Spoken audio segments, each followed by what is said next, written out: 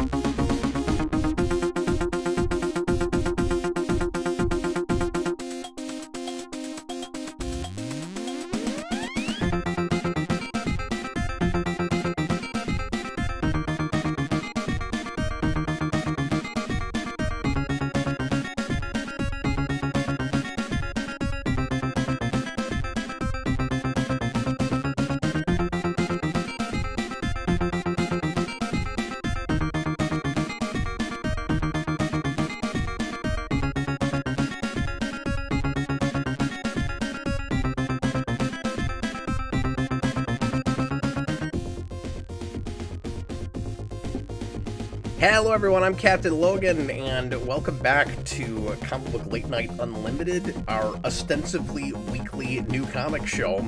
And joining me this evening, as always, but remotely, is my wonderful co-host, Chris, who looks like he's broadcasting right out of 1998 and possibly in an airport lounge. Hi, Chris. Look, you're going to love this new thing called cable modem internet. It's just amazing. I could be online, and if somebody picks up the phone, it's okay. You'll have to tell us more about that later, Chris. That sounds complex and difficult to understand. Yeah. Also with us, right at the start of the show, unusually, is Austin the Day Ghost. Hi, Austin. Thanks for joining us. Hey, I did my classic thing where I have my notes on my phone, and the second the show started, I threw my phone and then had to quickly scramble to go grab it. Dude, if I had I'm like, oh yeah, for every time you've done that. I know. It's one of my favorite things that you complain about, where you're like, why did I throw my phone? I love that. I know, I'm a master. We need more phone throwing, really. We need more comic throwing. I will tell you, I read a comic last week for the show, and then we had technical problems, and we weren't able to broadcast last week, which was obnoxious, because we were already 2 weeks late with this show. And I actually read a comic that day that I disliked so much I chucked it across the room. Oh my god. Oh, really? I haven't done that in a long time.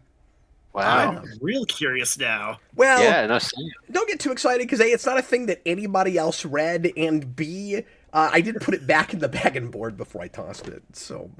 Oh, that's just responsible, too. That's just being a good collector. Yeah. Well, Chris, you have no room to talk. We know you've never in your life ever done that. You don't even have bags and boards. You just fold it up and then, like toss it in a box someplace. When I'm done with a comic, I just stick it right back between the mattress cushions. Back where it lives.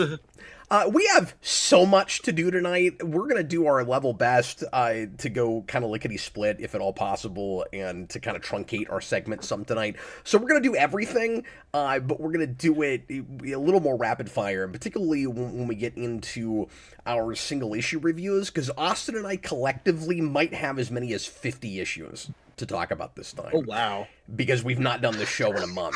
And it's been so long since we've done this show that there are books that we have more than one issue of to talk about. There's at least one.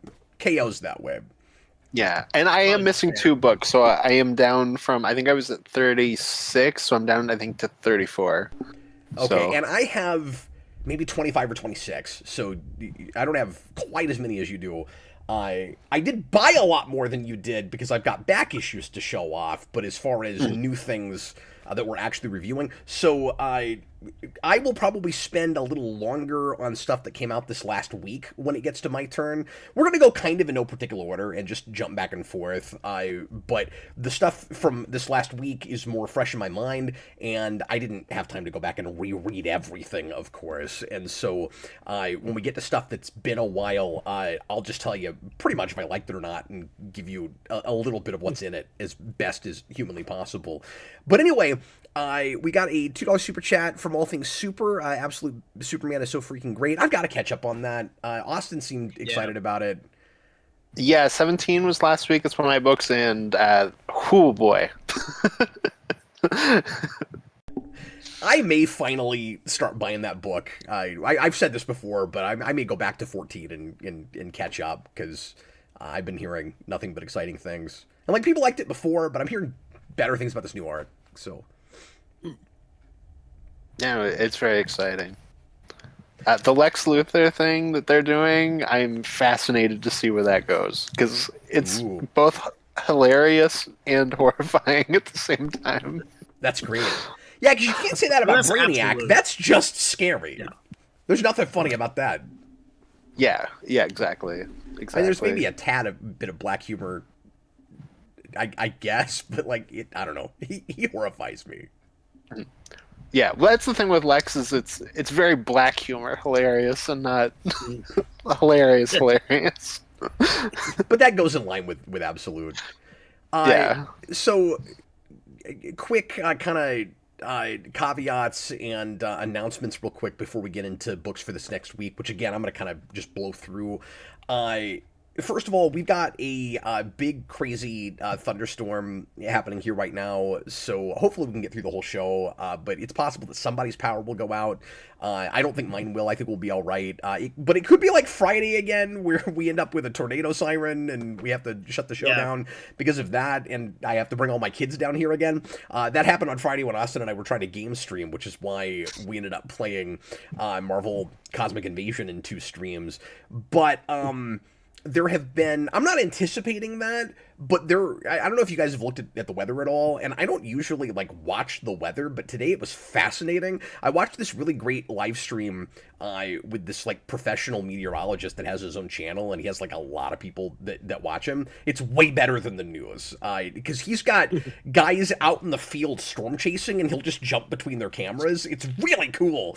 And a bunch of people in fields, they're got the camera. Yeah, exactly. But there were 4 tornadoes that touched down almost simultaneously all over the country today. It was nuts. I mean, just ravaged like Illinois, and I don't mean the entire state, but there was a place in Illinois where there's a gigantic, like, they're running together for me now, but there was one that they thought might be a mile in diameter. Like, they couldn't get a wide enough shot of it. It was so big. It was insane. And, I mean, like, it was pandemonium all over the country today. But it was very interesting to watch. And I thought that, might end up happening here. And so far, we have not had a tornado here. And Wichita had one of the worst storms with hail and everything, but they've not actually had a tornado touchdown. Oklahoma had a bad one, Oklahoma City. Yeah. So, anyway. It was funny because Friday, I was just going to say Friday, when we had like the tornado warning up by the stadiums, I was at karaoke when that happened. So, like, the KJ was just like, okay, everybody, there's a tornado, so just get away from the windows. All right, so we got Journey up next. I was gonna say, Chris is on stage and he's like, "You don't have to live like a refugee," and somebody like hands him a piece of paper from off stage, and he's like, "Ladies and gentlemen, a tornado has touched down," and then you just go back into singing. I would have. It's like Chris Tucker, The Fifth Element, where he starts like reporting as soon as the aliens come in. I would have immediately come up with REO Speedwagon's "Riding the Storm Out." That's the way you handle that situation. Exactly. Like RJ my son- Godzilla, oh no, Cap has reached the age where the weather is fascinating. Tornadoes were knocking over buildings and cars and stuff. It wasn't, ooh, the weather. It was like, it looked like the world was ending, okay? Like, no, that's fascinating. Anyway, that's not fair, because that suggests only people over the age of 40 went to see Twister back in the 90s. Like, no, stop it. No. I mean, this sounds better than Twister, but it also just sounds like It you was swapped better one than letter. Twister. It wasn't. Ooh, the weather. It was the weather. Yeah, exactly. But like my kids were fascinated by it. Like, I don't know. That's not an age thing. I mean, that's an important distinction too. It's not ooh the weather, it's the weather. Yeah, exactly. It would have been if it was just like, I don't know, just like, you know, a couple of thunderstorms and like, because I do think it's an age thing with my parents, because my mom has the Weather Channel on all the time and I'll never understand that. Like, it's really boring. It's like, I just want to know what the temperature is. I'm like, okay, look it up on your phone. I don't know what to tell you. Oh no, here's the thing. My grandmother constantly Weather Channel was the default channel at her house. They're I the heard type of big, people like, that Catholic Ray complain that TV. they don't have the previous episodes on DVD yet. Okay, let's get into books coming out tomorrow real quick. I counted. I think I've got 5. We'll see where Austin is, and we'll see what random solo X-Men Chris thinks to grab next time he happens to be in a comic shop. So here is... You laugh. We got Absolute Batman If I 18 had- tomorrow. I'm still on Absolute Batman. We'll talk about that last issue a little bit later. It was fine. I'm not super excited about this new arc, but it's okay. Absolute Green Lantern is tomorrow, but it doesn't look like it's another like 3 or 4 Absolute books like we had a month ago. Transformers 30, which I'm really excited about because that last issue was awesome, and yay for that cover because that is about the reveal at the end of last issue, which was exciting. Then we got Turtle 16. That's also on my pull list, and I'll talk about the new one of those later, because that book continues to be just dynamite. New number 1 from Marvel, X-Men United. Who is working on this? Eve Ewing. And yeah, all the X-Men books have been whatever lately. So I don't know if that's going to be worth looking at. There's the most generic Spawn cover ever. And then we got Supergirl 11. Are you still reading this book, Austin? Yep. Yeah, I have issue 10 to talk about tonight. Getting into the beginning of Reign of the Superboys, which yeah, well, I don't care before about. that was I'm not Action planning on keeping Comics, up with which any of that, but starting that too. say that again, Austin. I said one before that book was the new Action Comics, and that would probably also be starting that as well. Because I think each of the Super books is kind of taking their own Superboy. Yep, that's what's going on. They're doing 4 like they did with Superman in the 90s. Bleeding Hearts gets in its 2nd issue tomorrow. Black Cat continues. Venom 255. I hear that they're keeping Mary Jane Venom, and she's got a new costume soon that looks kind of silly. Emperor Aquaman. Are you reading this book? Yeah, so it retitled with 15. Oh, weird. Emperor Aquaman. So that's unusual these days. Like, we hardly ever do that now. Mm-hmm. Neat. Usually, if they have cover like school. any reason to reboot the book, they take it. Well, yeah. Marvel does. DC's had a Marvel does, better yeah. track record of that over the last decade, where they don't tend to get 12 issues into a book and then renumber it with the same creative team. Marvel's doing that with its best books right now, and it's hurting them. It sounds like. Like, they keep doing that with Hulk. People like that book. It's like, why have they renumbered that 3 times with the same creative team? They did that with Magic with the X-Men book too. Well, speaking of that, here's Magic and Colossus number 2. Magic and Colossus. I'm surprised Colossus didn't get his own, like, 6-issue supposed ongoing along with Magic. And then this happens. Maybe that happened before. Dork 2 is tomorrow. Austin's going to review the first issue of that. That has set the world on fire and has been the biggest surprise of 2026 so far. It is ridiculous the way that's been climbing, monetarily anyway. And like, I think people are liking it, but I don't know why that became the book that everybody jumped on and decided to start scalping like crazy online, and that has very quickly turned into like $100 book. Don't spend $100 in that book. It's not going to be worth that down the road. There are plenty of them. That speculation is insane. It makes no sense. Good on them. I'm excited that that's doing well. Like being a random indie title. It's like this just brand new thing nobody's ever heard of. Yeah. But why on earth are people paying that for? Relax, folks. You'll be able to get one. Unless that keeps happening, and then you won't for a while. Yeah. I'm sorry. Go ahead. Like, I just asked about my shop like a while back. It was like, why is this book selling so well? They're like, oh, it was just good. It's like, okay, that's fair not enough. the reason. Fair enough. That's not the only reason, because it happened on day one before anybody had a chance to get their hands on it. It was like collectively, the comic universe decided this is the book. It's like they just all pounced on it. Usually that happens when people think something's going to get optioned for a movie or a TV show or something, or just, again, speculation if it's like a big creator. But that didn't have big enough names on it for that to me. I don't understand why. It wasn't a Kirkman #1. And that hasn't happened with a Kirkman book in a long time. Like, that way. Yeah. It's very strange. It's like, it's people I don't even know. I thought for a while, because I saw the artist that at first I thought was like the author of the Dungeon Crawler Carl series, but no, it's just like a guy who's working on like the comic adaptation. So I don't know if it's like some spillover from like as big of a craze as that is. Brayden says he thinks it's because of the creator. I could just be out of the loop on this. It's not somebody I immediately recognized. So maybe it is that. But that means a bunch of people are following that guy that I'm not familiar with.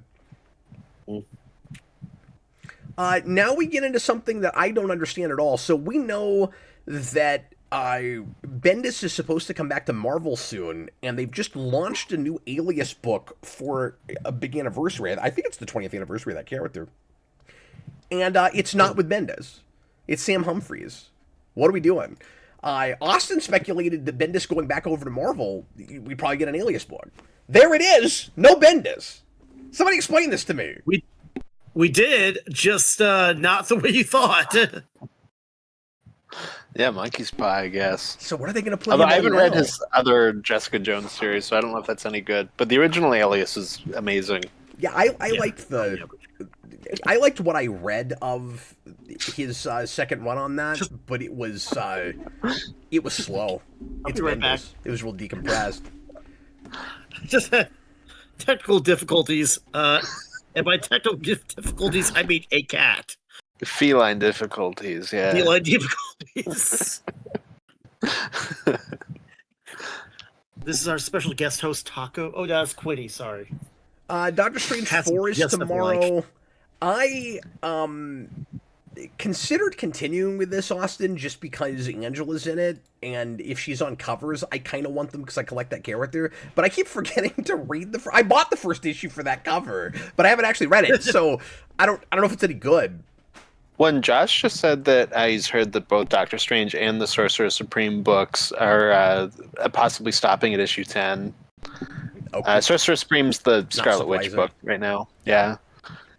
Well, next to that is I'll probably just buy them up. Yeah. Well, next to that is the Imperial Guardians book when they were doing the big like Imperial thing, and I feel like that kind of just died before it really got going. No, it totally. But did. They decided to truncate it to a little miniseries, and it was they touted it as a big event, and then for whatever reason they just totally killed it. Yeah. Well, I was excited about that for a second because people were like, Dan Abnett is coming back to Guardians of the Galaxy. And I was like, I've been asking that for a long time. Click on it, and it's like the worst team imaginable for this Imperial Guardians. No. It's possibly cool, but it's like Cosmic Ghost Rider, Darkhawk, like all these characters. I'm like, I don't want this. I don't care about this. Hey, Darkhawk's intriguing because when was the last time you saw that character in anything? Okay, that's fair. That's fair. At that point, you might as well put like Sleepwalker in. I'm not gonna buy it. Yeah, exactly. Or Night Watcher, or whatever his name is. Night Watcher.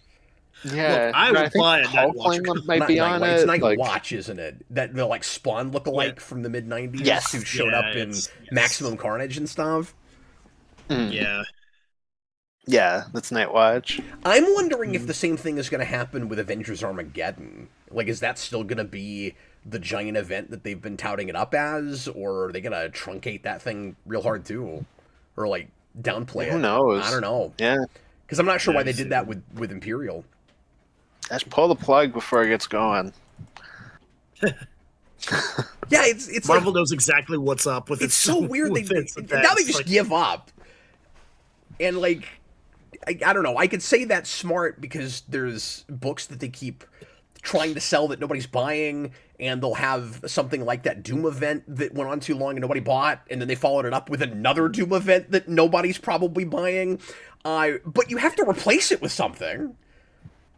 Well, I was just thinking, they're like the teenager that's like, "Hey, family, I'm writing a book," and he gets that like initial dopamine of them being like, "Oh, that's great! Like you're doing a great job," and then he just stops working on it. Marvel's like, "We're doing this event." People are like, "Oh, that's cool." you could either have an Eisner or they can put it on the fridge with a magnet. That's, the two highest honors in comics right now. No, Marvel Exactly. Marvel's the kid in the talent show that everybody's talking over right now. Wow. Ouch.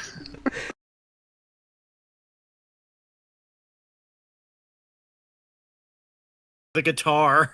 I wasn't expecting that adamantium rage.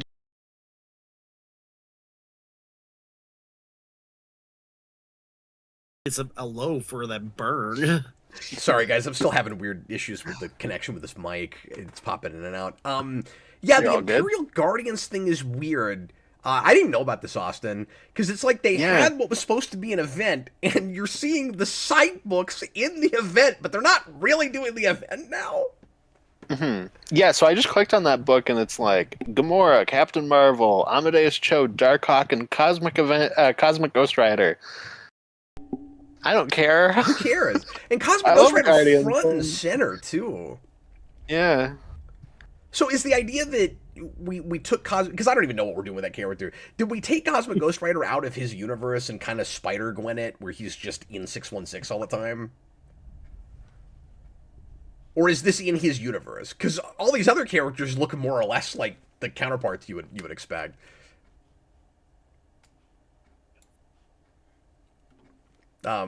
Austin's frozen. Austin, are you with us? He shrugged so hard he got stuck.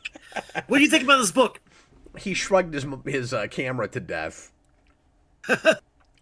I'm just happy that if he had to freeze, that was the look. That's where he got stuck. Best. Yeah. It's like, what do you think?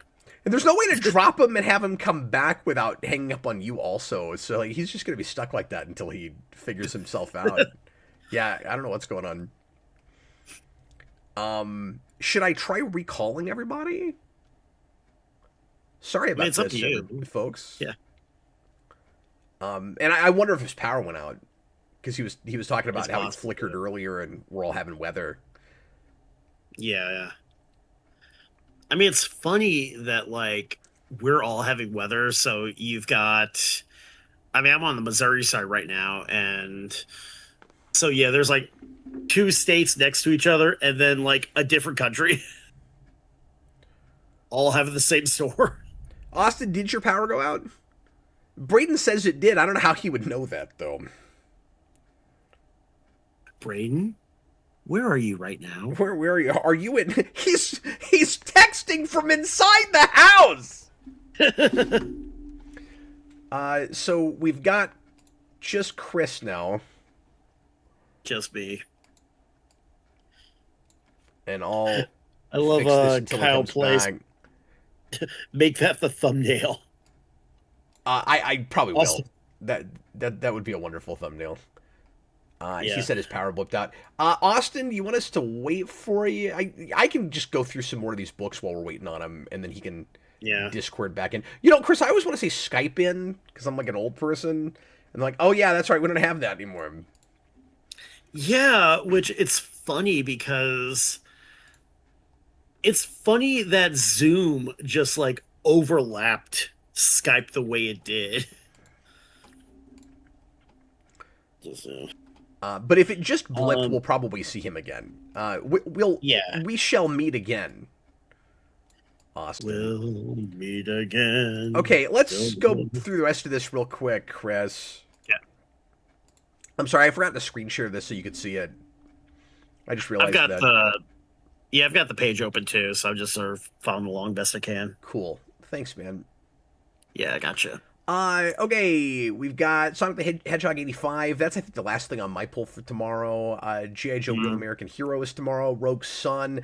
And 2099, I started and forgot to get back to. I was liking that okay, but I think that's got, like, a null thing going on, so maybe I don't care.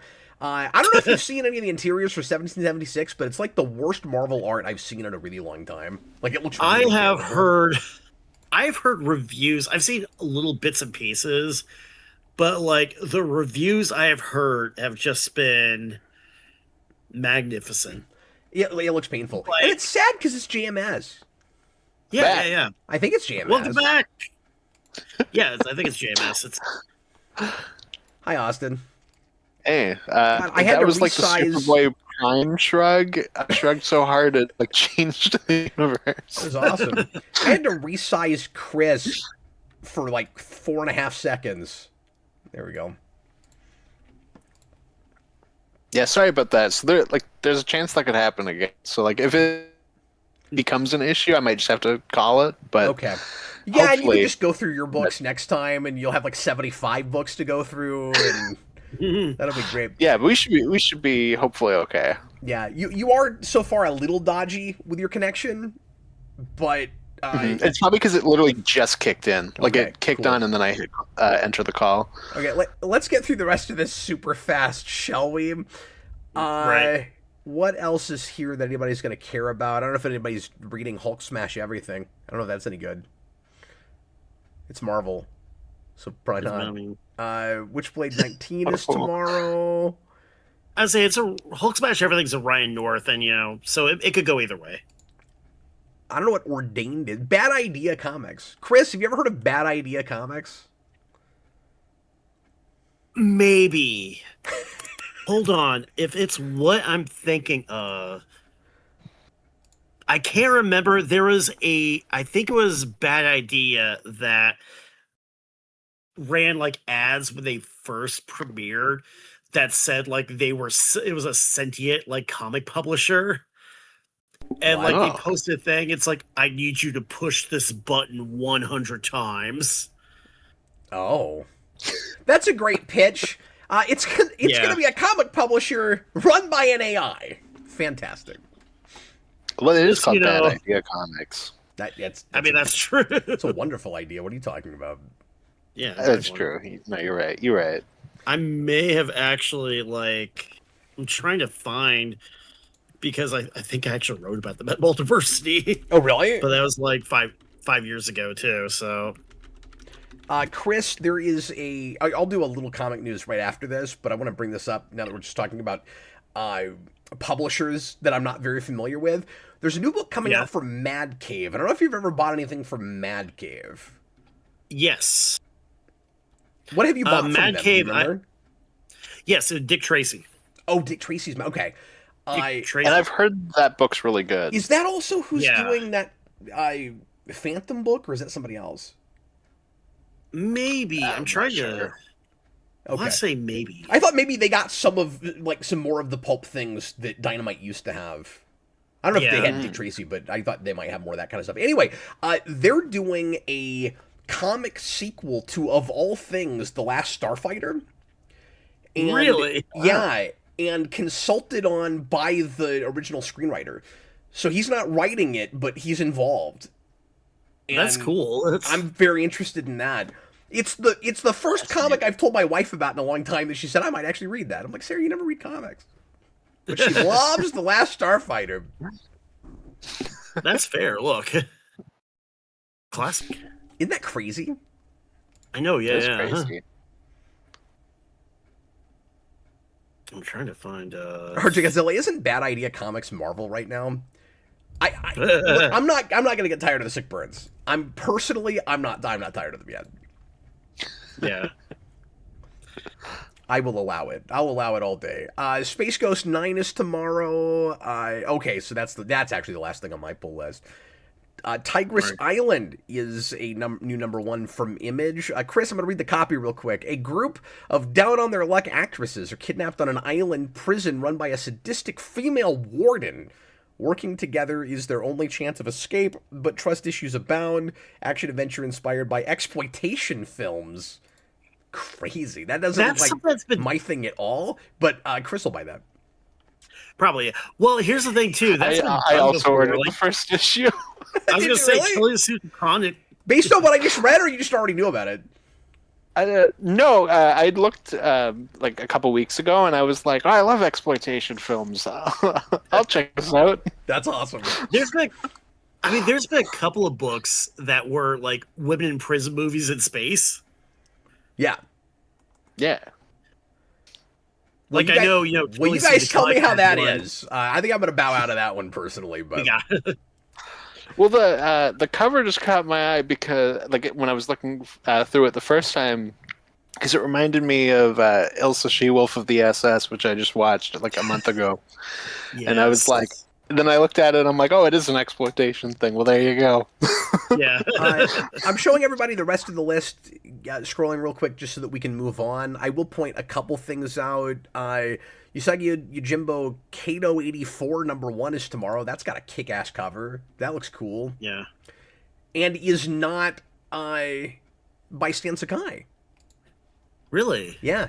Somebody else is doing that. Let me take a look at that, too. That is Zach Rosenberg. Nobody I know. Doesn't even have a photo of the thing. No. It's his first comic. And then you know what? He's starting off strong. I don't actually know that.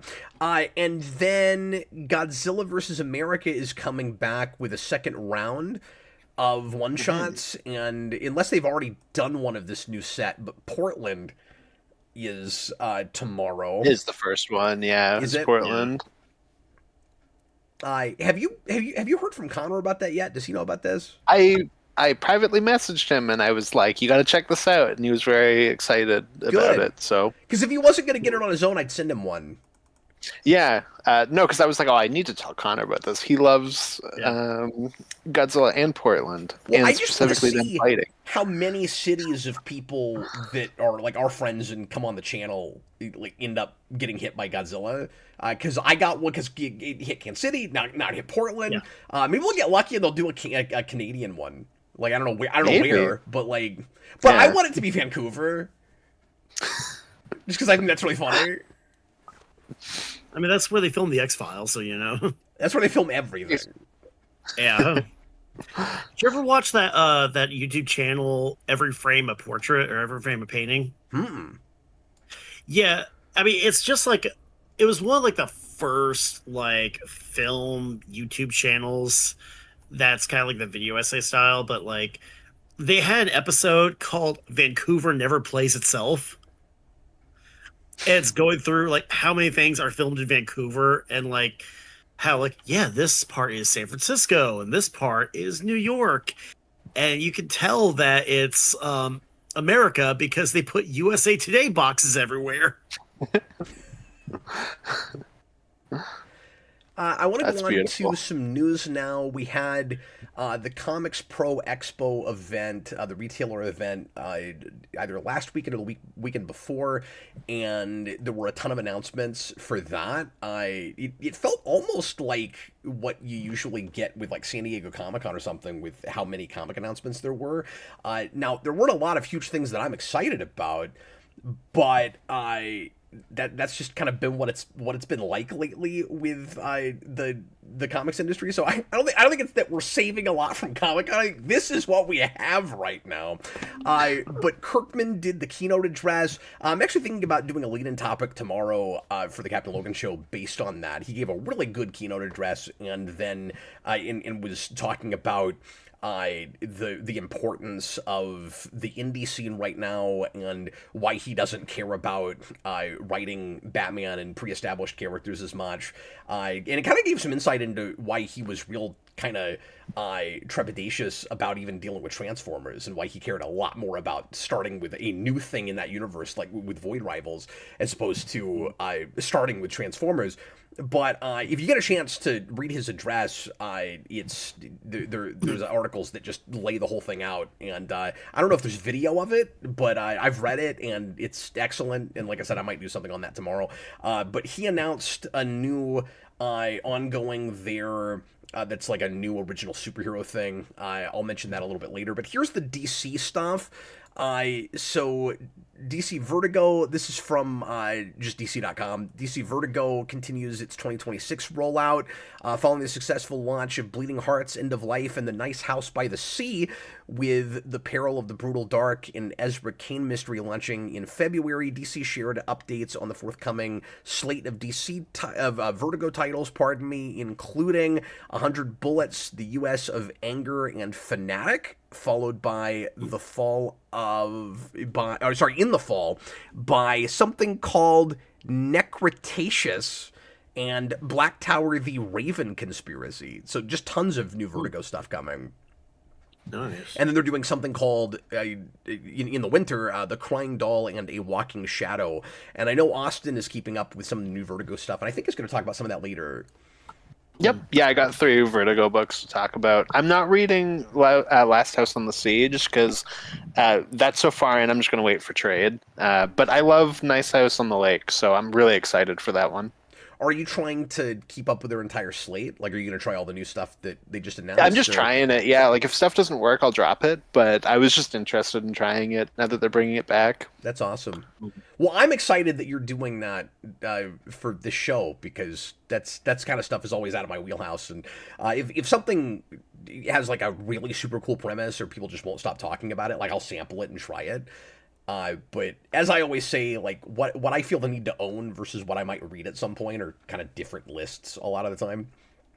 So that's why I end up so mainstreamy on this show. But sometimes we will sample something that I'll love so much that I will start buying it in singles. And so Chris, I did put what is it? God, why can't I think of names of things? I did put Hyde Street on my poll, and I'll talk real briefly about the 10th issue of that, which is a brand new story arc. It's a good place to jump on. Right. But anyway, I'm glad that's back now. He took a long hiatus from that. Yeah. It's funny because when I was up in Las Vegas recently, one of the shops I went to up there had a special section that was all of like Jeff Johns creator own stuff too. So they had like Geiger, and they had Hyde Street. So I mean, it's funny how excited people are about a lot of, I mean, I think it's some of like Jeff Johns' best work too that I've seen recently. Yeah, Nicholas, Hyde Street was my favorite comic of 2025, which shocked me. Yeah. I also loved Geiger, but I've just read the initial miniseries. I haven't gotten into Volume 2 yet. Yeah. Anyway, so also announced or talked about at this event anyway. I don't think these two things are news. I think we knew about this already. DC Absolute Universe expanding with Green Arrow and Catwoman. Catwoman, I think, is supposed to just be a miniseries, and I don't know about Green Arrow. Is that also just a? That's also a mini series. I thought so. Yeah. Yeah. So you can look at the creative teams here. Again, this is not news. We knew about this already. But DC also teased that the first Absolute Universe event miniseries will arrive in Q2 of 2026, with additional details to be revealed later this year. And I imagine, Austin, that's the event that is teased at the end of KO. But it's possible that there's even a slow burn to that, like that, because that's supposed to be like the first big crossover. It could be that is a inner absolute crossover, and then they'll do a bigger thing down the road that will blend with mainstream DC and possibly other universes in the multiverse. I don't know. Yeah, that could be the case. I could see it being kind of like Legends post-Crisis, where that's where the Justice League forms as well, where then we'll get the Absolutes book. Yeah, I know you really want them to call it that. I don't think they will, but But they need to. It would be Yeah, really no, funny exactly. if they took League off of it and they just called it Absolute Justice, because that's been a thing before. That's just the name of the Yeah. book. Yeah, exactly. I mean, look, we read the Alex Ross book, so It'd be even funnier to me if they won't do this, obviously, because his creator on stuff now. But like, it'd be really funny if they had Jeff Johns come in and write that book.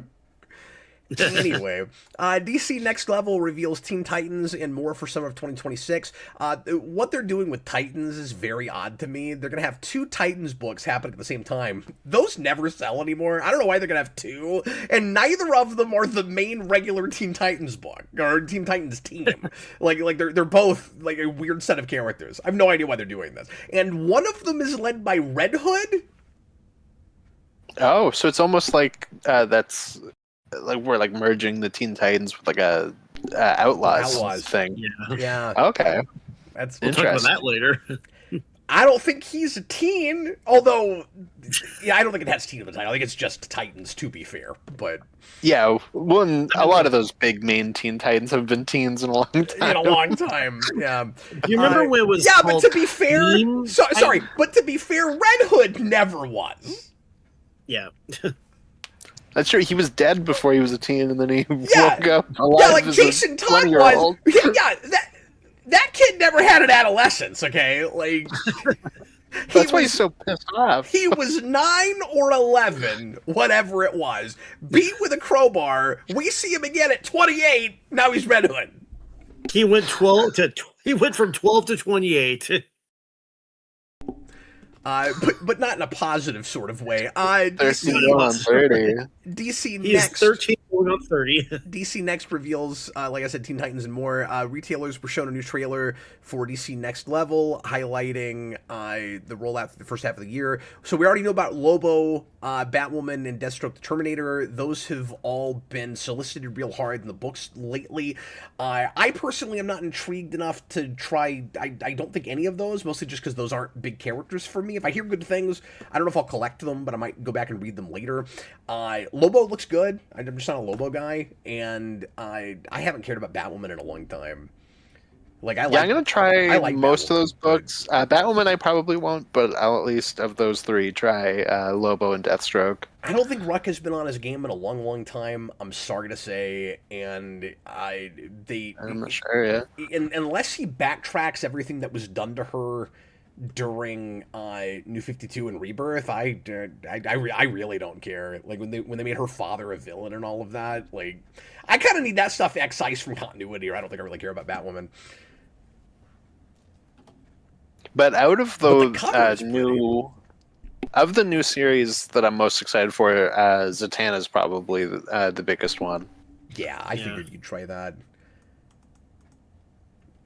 I think the problem is a lot of my favorite stuff they've just been doing a lot with lately.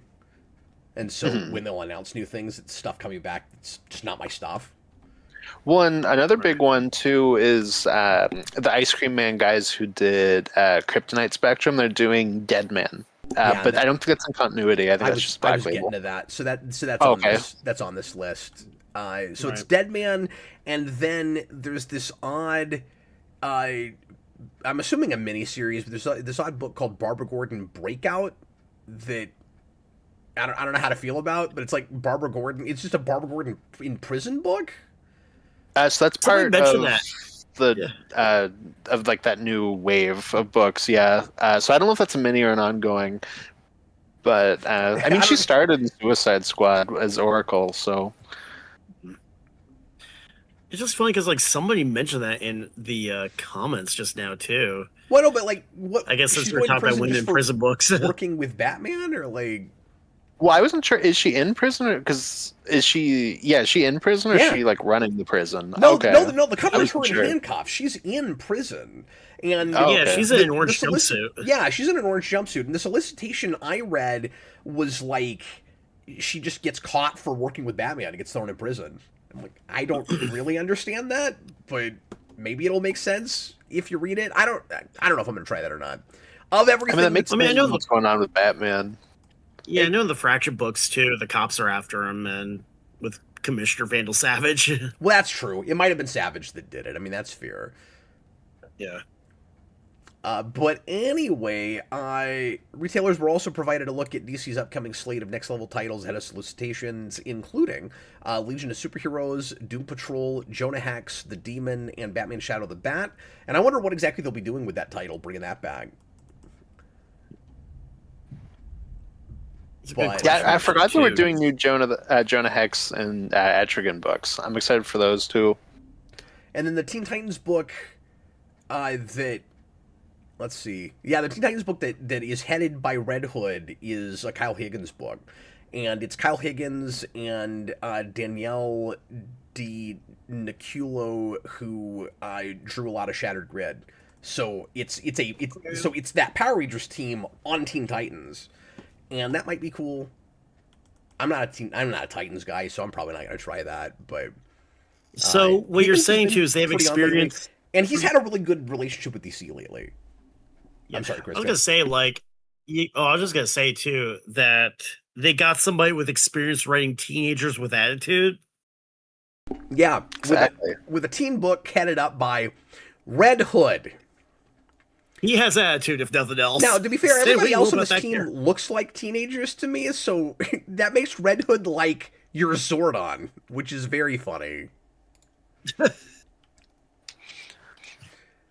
And then there is a big Gotham City event called Bad Seeds that does not sound exciting to me, but it's Pamela Isley as the mayor. We don't need to make every villain in Batman the mayor. And yeah, it's like Vandal Savage declares war on the Bat family, and then Pamela Isley in a single evening decides to take over the whole city with plans while she's the mayor. I don't know. The Gotham status quo is really weird right now. But yeah, that's all the big DC stuff. And then I'll just mention Marvel's real quick. So they're doing Avengers Armageddon, like I mentioned earlier, and Queen in Black, which both sound awful. Armageddon is... so they're bringing Zardsky back.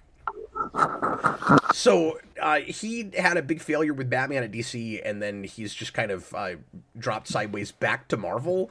It's odd that they would give him a big event immediately after that happened. It's like, did they just take him back and now he's doing this? And the premise with this does not sound real appealing to me. It's Armageddon is being compared to 2004's Avengers Disassembled in terms of being a major watershed moment for the Avengers franchise that will completely transform Earth's mightiest heroes. We always have to say that. Armageddon builds on the fallout of One World Under Doom, which nobody read, so you'll have to read this to find out what happened with them. And it's that book. No, I just realized I have heard of this book. Sorry, I didn't think I knew what this was. And ongoing story threads in Captain America and Wolverine Weapons of Armageddon. I don't even know what that is.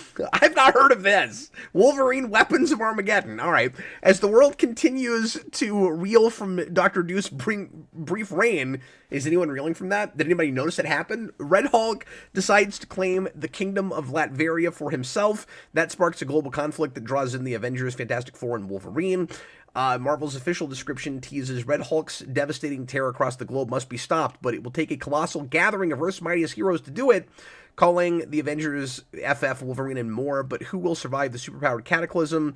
And the idea, I guess, is supposed to be this, like, breaks up the Avengers yet again. It's like, are we having to bring 616 status quo to MCU status quo again, where it's, like, right before... Doomsday, there's no Avengers, so there can't be Avengers in comics, because, like, is that what we're doing? Right. I don't know. Probably, yeah. Possibly. Get that thing going. And then we've got Queen in Black, which is exactly what... Sorry, what's up, Chris? Oh, I was just gonna say, too, that I know, like, Chip Zdarsky had some success with, like, his, like, creator-owned stuff. Like, he was doing a book called Public Domain that was pretty well received. Because I remember he mentioned in his Substack, he's like... Yeah, people were sad when Public Domain ended, but people were not sad when my Batman ended this year. So, anyway, he's aware. Sex Criminals, which is a great book. Well, it's, I'm not saying he's a bad writer. It's sometimes you end up on a thing that you turn out to not be right for, or you try something that just doesn't quite work out. But all I'm saying is, I thought it was kind of odd that After that, that's the guy that Marvel would go to for their next big event. He's Well, not just that, I know he's like the big guy now. Like that's what they're saying is that he's going to kind of show run everything, kind of like what Snyder's doing at DC. Yeah, I forgot what that it was sounds him. like. Yep. yeah, he did like a Avengers Twilight 2 that I read some of my first couple issues of. I thought it was okay too. I think people liked that. Yeah. Yeah, he's doing his he's also doing like a big like Matt magazine revival over at DC too. Like Yes. they did like a little promo video where he was dressed up like the Flash. Yeah, there's a big one shot coming out that I was debating maybe grab. I'm not a big Mad Magazine guy, but something about that cover appealed to me. I might get that. Yeah. But yeah, Zdarsky's actually kind of a big comedy guy, it turns out, which is interesting because you wouldn't get that from his Daredevil. Yeah, what he little like that I saw. It's funny because that's where he started. He started with like strips that he even did like Oh really? he started like newspaper stuff too. Like he would do report on stories, but do it as a comic strip. Well, and I know because he cool. was on Spectacular Spider-Man, and I know his pitch for that was Seinfeld with Spider-Man. And literally, the only thing I've seen from that book is they do a parody of the Batman Catwoman wedding fake out. Yeah. Tyler and Kyle Plays both basically said the same thing, that they like Zdarsky usually. It's just odd that Batman turned out the way it did. Sad that wasn't the best. What's odd about it is it is not necessarily true that if you do a great Daredevil, you'll do a great Batman. At the same time, if you look at how he handled Batman, if he had only taken a similar approach with his Daredevil, his Batman would have been better, probably. And like he went to the more kind of wild, wacky Morrison places, and it read like what I read of it anyway. It read like Morrison light, and then also kind of too like TV with its plot twists and stuff. And it's almost like he was trying too hard not to have his Batman compared to his Daredevil, where he's like, I need to take a completely different track with this, or everyone's going to say I repeated myself, which I'm only saying in hindsight was the wrong approach because it didn't work out. But like, I get the logic with that, where it's like I'm trying not to repeat myself, so I'm going to go with a somewhat different tone. But the reason he got that job was probably because of his Daredevil. So you'd think you would want to take at least a more grounded, kind of street level approach, like at the very least. You would think, yeah. But I mean, I know we've talked before about how a lot of writers they want to take like the Morrison ideas and do something with them, and not everyone can. Not everyone is Morrison, unfortunately. I mean, name one time that it's worked okay. Like, I think you ought to just leave that stuff alone. Yeah. Generally speaking, anyway.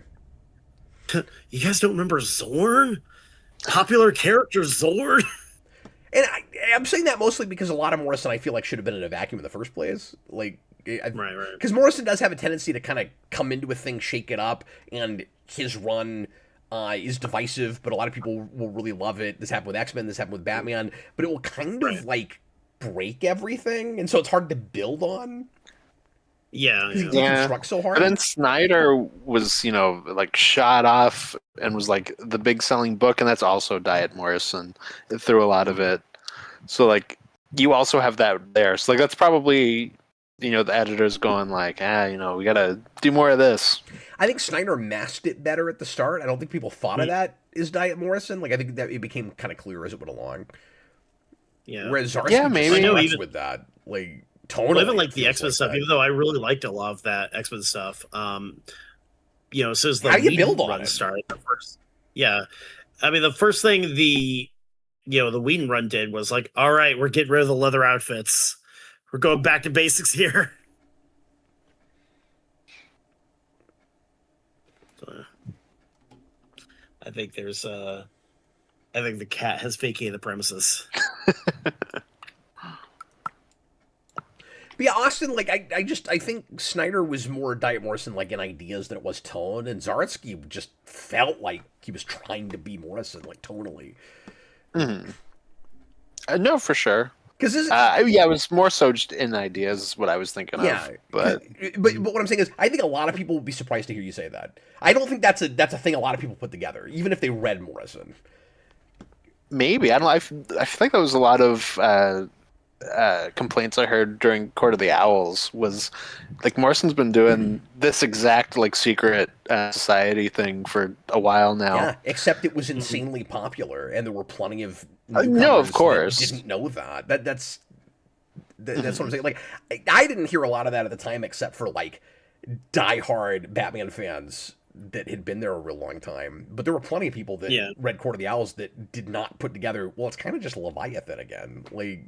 But yeah. I mean, it makes sense too. I mean, let's go ahead and get into our rapid fire kind of knockdown for singles. We're gonna go through this as fast as we can because Austin and I have a ridiculous number of books to go through. And it's gonna be a lot of. We'll just throw them at you. It'll be a lot of. You should get this. You should not get this. And I don't know what was happening here. Austin, let's go ahead and we can spend like a little more time on these, but we'll try to go faster than we usually do. But let's do the stuff that we read together like we usually do, and then we can just mix it up. But I want to throw back and forth after that, instead of having one person have to go down their list because you might have a heart attack and die on camera if you have to do all of your issues at once. We don't want that. I'm gonna be like rattling off little reviews like Buster Rhymes if I have to like rattle off my books like that. Oh, that's true, Tyler. It's been a little while, and I wasn't thinking about that. He said it's more of a repeat of Black Glove than it is Leviathan. Yeah, that's true. Mm-hmm. Yeah, no, because that's the stuff I've read. I've not read Leviathan. I've more so read the earlier Morrison. Well, and that was weird because Leviathan was happening sort of at the same time. Yeah, no, it is really weird. Well, it was building off it too. Like you had, I think they were, if I remember my Batman RP correctly, that it was sort of. I mean, that whole thing was like one big. All like Morrison's stuff was just one big like story arc too. That Morrison's kind of like Frank Miller, where like they have their own continuity in their own head. Yeah, definitely. That's what I've heard. So I don't want to derail us, but there was an announcement I meant to make at the beginning of the show that I think I forgot to do. So let me bring this up real quick because we got stuck on the weather, and there was another announcement. Let's not get plural now. It was me. I care about rain. We were all talking about tornadoes. Anyway, so the other thing I wanted to mention is after this week, we're going to be putting the regular schedule on hiatus and doing a new Mania. We're going to be doing for 2 weeks, Monday through Friday, blind commentaries on the entirety of the Disney Renaissance, which we're excited to do. That starts next Monday, and I'll put a schedule for that up pretty soon. Most of them are singular movies, and then Austin, I think we have a couple doubles on there, yeah? Yeah, just doubles on Wednesdays and Fridays, like with DCEU Mania.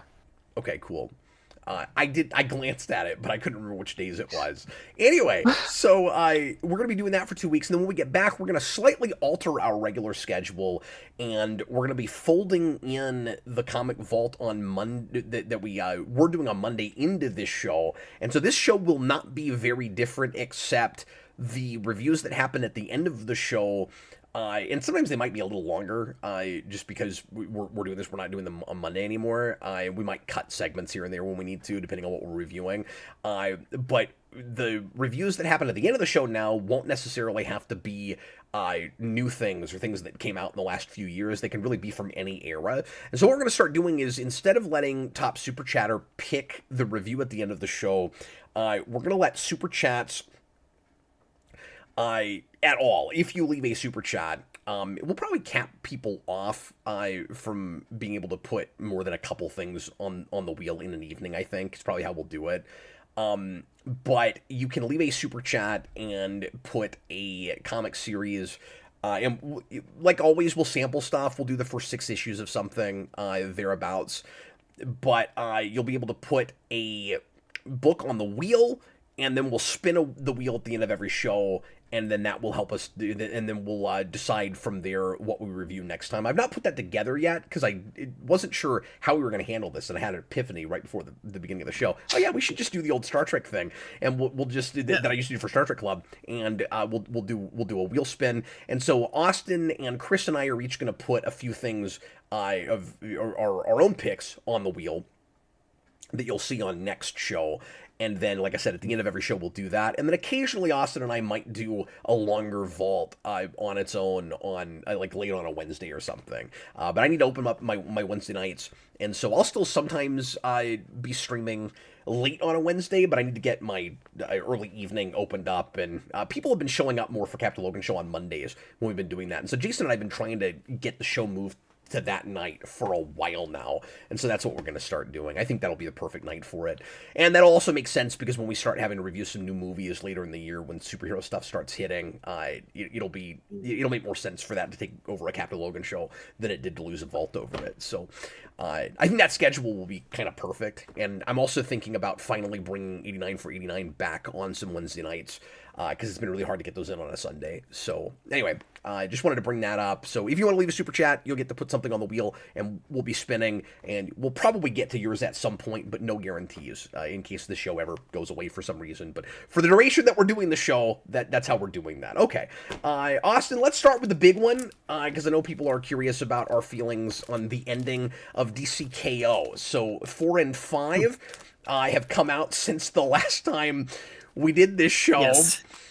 And we'll talk about these just kind of together. Austin, you told me that you weren't, just off camera, that you weren't super keen on how 4 went, but I haven't heard at all how you felt about the actual ending of the series. So I'm going to let you go first, and why don't you talk a little bit about just how this hit you and how you feel about that ending, which I alluded to earlier. No, so like Cap said, 4 I thought was just kind of nothing. I actually really liked 5. I thought it wrapped up well. I don't know. I thought it ended kind of better than I expected it to, and I think that definitely helps. But I kind of just expected it to go, okay, and now Superman comes back, and then he beats up Darkseid, and then he wins. Good night, everybody. And I thought it kind of navigated around that in a more interesting way, and I thought it was fun. I did like how the game night was its own like little pocket dimension too. It's like, okay, I that's liked cool. how that wraparound worked into the story overall. I did too, because I thought that was entirely allegorical. The revelation that was a bookend and that was actually connected to all the events of this was pretty good. Honestly, Austin, the experience though that you said you were worried you would have is kind of what I had. Honestly, it was okay. I didn't hate it, but I was not over the moon about it. For 2 big reasons. The first is I felt like the way Superman.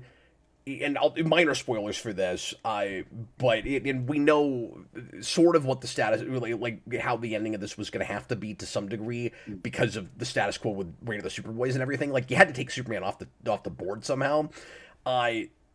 So getting him in somehow as King Omega when he's not the one that actually wins the tournament, kind of felt like it rendered the rest of the series sort of pointless to me.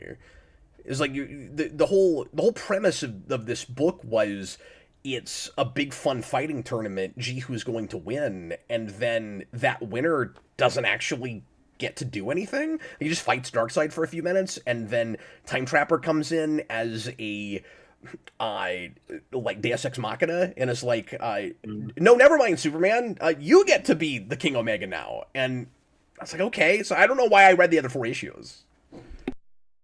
Yeah, I mean, I didn't have that so much just because of the whole, like, Superman doesn't really win. He, like, lets everybody else... Like, he basically sacrifices winning. So I think that's what navigated me from feeling that way. And I did really like the kind of moment that he had with Darkseid. I thought their back and forth was nice. Yeah, like, I guess I liked sentiments more than I liked execution of story and plotting. Like this, Mhm. but to be fair, this whole event to some degree has been like this for me, where it's been a lot of Snyder going, I kind of want this to happen now, so I'll figure out some way to contrive that, as opposed to it feeling like it's happening naturally. And it's such a, to be fair, it starts from such a kind of hackneyed contrived premise in the first place that I'll give it a little bit of that, because I didn't mind that so much in the initial setup of it. But it just feels like every few pages is, well, I thought I understood the rules of this, but now you're telling me the rules aren't what I thought they were. Or somebody's able to like really easily circumvent the rules, and that wasn't as much fun to me as I think it would have been if it was, here are the rules, here are the stakes, we'll stick to that, let's see what happens. And it was kind of too much of, no, we're going to bend or break the rules and go this other direction with things. I found that kind of clunky. Mm-hmm. No, that's fair. Yeah, I've heard people describe the ending of the book as like the pro wrestling Hulk Hogan was hiding under the ring this whole time, brother. That, yeah, it's almost like it's the last bit, the hero has to save the day, but like, we can't really have that. We need to build up the drama, so we're gonna have them, off in like their own little. We're gonna take them off the board somehow. So, and it's one of those events that felt to me like it was kind of more about the big moments than it was really about telling a story. Until you got to the end, and like I said, the sentiments are good. I wish the whole thing was a little bit more Superman focused. Like, it's bookended that way. I wish we were with him a little bit more in the middle, I guess. Right. But the second kind of disappointment I had with it is just the big build up to another bigger, grander event later on. Yeah. I'm kind of tired of that with big events. I think where it's like, you were really reading this to get to this much bigger thing later on, and then the kind of meta thing of characters having to refer to stuff the way editorial does, which I guess like has been with us forever, and we just kind of live with. But it was like kind of like really in your face as an advertisement with this to me at the end. Well, I think we kind of figured too that they were going to tie into Absolute somehow too, and there are like hints of that, and so I did kind of see that coming a little bit. I didn't expect it to be as like forward as it was. Well, I mean, like it tied directly into Absolute with the fourth one, because we brought those characters in. For a second, I couldn't tell if Austin was just listening intently or if he had frozen. But yes, he's disappeared on us again. We've lost Austin again.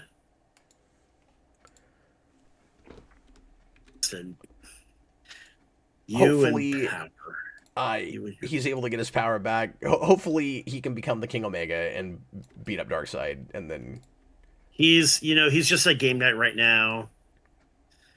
Eventually, he's gonna like flip back. I don't know that it's true though that Austin likes it when everybody wins. I'm not sure that's his big strategy. He's just gonna tag in the rest of the DC universe. Yeah.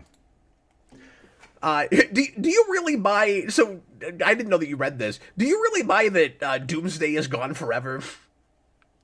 Nope. No, I do not. Like, is there any chance of that at all?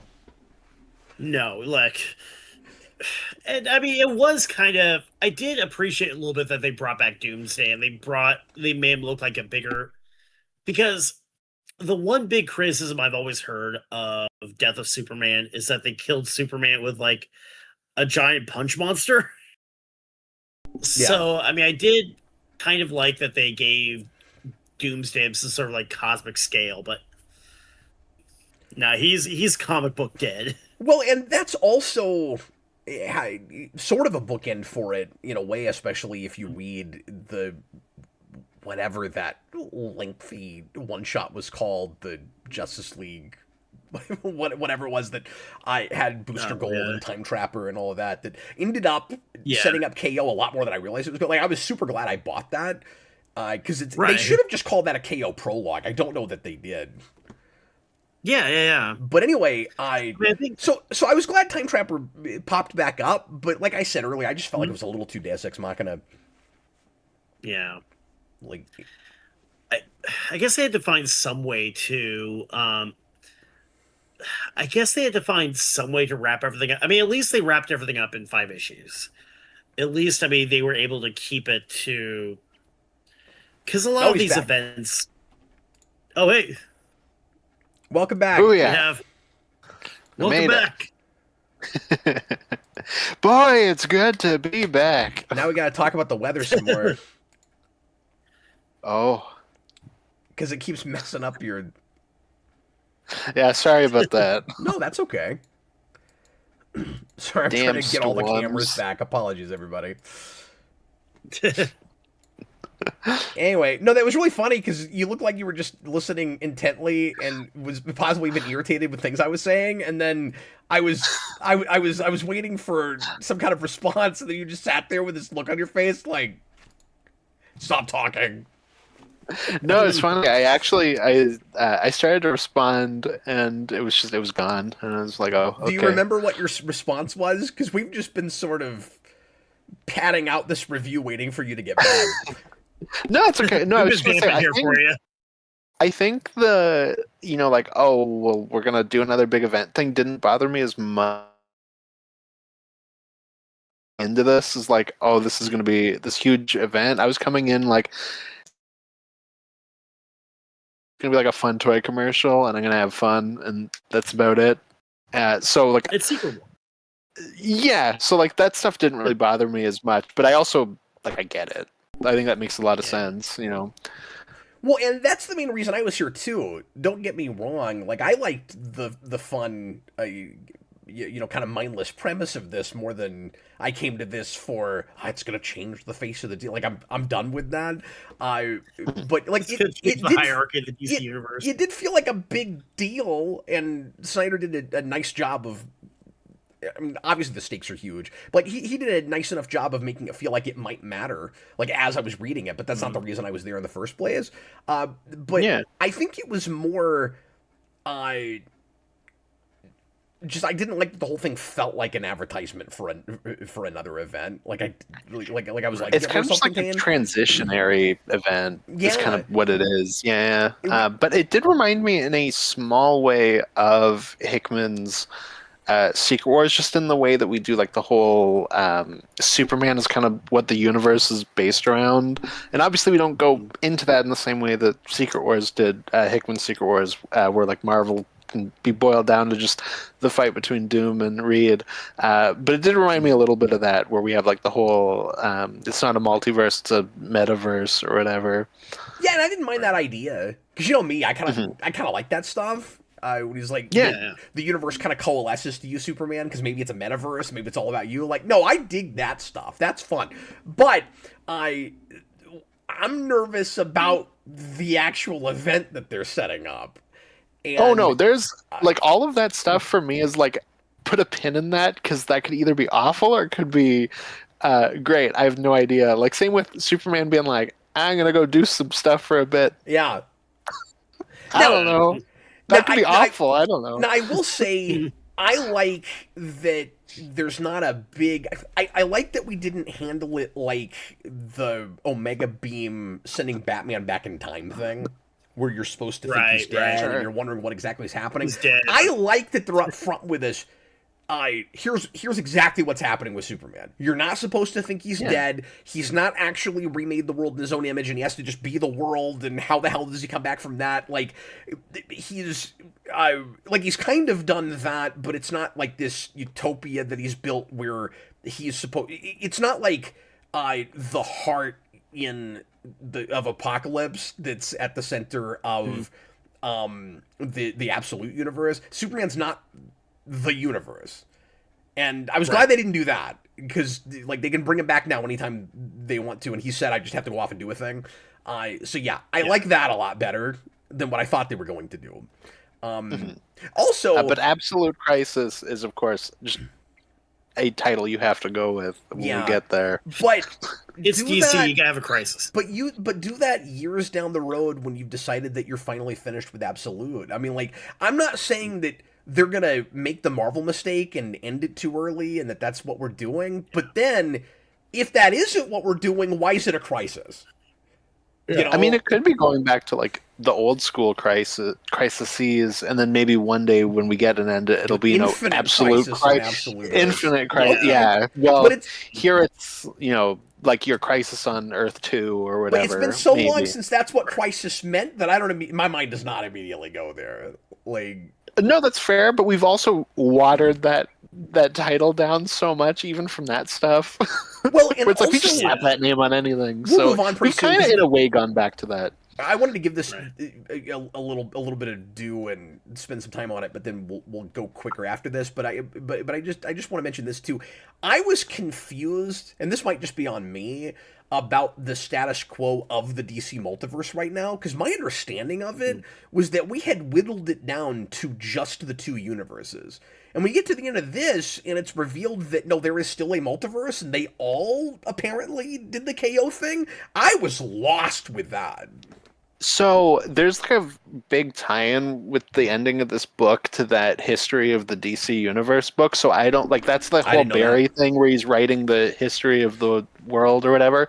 So yeah, I don't know if Godzilla that's all or whatever. chronicled in that book, but like we kind of for like 2-3 pages kind of stop and just go, if you're not reading this book, good luck. And that's really interesting because originally that's what Crisis was supposed to be. Was history of the so DC universe. maybe that's in history of the DC universe. We talk more about that, but I don't. Okay. I don't know. Josh says, yeah, just because they said it's a crisis doesn't mean it's a reboot, it's a crisis. No, it doesn't mean that. I think people will be concerned that's what it is. Like, they'll have to get will up. definitely be concerned. They'll Yeah. have to get up in Right. front of it and be careful about it. I like through this whole book. I thought the art was great. I don't know if it was oversized. It felt oversized. It felt like extra pages.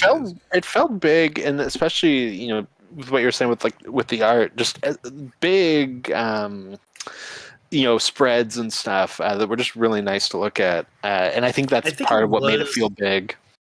Yeah, I think it was a little oversized true. too, because reading it on the app, it was about 30, a little bit over 30 pages, and that's not counting like 2-page spreads and all that.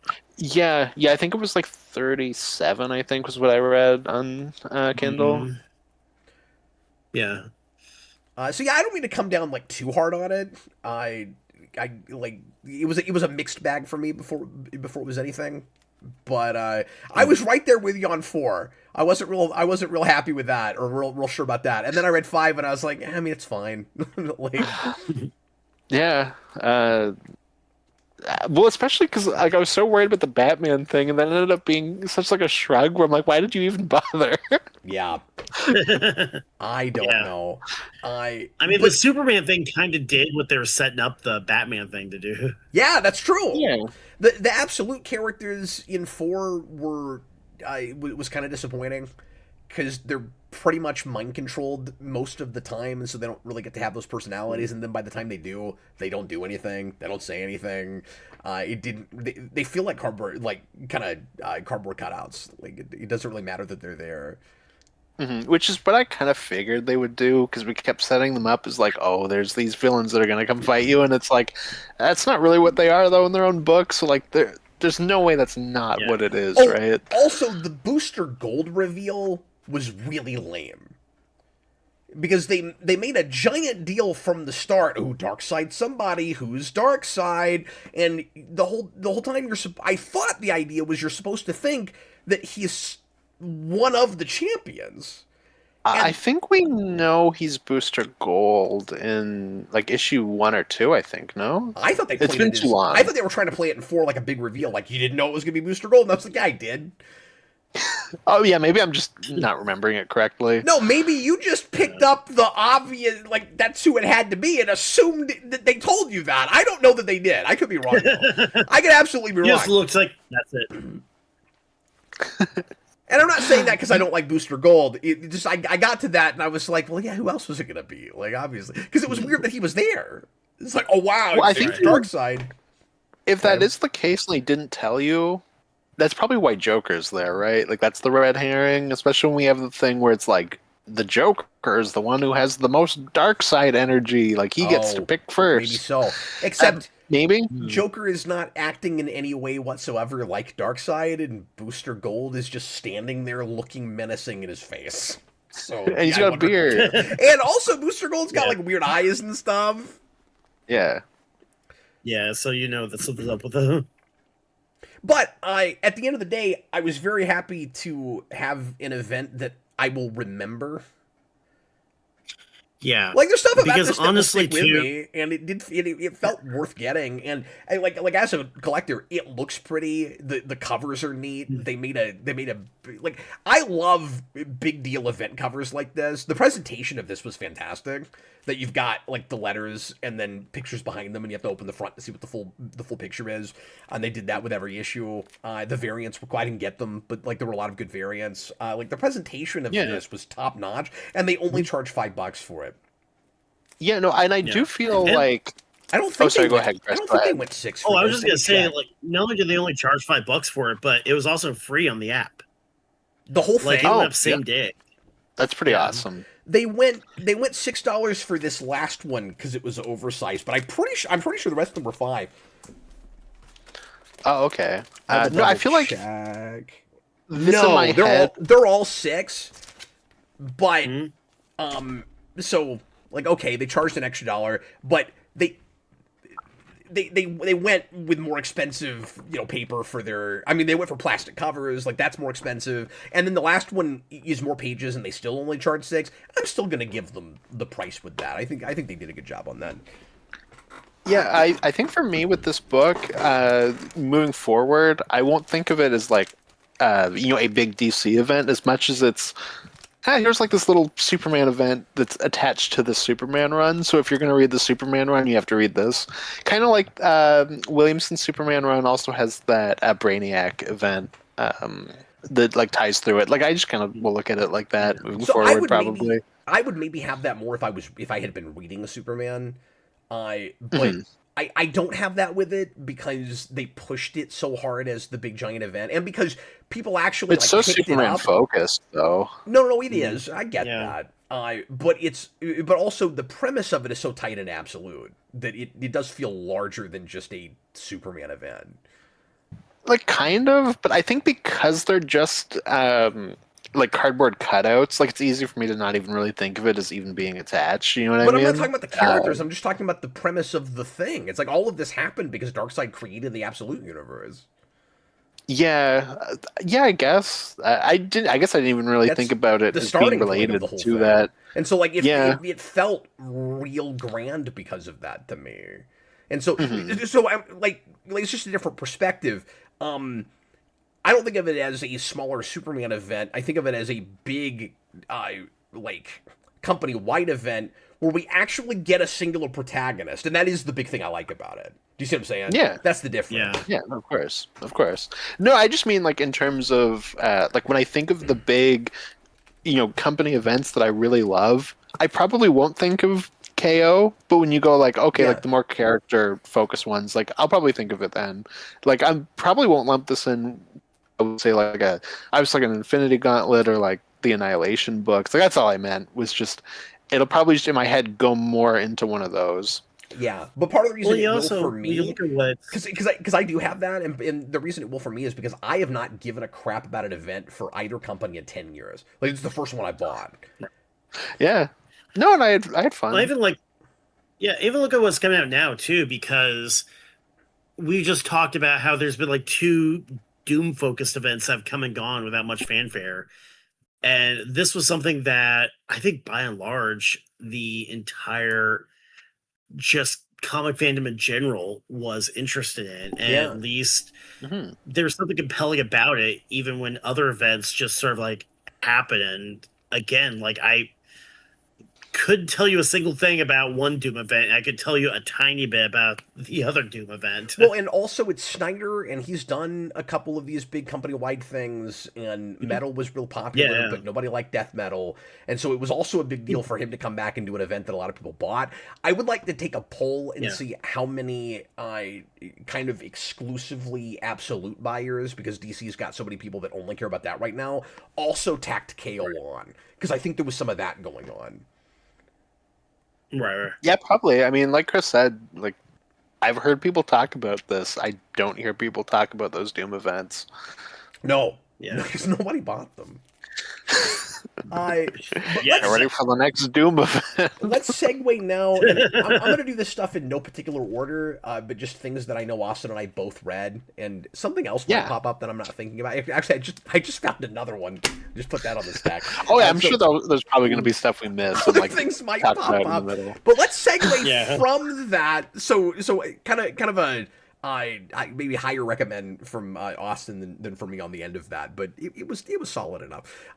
Let's get now into a book that came out this last week, and again we'll jump around some and talk about Fraction's Batman #7, where we're starting a story arc bringing in the Joker finally, and this book was neat because it did a big kind of gatefold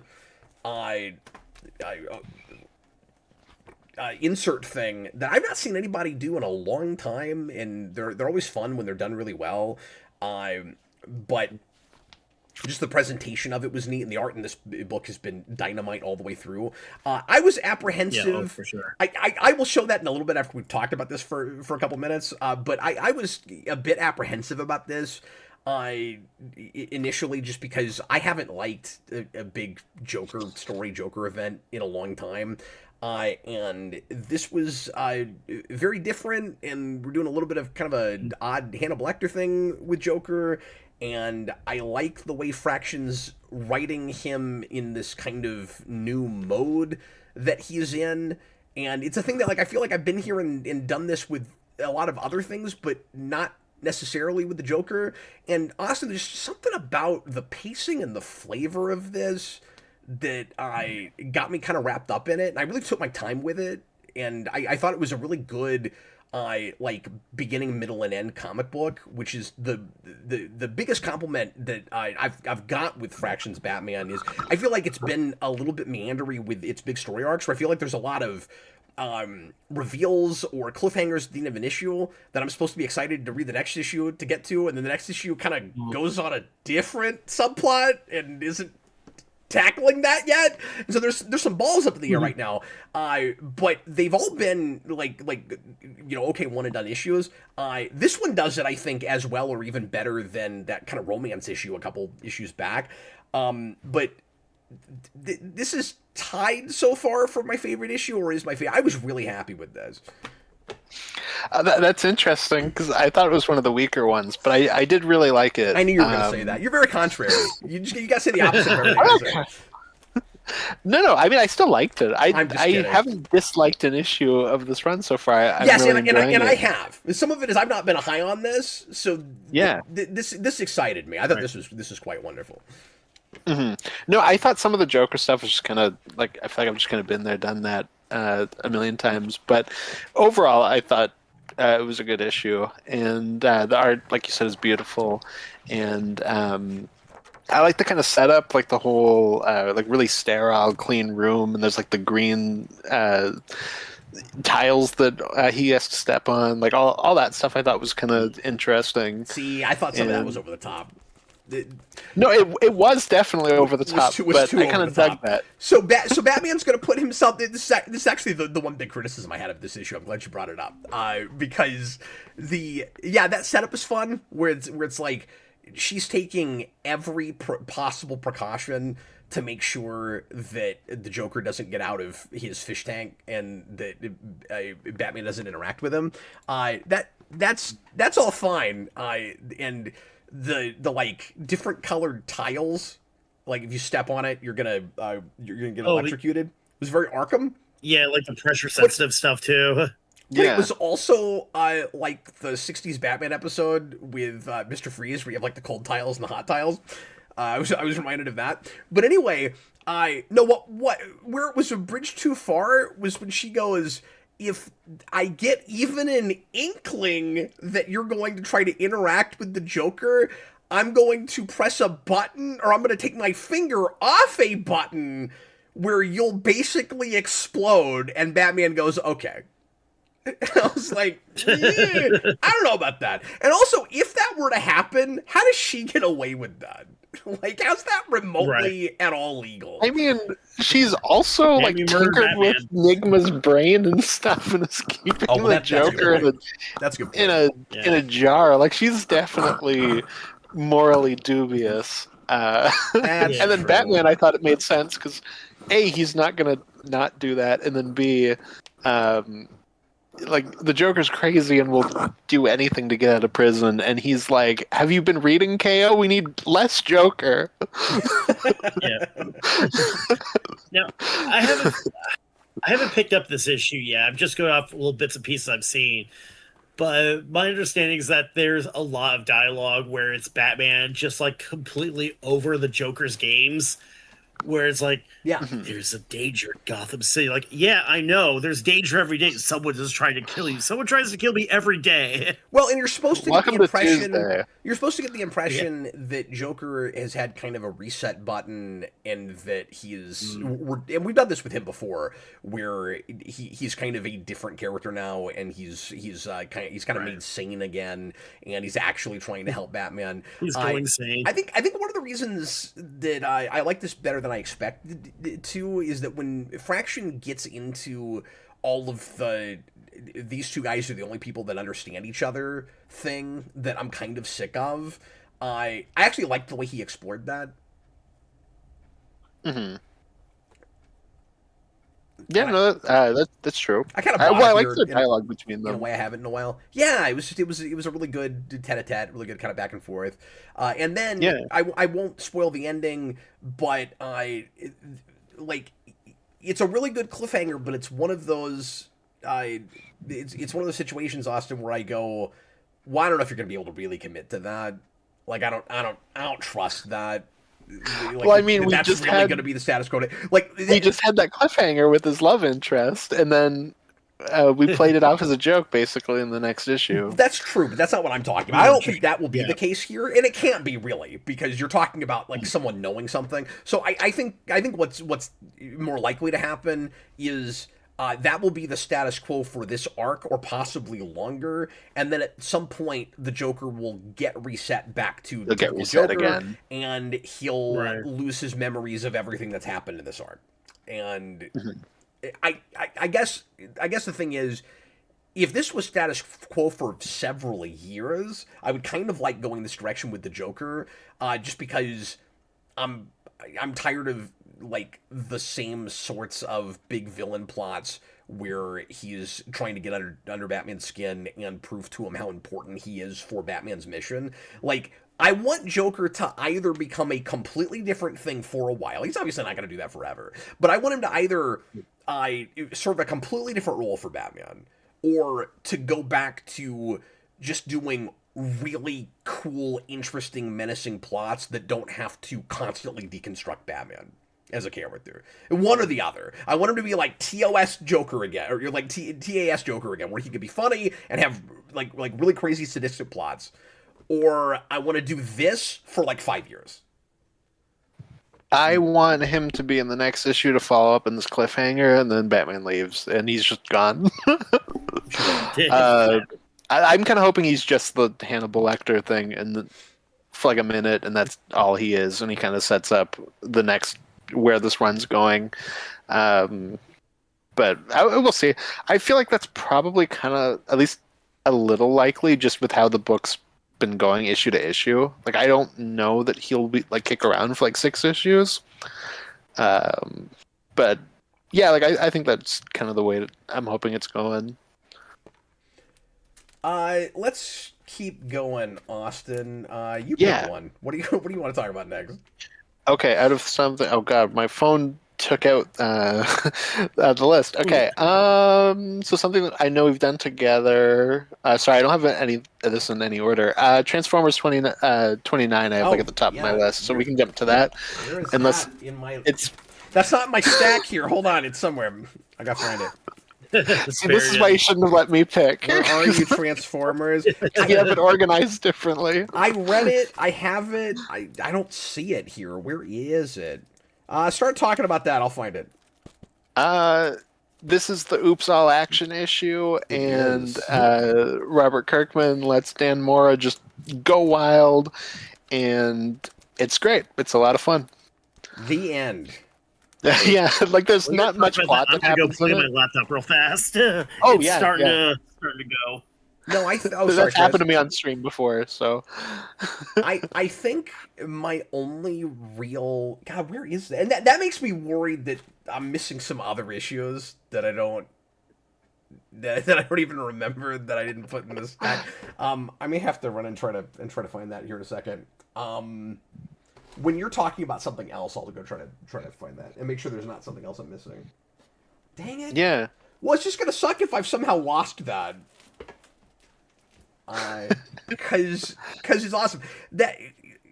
So I get to a criticism in a second. And I also don't like that I don't have it here because I want to show some art. But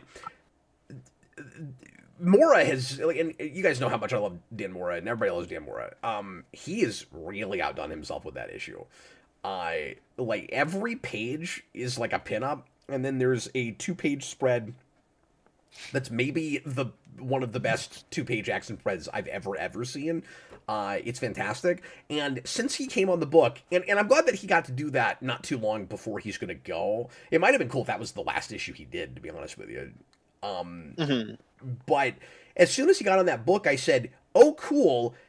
Some of my favorite stuff from him in Power Rangers was Megazords. So, like, seeing him do a bunch of Transformers on a page, I've been waiting for that. And we finally got that, and it's spectacular. My one criticism of it is it felt like it came kind of out of nowhere. It's been a while since I read the previous issue, but if you go back and look at that, it just didn't seem like it was really building to this. I didn't know we were going to so it ends jump on a into cliffhanger. a huge war, like right away. Okay, that was the cliffhanger of the last Was issue, it? where it was, yeah, the Decepticons are going to attack, and then that's kind of the way we subvert it, where you think that they're about to be invaded, but instead Optimus is like, "We're going to take care of business right here." Okay, so like that's where the intentionally jarring thing happens, and then you're not supposed to be surprised when the next issue is all action. Mm-hmm. Yeah, exactly. I'm not the only person that was blindsided by it, but that's the problem with monthly reading. Is like you're used to a certain pacing, and then suddenly it's all action. Yeah. And if you read that in trade, it would not have hit you the same way. Well, because we've had that discussion, I think, every issue with Kirkman so far is he getting that balance? Is he getting that balance correctly? And I feel like I've been more lenient on it, but yeah, this one he was just like, okay, here we go. Yeah, but I did love that. Like once we got there. Mm-hmm. Yeah, no, like I said, it looks really cool. Okay, this is gonna drive me insane. Why don't you start talking about something else? And I'm gonna go see if I can find that because I'm worried there are other books with it that I'm not even thinking about. That's my concern. Fair enough. So if you don't mind, Austin, once you go to something else. Okay, I'll pick a book you don't care about while you're gone. So. Otherwise, I mean, if you guys need a break, we can just go to a straight break. We could also do that. I'm good. It's up to you guys, Chris. If you want a break, we can go for break. It's up to you guys. Okay. If you're I'm cool either way. If Like you're I got my laptop plugged in at least. So, Austin, if you're really worried about it, I promise I'll go back and listen to your review later. Okay. And then you're gonna be like, "See, I didn't care. I agree. I don't know why I listened to this." Okay, I'll be right back. Yeah. So I guess the one I'll jump to then that Cap won't care about is Supergirl number 10, which is a Valentine's Day issue where Supergirl. Real good, yeah. Yeah, it's one of the weaker issues. Right. Yeah, well, I heard that they introduced like something that's like a Silver Agey, like the Kryptonian love machine or something like that. That's basically exactly what they do. That book loves bringing back old Silver Age stuff. Like we bring back the robot that was the like, Cara Danvers thing. Oh Uh, yeah. but yeah, she's got a boyfriend that she goes on a date with, and he's got like a pink kryptonite earring that has this Kryptonian love woman inside of it, and Right. we kind of deal with that for a minute until we have to end obviously with, and then a Superboy shows up because the Superboy is starting, Yeah. so next issue is going to have that. But yeah, I've kind of been hit or miss. Like some issues of that book I think are really good, and then others aren't. And I thought this was one of the more weaker ones. Right. But it was just kind of whatever. Let's see, what else will Cap not care about? I wish I actually had my stuff here too. Like I Yeah. could talk about like the Wrestle Heist #3 comic that came out. I mean, that sounds cool. A book that's both wrestling and heists. Yeah, no, it's literally it's by the same guy, Kyle Starks, who did like a lot of slasher books. He's doing End of Yeah. Life. But what's funny is that it's exactly what it sounds like. It's a heist comic about wrestlers trying to like steal money from the promoter. I was going to say, I And- hope it's wrestlers trying to steal money from basically like Vince McMahon. So I'm glad that's Yeah. exactly what that is. Exactly, yeah. And like the character is the only way he's not Vince McMahon is they make him look like Paul Heyman, if for Okay. wrestling savvy folks here. And like the funny thing too is when I mean there's a lot of characters. There's folks who are there's a guy who's basically the ultimate warrior, and the funny thing too is that when they have him, they show him outside the ring in the locker room, and like his civilian persona, he still talks the same way. He's like, many moons have fallen and risen.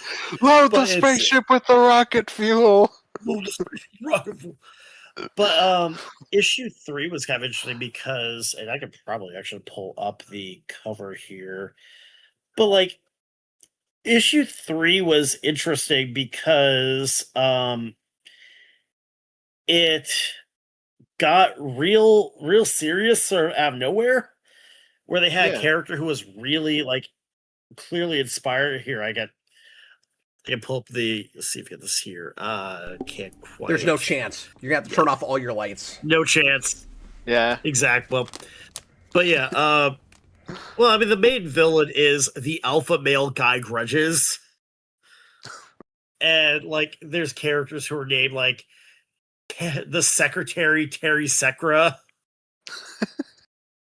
So That yeah, sounds like a wrestler name. That makes It's so sense. stupid. Yeah, It's perfect. exactly. It is Very, so. It has like snooker. it walks that line between stupid and brilliant so well. Yeah. There There it is. Yeah. Oh, what we have here? It might be the greatest 2 pages he ever drew. It might be. Dude, I'm gonna meet.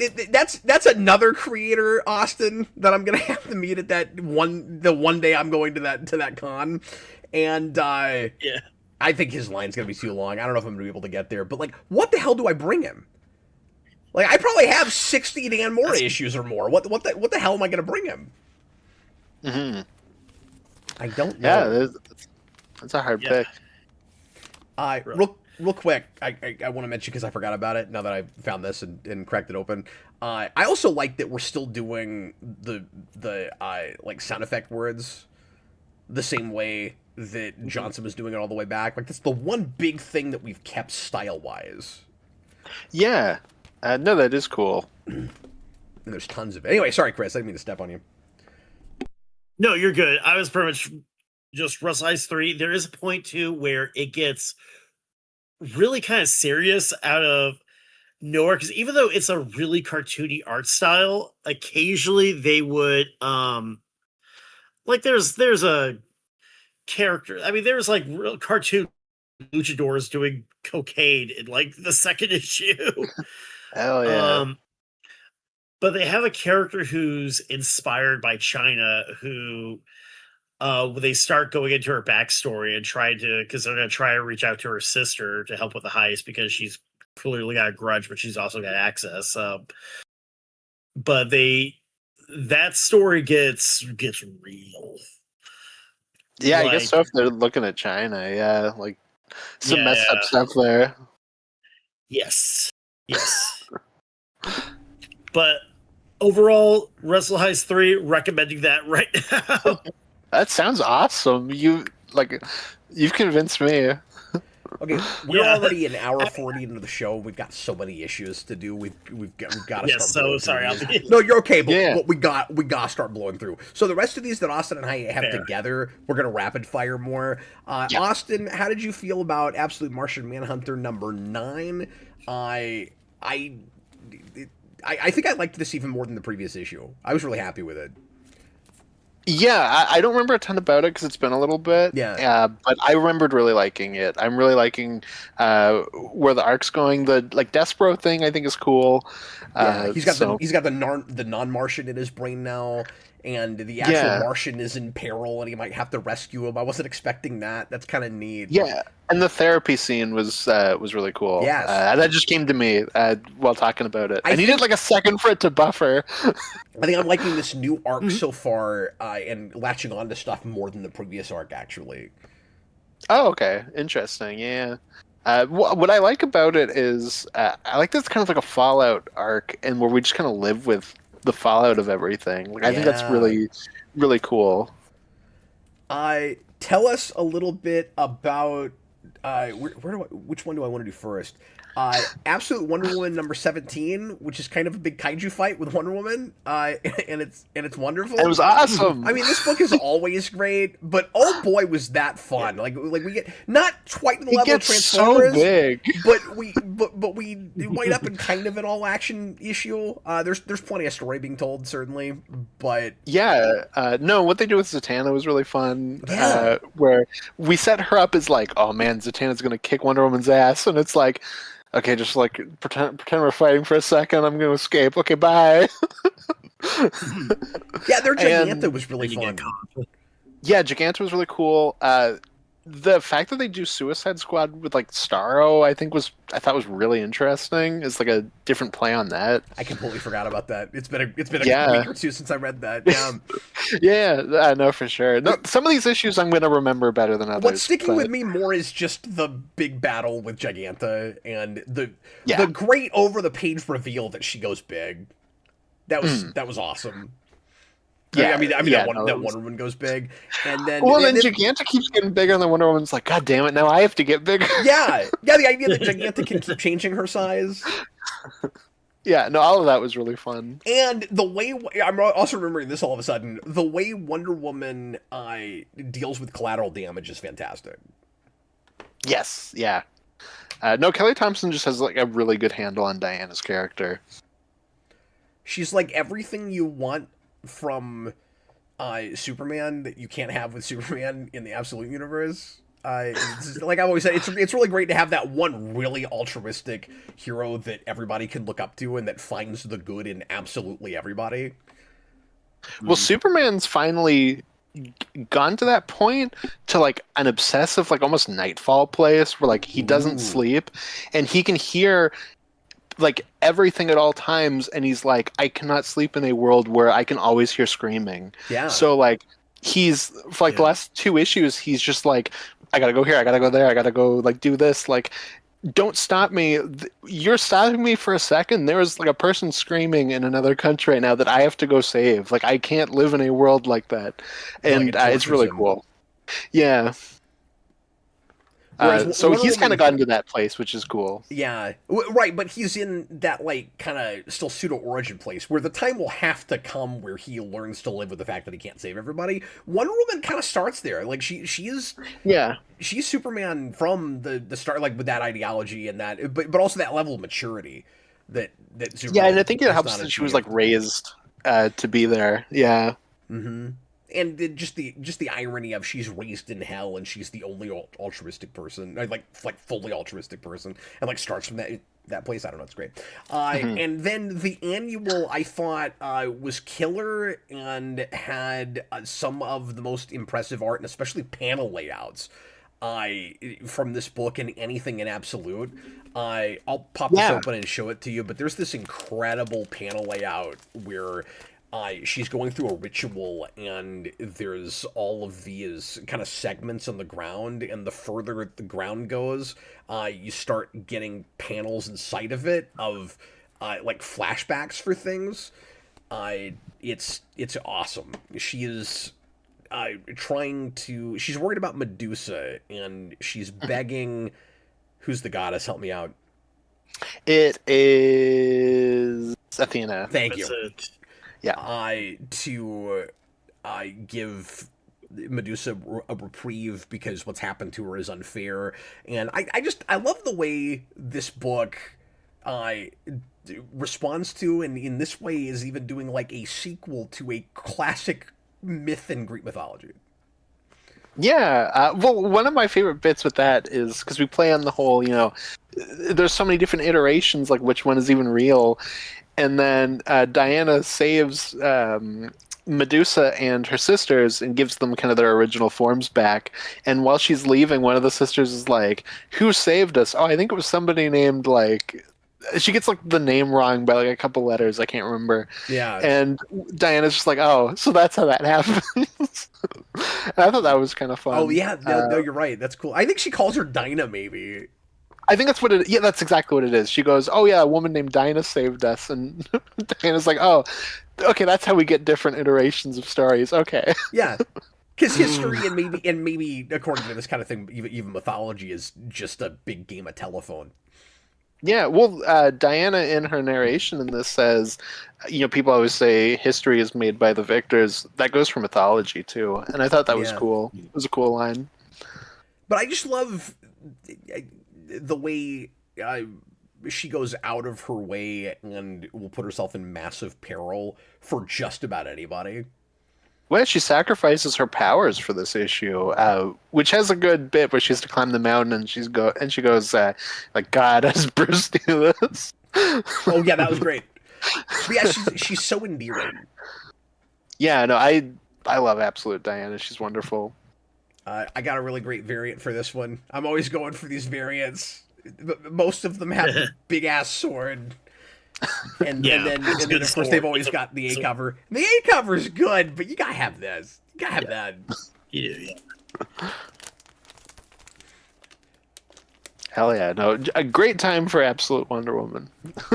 I mean, has there been a bad issue? No, but I just meant because we got both an issue and an annual, like back to back. I'm just asking. Has there been one? Because I haven't actually read all of them. I don't think there's been a bad one. No, I don't think so. What I've read. I'm behind, but I still haven't seen one. I also like the annual because it's a traditional annual in that it's a standalone story that you kind of could skip, but it's also quintessential that character. Yeah, yeah, I agree. Yeah. It's like a little side thing. Like it doesn't really matter, but it's cool to get it. And I like the whole thing where Diana's like whining to Athena, like, "Please let me fix Medusa," basically until Athena goes, "God, okay, stop, leave me alone. To me." Quit lighting up my inbox. Yeah, exactly. Like she's texted her one too many times. Let's get into Iron Man #2 from Joshua Williamson. This has been a couple weeks.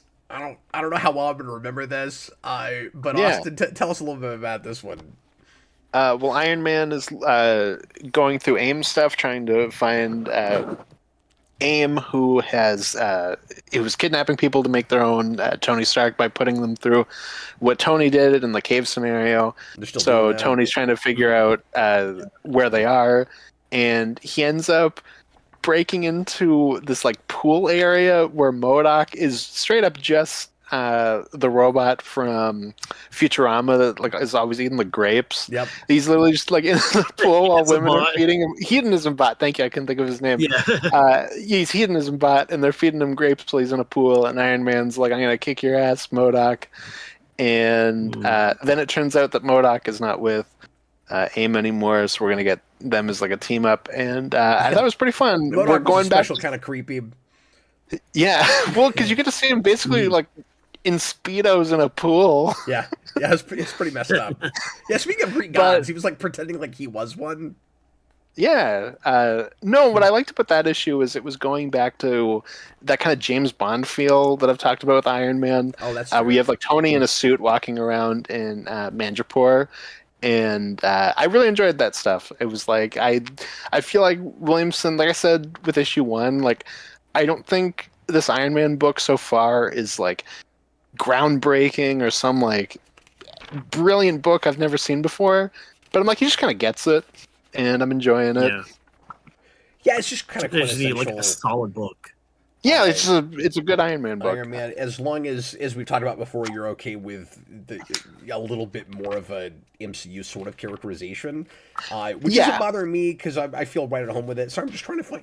There was a and I liked it more in this them. issue than I did in the first one because I felt like there was less of that like constant quipping. Yeah, that's true. But he's still characterized like that. It's like 3 pages in before you see him like sleeping with a chick and. No, for sure. That sort of thing. The villain plot is engaging enough. It's kind of interesting. You wonder where that's going to go. She's kidnapped all these people to try to turn him into a Tony Stark, and there's some kind of messed up torture and stuff.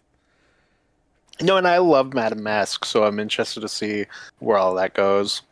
And I like the I feel like art. I think the art is the strongest thing about this book for me so far. Like Williamson's writing is certainly good. Like I was going to say serviceable, but like better than that. But and some of this is to credit Williamson certainly. Like the pacing of it is nice. Where you said James Bond. There's a lot of good downtime kind of talking scenes, like building up suspense. And we're ramping up to the big set pieces. They don't come out of nowhere. They don't feel obligatory. It does feel like we're naturally arriving at them. And then this artist is really good at the action stuff. Yeah, I really like this artist. I like how pencil exactly. And I also like that they're really utilizing Iron Man's villains so far. Issue 1 had Blizzard, this one is Dread Knight, and obviously Madame Mask is a big part of this, and we got MODOK here as well. Like, I'm like, you like Iron Man villains, Joshua Williamson? That makes me happy. I'll definitely stick it out at least through the first arc. Like, not being a big Iron Man guy, it's kind of just fine for me, but that's sort of what I expected, because I don't usually read Iron Man. But Williamson's been great lately, and I wanted a good Marvel book, so like I am getting that certainly, and I'd be surprised if it wasn't the best he's been in like 10 years. Yeah, definitely. Last thing I know we both have together is Turtles Godzilla 4. Yes, we do have that together. We can talk about real briefly. I read this today. And it is suddenly getting, and there was already some like pretty wild, wacky stuff happening, but it's balls to the walls in this issue. In this issue, yeah, we are to that Ninja Turtles Power Rangers 3 place now, and maybe in the same issue because I think 4 was the issue with that, or maybe it was 3. I can't remember. Where I went through it with you guys, and like every 3 pages there was just some ridiculous, insane, like either amalgamation of characters or crazy fan service thing. That's what this is like. This is exactly that, and in some of the same ways. We're like some of the same characters that I was laughing at for like morphing into Power Rangers are now amalgamated with kaiju in this, and it's like kind of the same formula, and I'm fine with the story. And this is a little more involved than the Power Ranger story, I guess. But they both arrived at the same place, which is in the same sort of fan service place, which is really funny.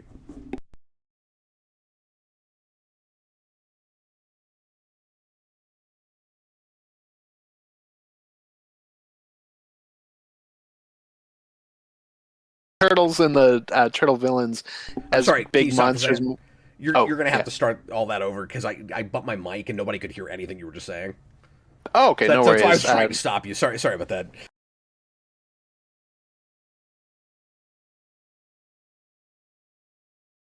It's doing it. It's doing it again. Sorry, it's like if I touch this cord at all. It's all good. Apologies. I've got to get this thing fixed. Okay, sorry. You're All good. good. Now. You're good now. Apologies. No worries. No, I was just gonna say, like, correct me if I'm wrong, but like, I feel like the turtles and the turtle villains as big monster versions of themselves is more interesting than like them in a Power Ranger suit. Like, obviously, correct me if I'm wrong, but like, I feel like that is like a kind of out there crazy idea is probably, you know, more appealing, I would think. But maybe I'm wrong. It depends on the design and the, Okay. and the character really. Because yeah, like for me with Power Rangers the biggest coolest reveals weren't really this person's in a ranger suit so much. On the other hand, with this, like I'm not a big Godzilla guy. I don't really know the monsters, so it's kind of more. It's fun to see them gigantic and monsterized, but I don't really know who the characters. Like, I don't know. What Well, that's all I meant. Yeah, like, because obviously Power Ranger suits are all kind of the same. Like, obviously there's variations and differences. That's all I meant is like, here's giant Bebop and Rocksteady, not Yeah, I you know, know but the way Bebop and Rocksteady but the way those they're doing suits. with Power Rangers is they don't just put them in a ranger suit and have it in the shape of that character. They change the suits up to go with them, so they do mix it up a whole lot. And so it just depends on the characters. Like, some of those are kind of cool, and like Splinter in a white ranger suit's kind of fun. He's got like his big tail coming out of it. Yeah. And it's also amusing to see like two animals at the same time. Like, it's really weird. It's like you're a rat and a tiger. Mm-hmm. Yeah, weird. But yeah, that's. I mean, this issue also was kind of mostly action, Yeah. but it was really fun. The Mothra thing that they were setting up with April O'Neil was not at all where I thought we were going. Me neither. That was weird. And what's funny is there was something extremely like old school Ninja Turtles about that.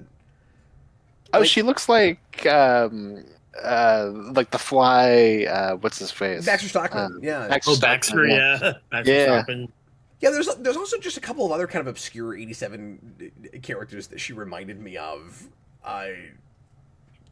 Just like in the face. It was odd to see. And April gets mutated some, and so like that was a thing. Oh, okay. Like I feel like as much as I keep comparing these, but like as much as Turtles and Power Rangers make sense to put together because Power Rangers is in some ways a ripoff of Ninja Turtles, the premise we're doing with this actually blends better because when you mutate them into kaiju, it's kind of just more Ninja Turtles, just bigger. You know what I mean? Because like we're always mutating people into weird creatures in Ninja Turtles, and so when April just becomes like a Mothra, it's like, well, they could have done that in that show. Like, Yeah, exactly. Yeah. we did. So to what you said with April, that's not what you expected us to do with that. That is also not what I expected us to do with Krang, because I thought Krang was going to get gigantified in his robot suit, and he ends up taking the kaiju mutagen, I think they call it. Kaijujin, yeah. It's amazing. They called it that. That is perfect. It's wonderful. And Krang was like, well, we experimented on Bebop and Rocksteady because they're always doing that, and they seem fine. So hell, I'm gonna try it too. And then he takes it, and then he gets blended with a monster. Which one is it, Austin? I don't remember. For Krang, he gets muted with Hedera. Yeah, and so you get a giant Krang that gets to actually fight and not be in a robot body, which I thought was wonderful. And then you get to reveal at the end of what we're doing with Shredder, which I should have called. But that's kind of great. I don't know why his costume has a Godzilla snout on it. I guess I do know why, but it's odd. I will say, issue 1, I was like, they're gonna take Mechagodzilla and put Krang in his stomach. I was wrong about that, but one of them became Mechagodzilla, That's so I can true. at least I can at least hold to that I was wrong about which one specifically, but one of them did become Mecha Godzilla. Okay, but can I meet you on that with something else that I forgot to mention earlier, which Yes. is because we didn't get to talk about KO4. I Yeah. didn't get to brag about the fact that I called who would win the tournament. I mean, kind of. He Well, cheated. I will say those What, the what do you brackets mean? you are- got you are weird, right. too. No, Like, I called love how we all I didn't went call through- Superman. I called Lex. No, that's what I Yeah. mean. Is but then Superman cheated and actually Yes, won. it actually won it. But I'm saying the actual tournament Yeah. before that happens, I called that. That was all I Track, meant. dude, The 'cause book once was we like, I start- know you predicted this, but no, Superman won. Yeah. He didn't win. He Once got you start going through handed the power, and then he took it. He didn't Yeah. actually win. I was gonna say, like, once you got through the brackets, I mean, the actual tournament got so weird, it's like, how do we even measure this against what we had too? Yeah, it stopped being a tournament about 2 issues in. Yeah. Yeah. I think maybe even one issue. Yeah, don't it's think just like it a free started for all, as a too. It's like, all tournament. right. But yeah, shockingly, Star. some of the best stuff going on with both Turtles and Power Rangers are crossover things. Although I will say the main Turtles book has gotten so good that Yeah. it doesn't have that anymore. Where That's like you just awesome. have to read the crossovers. And there's also a bad crossover that I'll get to a little bit later with Turtles. But are you still appreciating this as a Godzilla book, Austin? Yeah, I mean, I do still think it's more on the Turtlesy side, but like, I still am really enjoying this. I think it's a good book. That's a lot of why I'm appreciating it, because I don't feel like I have to know very much about Godzilla.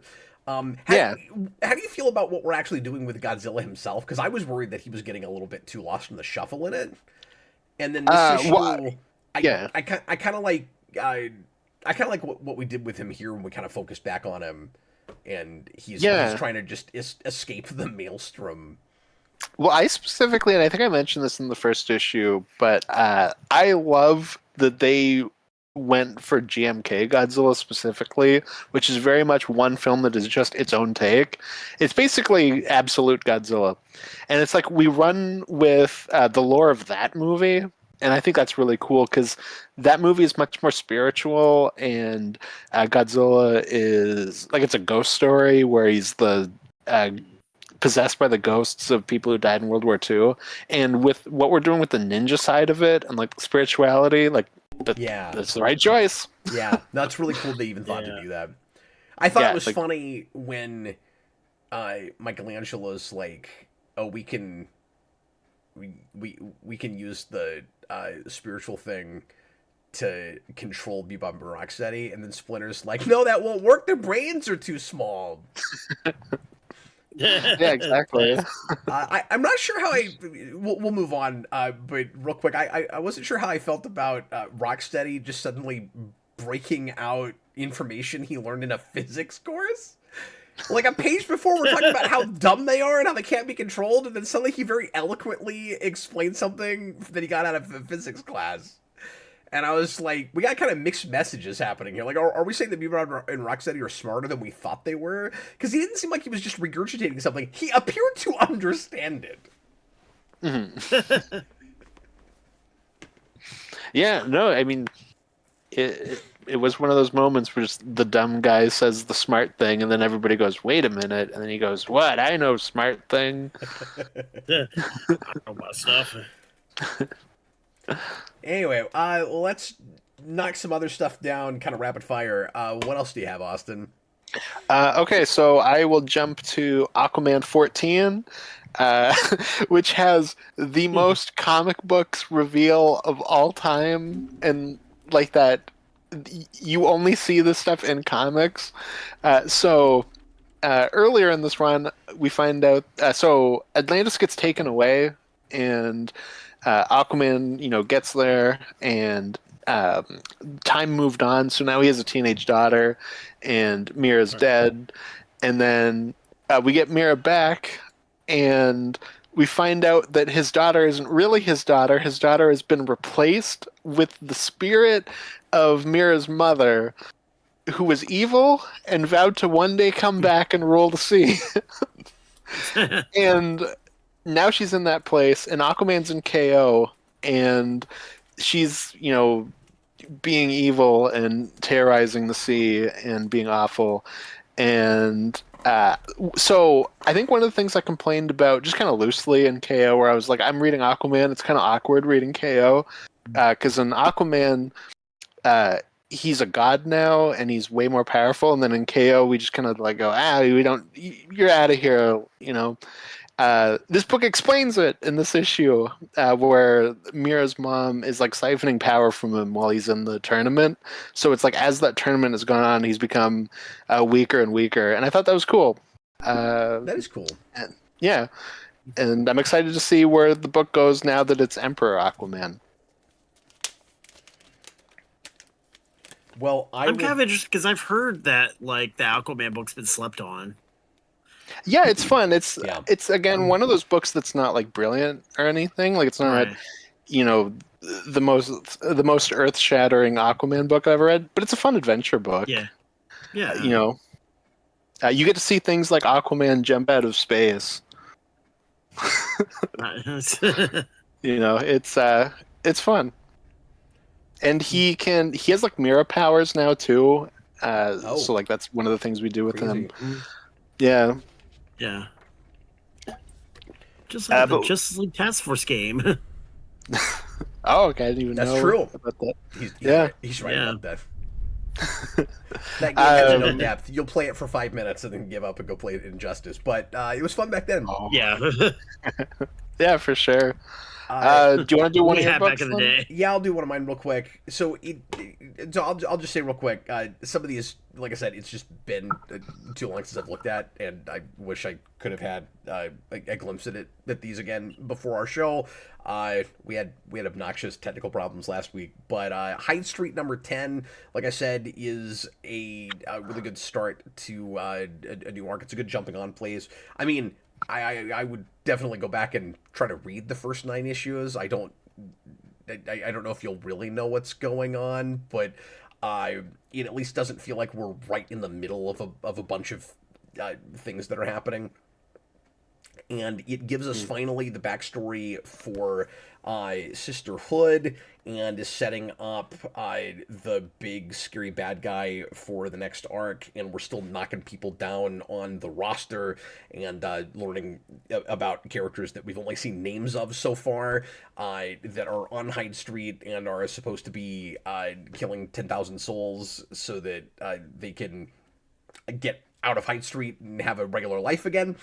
And we find out that Sisterhood has a sister who is a better person than her, and that one of them kind of sacrificed herself for the other, and you get kind of a cool 1920s backstory for them. And it's pretty much just about them, which and there's not very many other of our characters that we're dealing with this one. So it's like all of these have been pretty focused on one character, but this one even kind of a little bit more so. Like you've got the Frankenstein guy at the beginning for a minute, but pretty much the rest of it is just her background, and it's still tragic and sad and really disturbing, and you'll simultaneously really sympathize with a character and also hate a character all at the same time. And I don't know how Johns manages that, but I'm like, she's awful. I get where she's coming from, and I'm gonna model my life like her now. Role models right here. And the tarot card reading thing is kind of fun. She's got this power where she can read the future, but she has to have all of her tarot cards, and somebody has stolen one of her tarot cards, so she can't read the future until she gets it back. And there's a whole thing with that, and I forget what exactly the details are with that, but it's not important right now. Anyway, Chris and I loved that book, and it continues to be wonderful. Yes. Yeah, I need to check it out. Definitely recommend it too. I hate talking about things month to month. I hate it. Anyway, I got Godzilla Into the Dead Zone #6, which was me finding out that this was a miniseries and not an ongoing, which is what I thought it was. And Hey, you like this book? It's gonna end. well, it ends with go buy the next miniseries, and I was like, I don't know. I think I'm just kind of falling off this world. This is my favorite of those that shared universe. Later on, I'll have that in reverse with something. With Oh, something okay. that I thought was a miniseries and turns out to be a monthly, and I have to decide if I'm going to keep going with it. Oh, okay, interesting. But yeah, it's just kind of more Mad Max and Godzilla action, and then we kind of get pulled out of that Mad Max world for the next one, which is part of my like I don't know if I care enough to read the next mini, but yeah. What is your next one? The covers are fun. They are, yeah. No, it was a good mini. Yeah. I just remembered, Chris, you'll think this is cool. I just remembered the big character motivation with this, because I was sitting there racking my brain going, what is it that she's trying to do on Hyde Street? So when Sisterhood goes there, she's racking, I don't know if you remember this from what we read before, she's racking up souls faster than everybody else and gets really close to 10,000 and then slows down really hard because her sister is connected to that, and as soon as she has the 10,000, her sister dies. Right. Oh wow. And I forgot about that. Anyway, I'll mention real quick Sonic the Hedgehog 84, which brings in Sage, and I thought it was really neat that we got a character from kind of the big character from Sonic Frontiers, and then like there's a bunch of issues in the middle of this that I've not read, and I'm also not caught up even on the issues that I have read, so I'm kind of reading this in a vacuum. But this reads like a sequel, so I guess she was in this book. She was either in this book before, or she is somewhere else that this is following up on. But I'm sitting here thinking, like, well, it couldn't have been the Archie stuff because she wouldn't have existed back then. So she must be in this book somewhere before this. I don't know. Or it's playing it like Sonic has just met her before. And maybe because we never do that in this book, though. We always introduce characters from the first time in this. Or at least from what I've read, that's what we tend to do. I mean, it's Sonic lore too, so who knows what's buried in there too. Or at least, well, that's not true, because I think there's maybe some Archie. I'm confused on like what stuff is kind of and what's not. I guess we don't play it like Metal Sonic. That's the first time we met. Like they knew who that was, and obviously Eggman. So maybe not. So maybe they're doing that with her. But anyway, maybe just because Flynn wrote the game, he was like, part of that is maybe in continuity. I don't know. She exists. And I keep forgetting he wrote that. That actually might be what it is. But I like his voice for her, and I like the kind of contrasting paralleling that we're doing between her and Metal Sonic, where Metal Sonic is just like full on evil, and she's a little bit more complex than that, and her loyalty to Eggman is interesting. Again, it's been a couple weeks, and I'm not like super invested in this book. I mostly buy this for my kids. This is one of those books that's kind of more fun to collect than to read to me. And when I read these, I enjoy them, and then they completely leave my head every single time. Like it's very Saturday morning cartoon, with like a little bit more of a bite and a little bit more character dimension and character development, but not enough that it's like sticking with me. Right. It's not like, ultra compelling storytelling, but the art's really good and really consistent. Oh, for sure. My next one is Devil on My Shoulder #3, which continues to be a really good revenge, incredibly violent book, and had a great reveal in this one. So one of the guys that she has to get revenge on in this has a bodyguard that's constantly texting in the background, and he's like, stop texting, like, you're my bodyguard, like somebody's trying to kill me. And then we find out in this issue that he's been texting the main character, who is like gone around and like seduced him, and like he doesn't know she's involved in any of this stuff, and it's just like a waste that she shows up at the whoa jump scare. Yeah, it's just I didn't know we were in a found footage movie. He's like, don't you dare! Don't I'm sorry. Oh no, Austin, what is the book you're talking about? That's okay. Devil on My Shoulder, #3. It's a Dark Horse book.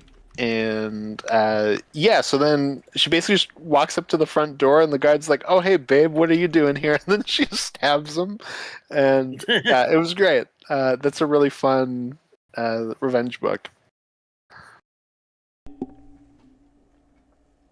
That's awesome. I need to read more things that no one's heard of. Well, that is a book that you would like in no way. Oh, okay. Then I'll not read that one. It's like, no, I know. But if you're going to to read something no one's heard of, you should not read that. Yeah, sometimes Austin likes to put me at the kids' table. He's like, "That was not for you." Well, I think it's issue 2. She one of the guys that she's getting revenge on owns a soccer team, and she finds like their best player, cuts his feet off and mails it to him. Wow. It's awesome. Yeah. Well, I meant, look, I'm sold. That does sound like a Chris book. Yeah, it's really cool. But also, Chris has the most versatile taste of anyone I've ever known. That's true, yeah. And that's not me saying Chris doesn't have standards. There's stuff he doesn't like, but Chris will try anything. I get curious. It's like, I'll go see. It's like, I hope that cat stays there for the rest of the show. I really do. Quinny's tail is just like, sir, you got a tail on your face. Got a tail on my face. You've got weasels on your face. My next book is Psylocke Ninja #2, which is a book that I'm honestly surprised I'm still buying, because I just got this because I thought the cover was cool, and I knew Jason liked Psylocke. And then I read it and I thought it was all right, and I like sometimes the Hand and Elektra and Ninja stuff at Marvel. Yeah. And that's what this is all about. And I'm learning things about Psylocke, although she's becoming more confusing to me as I read it. Like, I feel like I'm her background, like a lot of X-Men characters, but like her backstory is so complicated and convoluted that I feel like the more I learn about it, the less I understand, and I almost want to go back to just knowing like what her powers are, and what her name is, and that she's like a ninja chick, and that's it. But like she was brought back by the Hand and put in someone else's body, which I did not know. Yeah. I think last time we talked about this book, we talked about the actual issues where that happened, how like the Mandarin was involved too. Like that particular, the actual like origin of that particular iteration of Psylocke opens with the Mandarin trying to recruit the Hand, and the Hand leader just being like, "Why would we work with you? You can't even beat Iron Man." And then he should go, "You can't even beat Daredevil." I mean, that's right, yeah. Look, there's one of me, there's like 50 of you, and like one blind dude. Iron Man can at least shoot lasers. Exactly. He's like, "Look, you're the Hand, but I've got rings on both my hands." So. Exactly. Exactly, yeah. But yeah, they bring her back in order to kind of clean up their own mess, where Elektra is going after them, and they're like, "Crap, what are we going to do about that?" And so they bring Psylocke back to life, putting her in somebody else's body in order to go after Elektra. And you finally get, I say finally, I mean, it's 2 issues in, but you get the big fight between them that is promised on variant covers for #1. And for me, it's all about the art and the panel layouts with this book. It's pretty, and it's a lot of really cool varied panel layouts. It's kind of jumping all over the place. This book does a lot of fun things with words on the page, and I'm going to kind of compliment it and complain at the same time with saying there's a lot of bang for your buck here. There's a lot of action. There's a lot of exposition and background. It takes a while to read, but it's overwritten. So like you don't need as many words on a page as you've got with this. In true X-Men fashion, it's overwritten. Yeah. Well, you could say Seeley is kind of just going back to Claremont with that, but yeah, I feel like Claremont would just put like a lot of like, character. Because part of it was with Claremont was he'd have so many characters on a page talking, and you'd get the thought balloons of what all of them thought about absolutely everything. This book has like 3 characters in it, and I feel like Seeley takes 9 years to say something that most writers could do in a sentence. And that's kind of my biggest complaint with it. But it's real moody and atmospheric, and I'll have to go back and look at it again before 3 comes out because again it's been a while. I'm not remembering everything. But it's a good looking book, and I'll probably write it all the way out because this isn't going to last more than 7.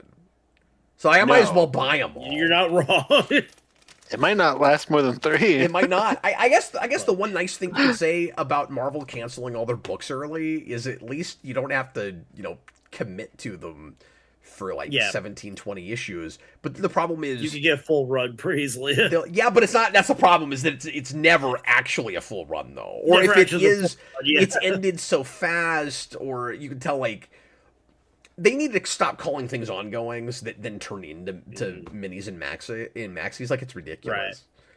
Right. Yeah. Anyway, go ahead, Austin. Yeah, it's Betsy, Tyler. The next thing I have is The Thing on the Doorstep, #1, which is a new horror book, and it's kind of doing some like Lovecraftian kind of stuff, but this issue's more just setting up the friendship between these 2 friends that's obviously going to fall apart because we open in the future where one of them kills the other one, and then flashback. And I feel like this one could go kind of either way. It didn't grab me like a ton, but I thought there was interesting stuff in it, so like I could see it kind of going either way. But it was all right. That sounds like that one of those give it 2 or 3 kinds of books, but then if it's only a 5-issue miniseries, then yeah, and I'm actually not sure with that, but yeah, exactly. Like probably give it 2 or 3. Google claims 5, so oh well, there you go. Yeah.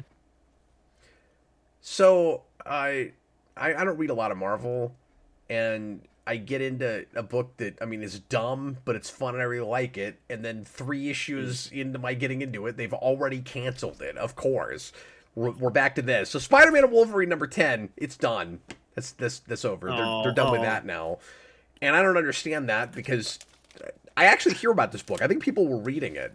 And I don't understand why they've already canceled that. They just twicked our hearts out. Well, I say that, but then they end with the end for now, and they're kind of establishing stuff right at the end that makes you think that they'll probably do another one. So it's like, why do they keep doing this? I bet you'll see Guggenheim and I bet you'll see the same team in 3 months doing a #1 of this. So it's like they either cancel things because nobody cares, or they cancel things because they're too popular and they need a #1 because they know that will sell, and they just need to quit doing that. But this is the end of the Arachnix plot, which we keep calling Thwicked because that's what I thought his name was. That's how he was advertised, and then his name is Arachnix. We were told. I guess I'm not sure if he's supposed to be a black and white character, if we just do that for stylistic effect, but like he keeps showing up in black and white. I love the art in this book. It's like unapologetically, obnoxiously 90s, but there's really a lot of character and bite to it. It's like it's unabashed about it. It's unapologetic. It's doing that thing where there's not enough stuff happening in the background all the time, and it knows it, and so it's kind of fun. But just a lot of kind of multiverse shenanigans, and some kind of relationship stuff that was soap opera in like not as super fun way for me. It's kind of my biggest complaint with this is I didn't love the stuff that we were doing with Wolverine and Yuriko, but it was whatever. Is it Yuriko or is it somebody else? I forget now. Again, it's been a while. But you know, fun banter with him and Spider-Man, and I just know if they bring this back, they'll do Null. I just know it. Probably. There's an image at the end that I can't decide if it's his symbol or if it's just a vortex. I don't know. Oh no. Yeah. But anyway, a lot of stupid stuff in that, but it's fun. Yeah. Next up, I have Bleeding Hearts #1, the first of my Vertigo stuff for tonight. Yeah, what was that like? It was pretty fun. It was obviously it's a zombie book, and it's about a zombie whose heart starts beating. He starts feeling emotions, and he's like, "Hey, maybe we shouldn't eat people. Maybe that's rough." And this issue is more just kind of setting up the little zombie community where there's different zombies that they all have names based off of features they have. So like his friend is growing like mushrooms on his shoulders, so he's got like a name that kind of reflects that. And we kind of have fun with some of the stuff with them being undead, like the main character and his friend to like show their bond, they like swap arms, and like that's pretty fun. And like the end of the issue, of course, with the cliffhanger is, well, now the main character finds some people, and what is he going to do now that he's starting to think that he shouldn't be eating people, but his friend doesn't have that dilemma at all. So yeah. But yeah, it's very kind of black comedy, and I thought it was fun. And that's Dennis Camp. Yes, yeah, and I can't remember off the top of my head who the artist is, but it's a very cartoony style that I thought was pretty good. I was thinking too, Dennis Camp. Morian. That's not a name I recognize. Yeah, it wasn't an artist I recognized. Sorry, what were you saying, Chris? I was gonna say I actually picked up the first issue of Assorted Crisis Events a couple weeks ago too. Oh, cool. Which I mean that was a book I was kind of impressed by because one of the cool parts about that, I think Dennis Camp, just between like Absolute Martian Manhunter and Assorted Crisis Events, he's good at the weird surrealist where you're not quite sure what's real. Mm-hmm. Because one of the interesting things about Assorted Crisis Events is that not only do you have like space-time breaking down where you can have like Roman legions just walking down the street, you also have like a subplot about a film crew that decided like, oh, well, if ancient Rome is just downtown now, we could save a bunch of money on production for our historical epic by just shooting it 2 blocks down. So, like, not only do you have, like, the rupture of space-time, you have the extra layer of the film crew filming the Roman epic at the same time. Did we lose Austin again? I think so, yeah. I think... It's called like every, 45 minutes or so. Yeah, it's like clockwork. Oh, his power went out again. Yeah. Well, I mean, it sounds like Bleeding Heart sounds cool. It does. Well, I can try to knock out some stuff while we're waiting for him. Yeah. Cap has the floor. I'll do these quick. Here is... Oh, he says he might have to just table the rest of what he has. Again, I know he's got to get up early. Yeah. That's fine if that's how that works out, because we're already 2.5 hours into the show. Yeah. Chris, are you good to finish? Yep, I'm good. Okay, sweet. because you and I still have enough to do, which we don't Yeah. have to spend a ton of time on our Right. other things, but I can blow through the rest of mine pretty quick.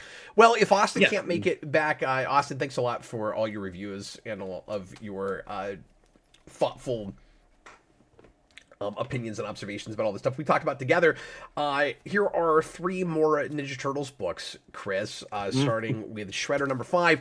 This is the book that I thought was a miniseries that has turned out to be a monthly. I guess this is going to keep going. And I've been real neutral on this. Like, it's okay. I can't get super excited about it.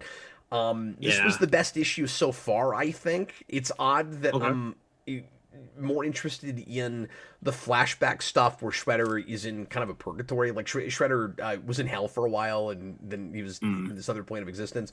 And all that backstory was kind of surreal and interesting. It's the present day stuff that I'm more kind of bored with and really don't care about too much.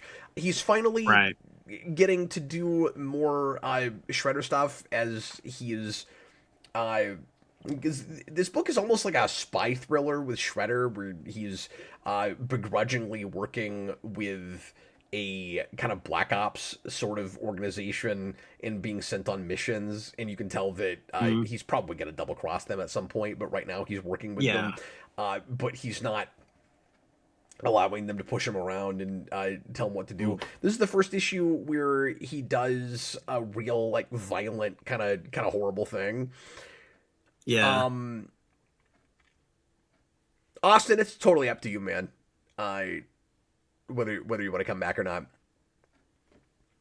But suddenly I'm having this kind of tonal inconsistency thing with it, Chris, where the look of it is almost too all ages for how ultra violent it suddenly wants to go. And I don't mean to say that it read from the beginning like an all ages thing. Like, it reads like, I don't know, mature enough, but not mature with a capital M. And it's got almost this sort of edgelord thing this issue where it's trying too hard to like, it's almost overcompensating for something where it's like, we want to really shock you with how like psychotically violent the Shredder can go. So there's a place where he rips a guy's face off. I mean, it just comes out of nowhere. Nothing like this has happened in this book. He rips a guy's face off, saves it, saves the face. I mean, we're talking like New 52 Joker nonsense here. Saves the man's face, throws it at someone else as a distraction later in the book. I'm pretty sure that's happened in a Garth Ennis book. I think that happened in Preacher at one point. It does not fit this material, and it doesn't fit how kind of like mid-2000s animation the art looks. So it's odd. Originally I said I was going to keep buying that because it was only a miniseries, and now I'm like, it's getting a little better, but now that I know that it's a month, I don't know, I'm just kind of waiting for the Shredder to just be full on the Shredder again and running the Foot Clan or whatever he's going to end up doing. The Turtles finally showed up, so we'll see what happens with them.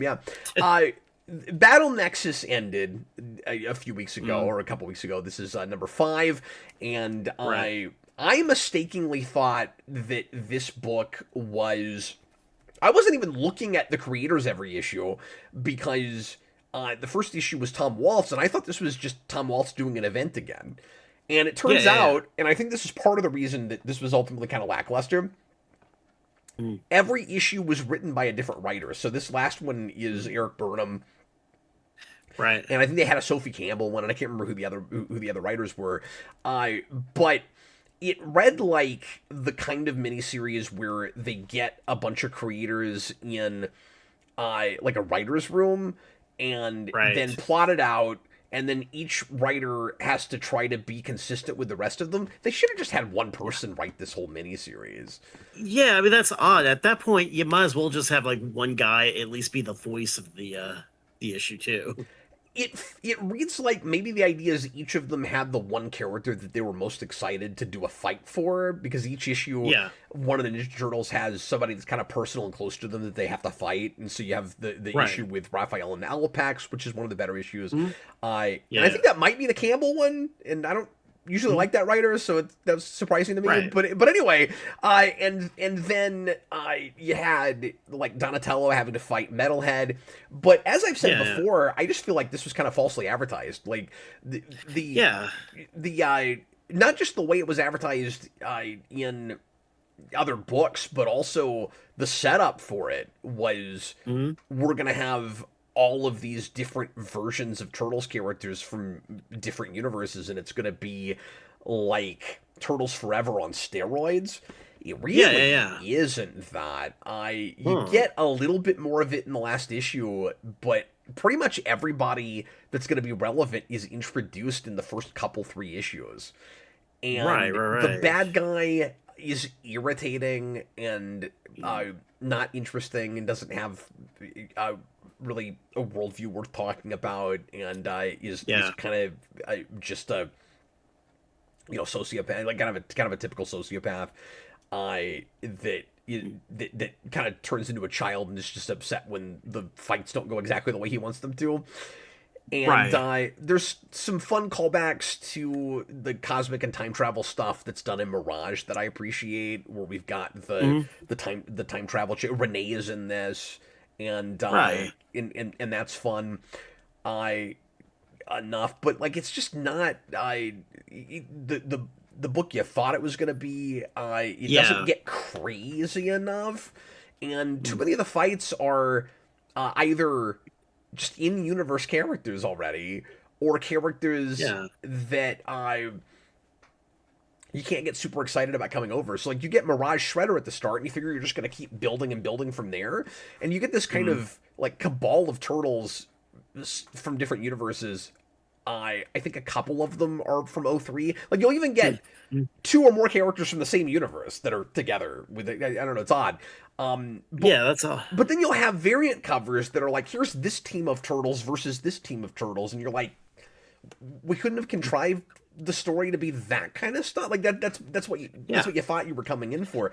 And then one of the baffling things, and to be fair, some of my complaints with this, or I should say, I might have enjoyed this more if some of the characters that they brought in were people I knew more about, or like variants that I knew more about. Because they do some stuff with the old Turtles Adventures book that was over my head. And like I have those, I just haven't read all of them.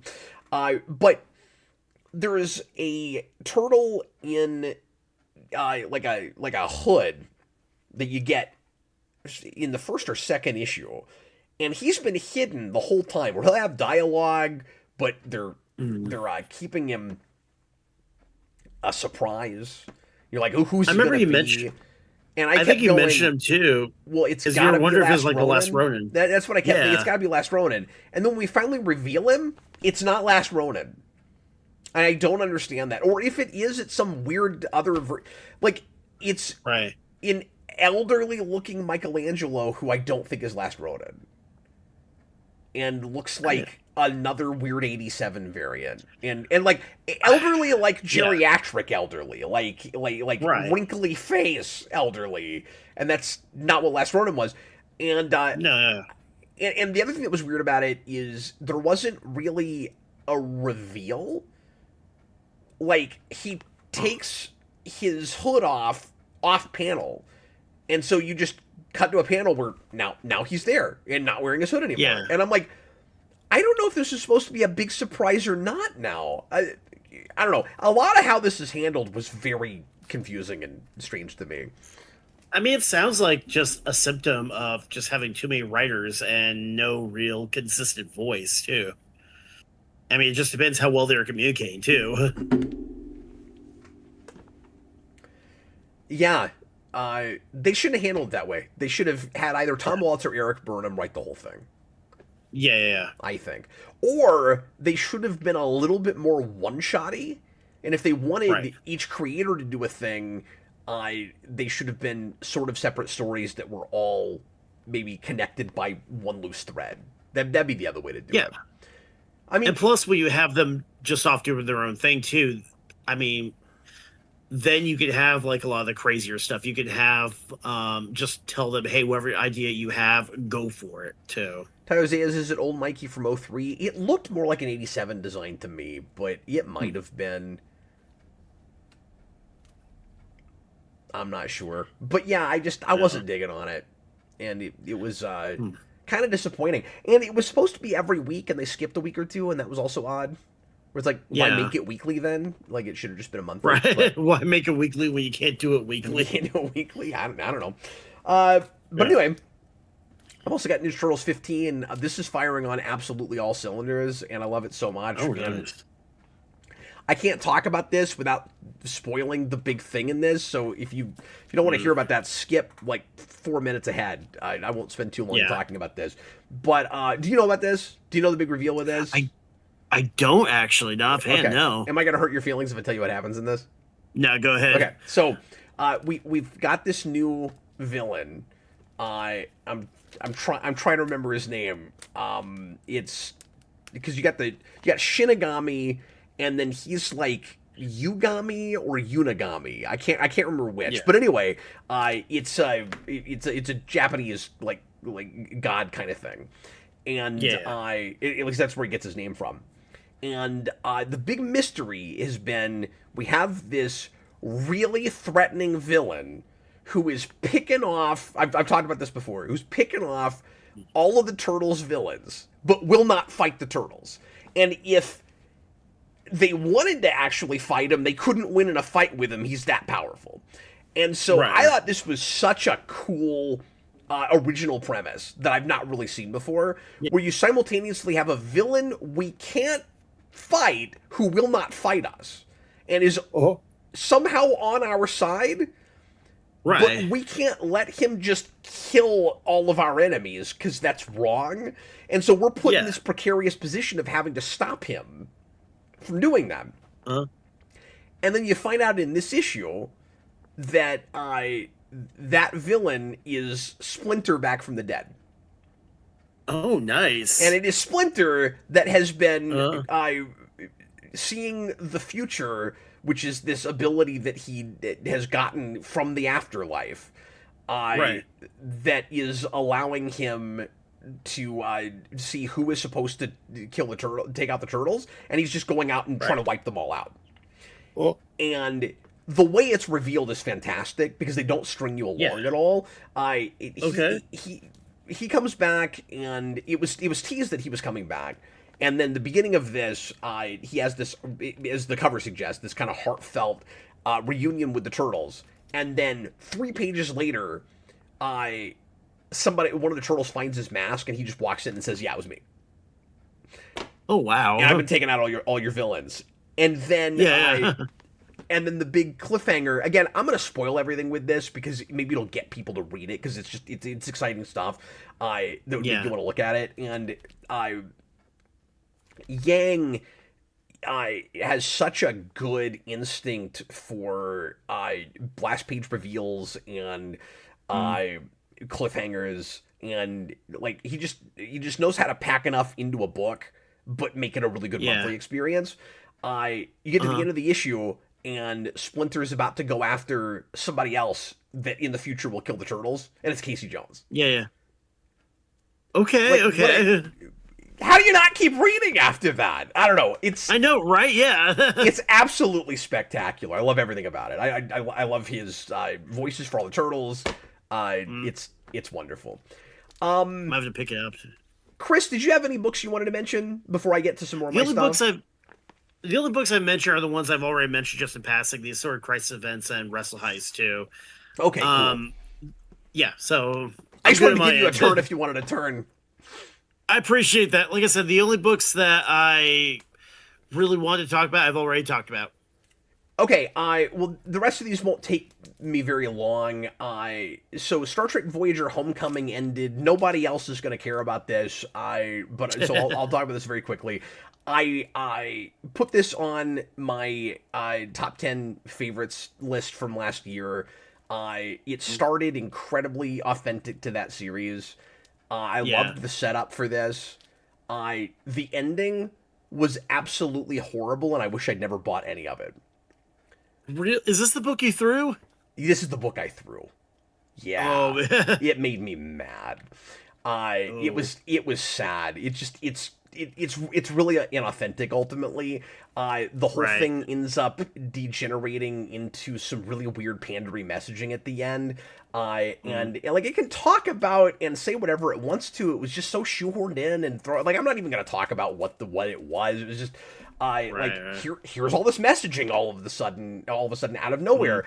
And I also, this is just me personally, people can like what they like, and if you want to watch New Trek, fine. But I cannot tolerate like writers that are taking New Trek seriously and consider it canonical. I just can't do it. Fair enough. Fair enough. And when I don't know that that's going to be there from the start and you blindside me with it, it pisses me off. And this series had to. And it didn't open with this. It had to Right. make a big deal out of setting up some of the 7 of 9 stuff for Picard that came out of nowhere in Yeah. that show and did not fit anywhere. And Right. and it was also so shoehorned in. Like, there's probably a way to do it more effectively than this did, but it was Yeah. well, she was dating Chakotay at the end of Voyager, but in Picard, she's a lesbian. So we got to figure out how to force her in that direction, and this does that horribly. It's bad, and it made me sad. Nicholas Bodo, Right. did this make you regret putting it on your top 10 for last year? I mean, not regret it. It just didn't stick the landing. So, like, the first 4 were the first 3 were okay. 4 is where that 7 of 9 nonsense starts, and so I wasn't real happy with that. But like, I could live with that, and then it just piles on at the end. Yeah.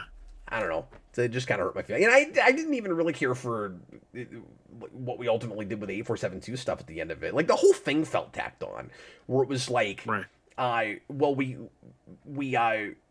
deal with the Borg in Endgame right at the end of that show, and then in this, that wasn't a real satisfying ending, so we're gonna pivot and go deal with 8472 and say we didn't actually completely take their teeth away, and they're actually still like a menacing species, and the characters in the flesh were just this kind of faction of them, and all of that just ends up playing as like a really on the nose, like overly on the nose kind of allegory, and it wasn't handled very thoughtfully to me, and I just didn't like it.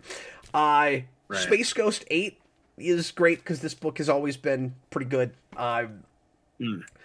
And there's some kind of sad, heart-wrenching stuff with Jan and Jace with this, and their uncle, who turns out who's been he's this like brilliant scientist guy that's been an important character through this whole second season, and he turns out to be the bad guy of this arc, the Antimatter Man, and the way that resolves when they finally find out is, like I said, pretty heart-wrenching and great. Yeah. My only complaint about this is we kind of play it like a reveal, I think, to the reader, but we knew already that that's who it was.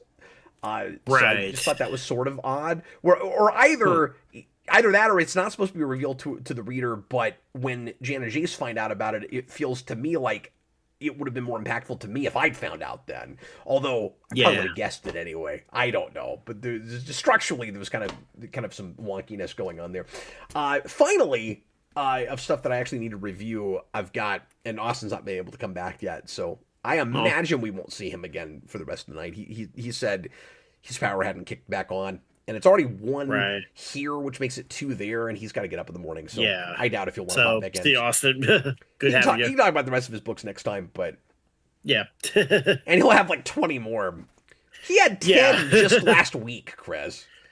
Oh wow! I had 6. He had 10.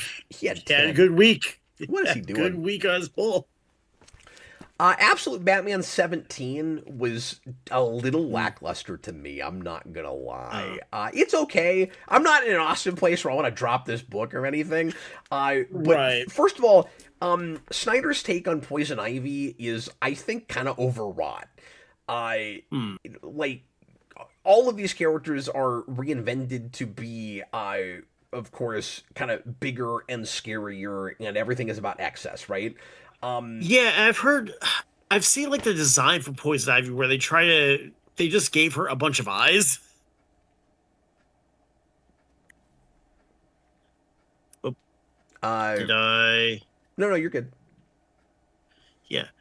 Like I know they tried to make her basically the not just plant life, but like everything. Well, that's what I was gonna say. Is it's just sort of overthought. In like several villains with this, we've tried to come at from a little bit of a different angle. That's maybe just a difficult thing to do with Poison Ivy. But with this, Right. we're saying like plants are about climbing, and so she's a lot more ambitious. And so we make it less about the eco-terrorism thing and more about just using her plant ability to like exploit whatever she can exploit. And so it's not just plants now, it's like you said, it's this like weird hybrid thing where she's mixing like anything organic, so she can mix plant life with like human tissue and stuff, which is kind of fun. I guess for me it was just more the kind of thematic thing that I thought was a little overwrought, where it was like, it's about climbing. It feels like he's trying to grasp at anything we've never done with this character. I know, yeah, it's like climbing. I mean, I pull up a still from the issue of just Poison Ivy, and on its own, it's a cool design. It is. Yeah. I mean, you've got like fly wings, and you've got, her, like half her face is organic, half is kind of plant life. I mean, yeah, just on its own, it's an interesting design. The bigger issue I have with this comic though is is just like formatting and structure. It bounces around too much between subplots with no warning that you're about to turn the page and just jump to a completely different thing or a completely different time period. And that's been an issue I've had with Snyder with other things, and Absolute Batman doesn't do it as much. This issue, for some reason, does it constantly. It's like every 3 pages. And it made it a little bit hard, if not to follow, just hard to like stay engaged with it. Right. And then I found the big twist at the end, or I guess I should say the the big revelation / cliffhanger to be very self-indulgent, and I was really hoping Snyder wouldn't go there, and he's already gone there, and I'm like, okay. And I'm not gonna tell you what that is right now, but I'll maybe bring it up next month when it starts becoming relevant. But right. And just the way that he's doing it is, I don't know how to even talk about it without revealing what it is. But I think you'd want to be more subtle about it, and that was not exciting to me.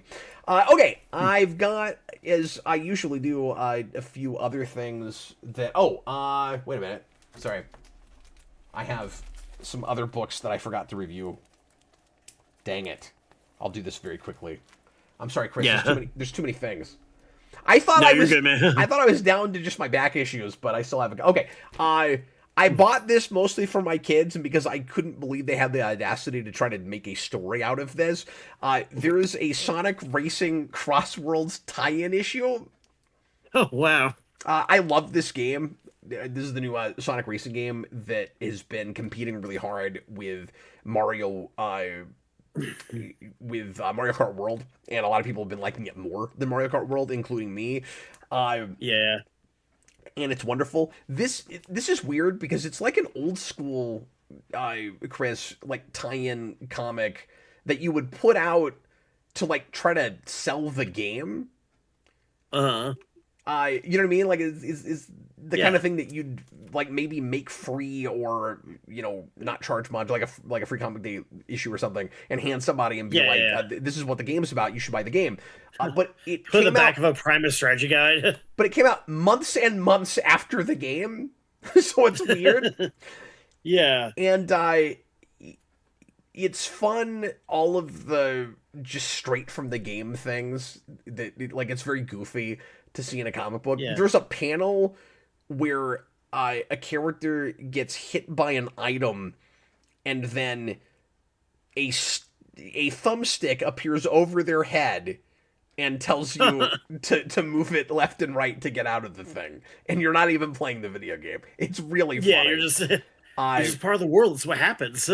Yeah, it's real faithful to the game. It doesn't really give you any more story stuff that you didn't already have in the game, really. Yeah. It's just there's this weird goofy guy with a lot of resources that's got a giant mustache named Dodenpaw, I think, and who's obsessed with racing, and he keeps saying the art of racing every other sentence. And he drives everybody crazy with that.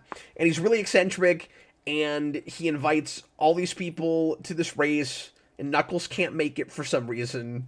I don't know why that is. Right. He's in the game, so I don't know why they did that. And he doesn't invite Eggman, but Eggman shows up and crashes it anyway, and raises the stakes and makes things deadly, and this Dodenbach guy doesn't care, and just, like, lets it all happen anyway. And then when the race is over, everybody's like, that's great, when are we doing this again? And I'm like, why is no one upset with this guy for letting Eggman, like, kind of crash this and take over and threaten to destroy everything if he doesn't get first place? I don't know. So it's fine. We're over it. It's cool. But these things happen.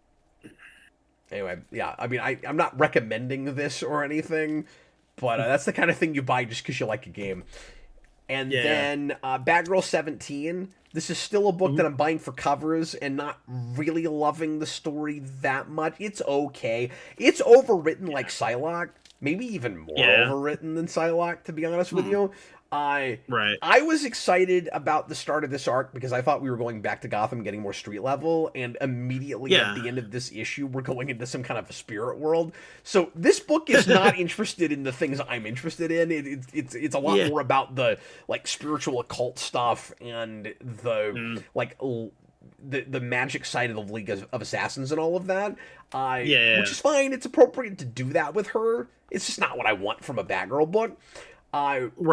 We're doing this weird, almost like, in a weird way, Spider-Man symbiote thing with her, with this arc, where she has somehow this is the big mystery, she's mysteriously gotten this incredibly rare ability to, I'm not making this up, bring her own blood out of her body and then control it like symbiote whips, like a Venom or a Carnage or something. And it just starts happening to her, and she's freaking out, and she's like, I'm bleeding, but she's not actually bleeding. It's just blood that comes out like tentacles. It's very strange. I don't know how you wouldn't just pass out, honestly. That was my question with him.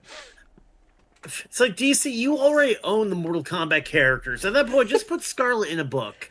You've got the rights. That's a really good point. I didn't think of that. Yeah. But I guess the mystery is kind of intriguing, because that's apparently an art that you have to learn. Unlike the art of racing, it's an art that you have to study with, like, there's this one guy who knows how to do it, and she didn't study that, but suddenly she's doing it, and, like, it's out of her control. And then the guy that teaches that is, like, attacking her with his like,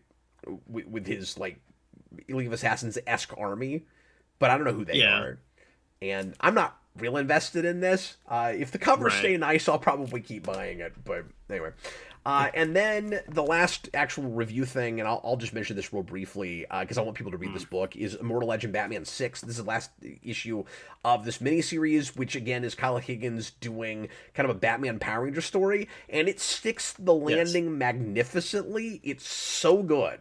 And I did pick that up, too. Oh, good!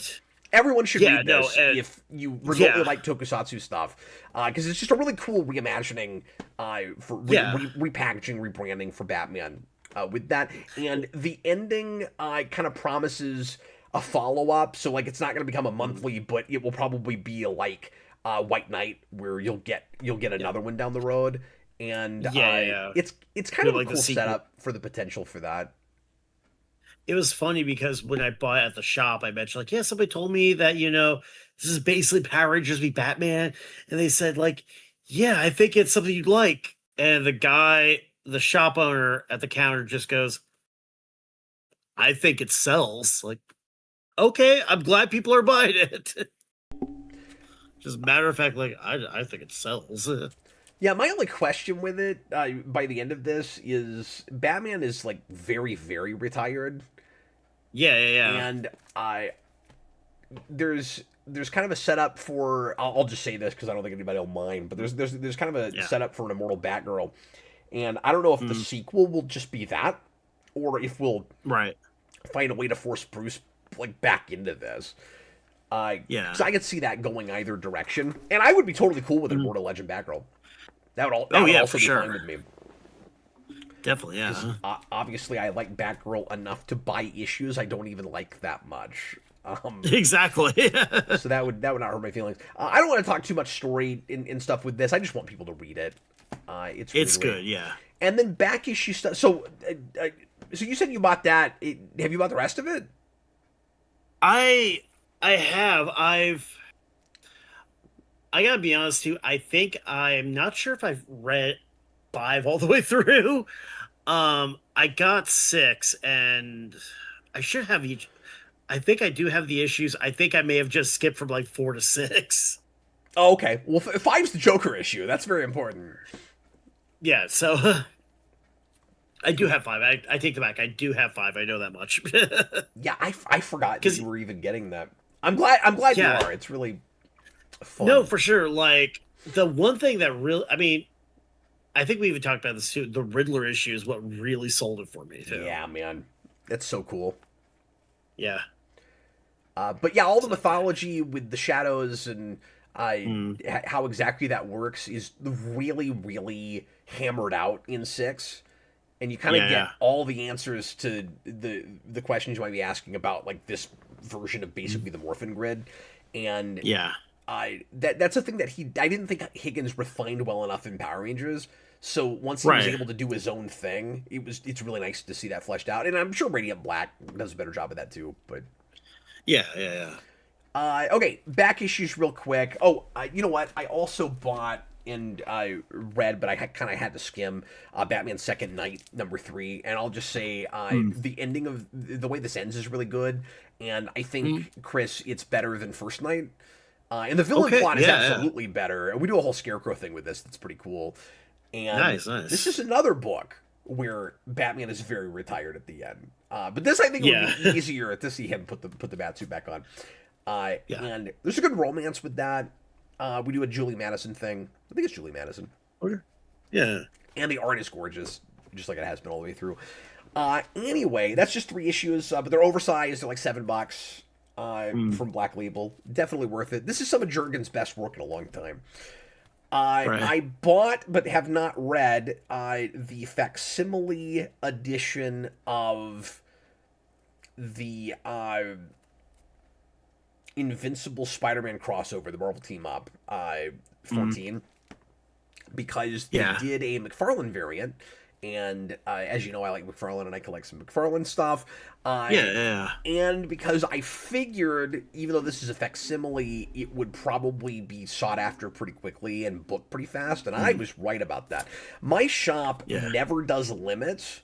They did limits for these. They did limit 1 for all the variants. Oh, wow. So you could buy a whole set, but you could only buy 1 of each.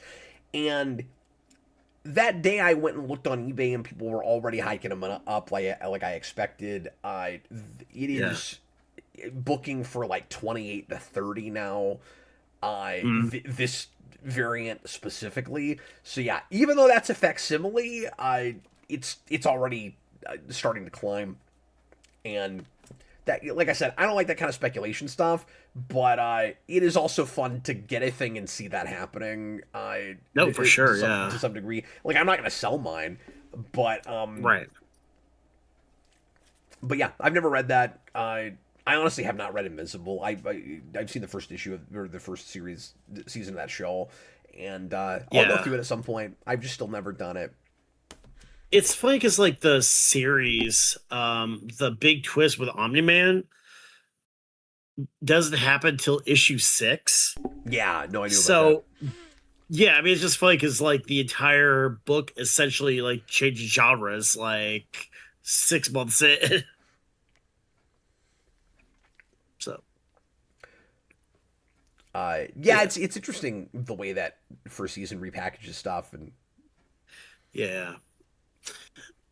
And it's funny too because like even the big fight scenes of the actual betrayal itself is, I mean the comic gets pretty bloody, pretty graphic, but the the show the show does take it to a new level too. yeah, it was rough.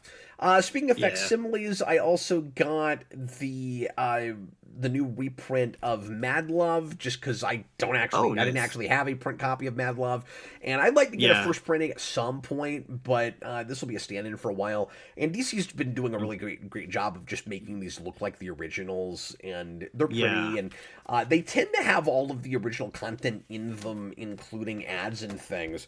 I don't Yeah. know that this had any of that. It probably didn't, being kind of a prestige format thing. But it's Yeah. printed on the same kind of paper, and anyway, it looks great. So at some point, I don't know what that book's for now. I don't know if that's a $50 or $100 book, but It's gotta be up there too, especially with like as big as Harley Quinn's gotten in like pop culture too now too.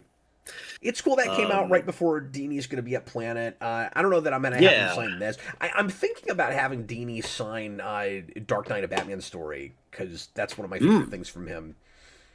right. That's a like change your life kind of book. And Yeah. then I ordered Power Rangers Darkest Hour #1, which I talked about a little bit on one of my Power Rangers streams a couple weeks ago, so I'm not going to review this right now. Mm, This is the ending of all of the Boom continuity up to now before they rebooted it to Prime, and it was honestly a right. little lame. But I didn't realize that this series ended on a one shot like this until a few weeks ago, and then I went in digital and I read it, and I was like, Uh-huh.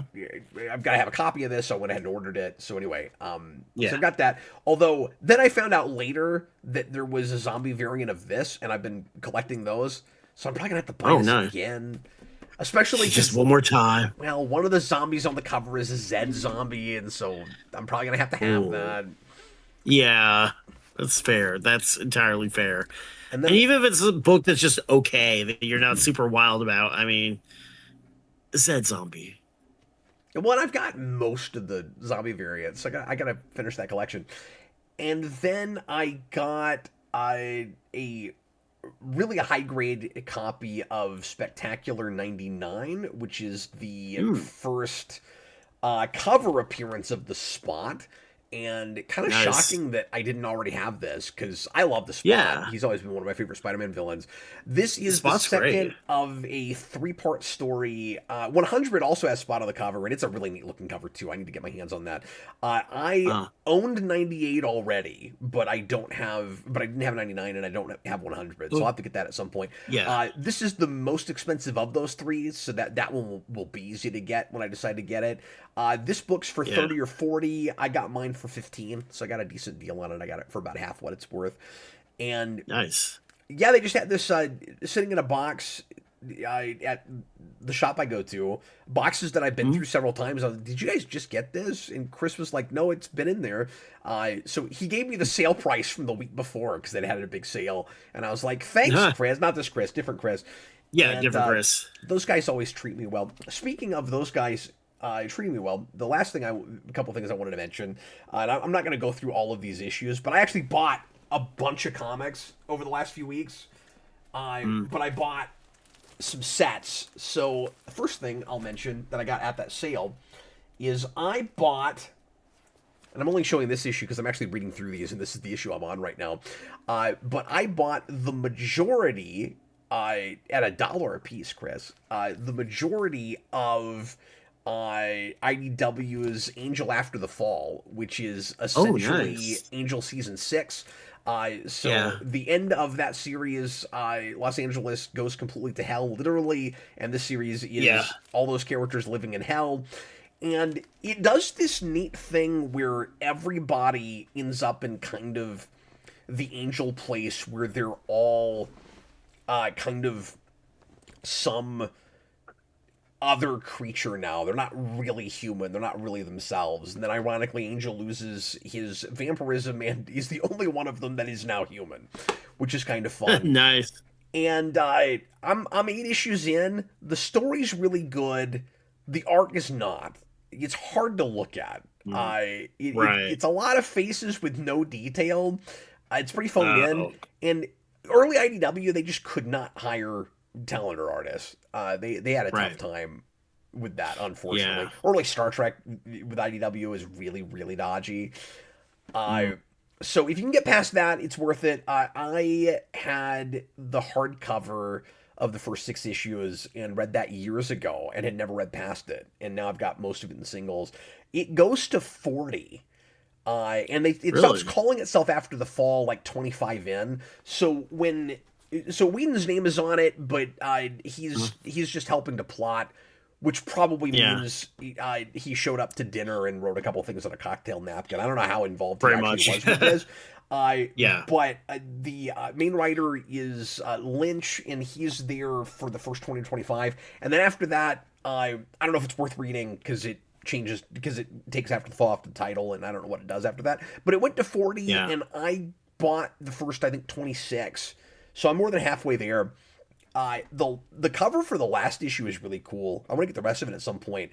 Because it's an artist's rendering of the last shot of the intro where he's walking away from that alleyway. That's such a cool way to end your series. It is, yeah. That's nice. I mean, it does. I mean, there's been a couple of shows I've done that too. I know Cheers basically had like that little bookend. I know that show, The Prisoner, basically ended with the intro of the series as like its final shot. Oh, that's cool. And yeah. So I mean, it's a really cool like trope where they have. There's a cat behind. So I mean, that's a cool little touch where they do that. And then I bought a whole box of comics, Chris. Or not a whole box, but half a box, and then the rest of this set I fit in this box nicely, although once I get it all bagged and boarded, it probably won't. But about a month ago, I showed, and again, I'm not going to go through every issue, but about a month ago, I showed you guys a collection I had bought of DC Star Trek, and I had got Volume 2, so this is mid-90s, of early to then mid-90s, of both original series and Next Generation, and both of those series shockingly went to the same number. Bye, Braden. I know we're going crazy late tonight. And they both got to 80, which is kind of crazy. And they sold me at the shop the majority of what I was missing from both of those series. But the guy that sold them that collection didn't have the first 19 issues of both of those. And there were some other gaps in the middle that he was missing. And then they said he was going to maybe bring more boxes, and they assumed that the front of both of these collections was in one of those boxes. He never came back. But someone else this month brought in the same 2 series and had almost all of it. And they sold me all the issues I was missing at the same price that I got them before. So I now, in this box, own all of that, minus 3 issues, which I just ordered on eBay yesterday. So I'm going to have all of it now. That's amazing. Which is awesome. And some of the covers get really silly. There's a part of me that wants to... Okay, that's just a McCoy cover. That's not silly. There are a lot of these get really silly. And there's part of me that kind of wants to go through these and review some of them. Yeah. But the TOS stuff is movie era and is mostly Peter David, and fills in a lot of stuff after Wrath of Khan, dealing with Savik and stuff that's really actually quite excellent, which was canonical. But anyway, so that's all my back issues. That's the other stuff I wanted to talk about. We're both starting to fade, but we'll see if we can finish the show here. We'll power through. We got this. Chris, can you handle it? Can we make it? I'm alive. I'm here. I'm ready. Thanks for being a trooper, man. The good news is we'll have 2 weeks off after this, so we'll have a big bloated Bendis level decompressed show here. Exactly. Half the dialogue is like, what? Really? My dialogue's probably as self-indulgent as a lot of Bendis dialogue. Where it's like, that character is just referencing a TV show you watched last night. I know what you just did. Every writer's guilty of this. Every single writer of that. Yes, but Bendis is guilty of it more often. Yes.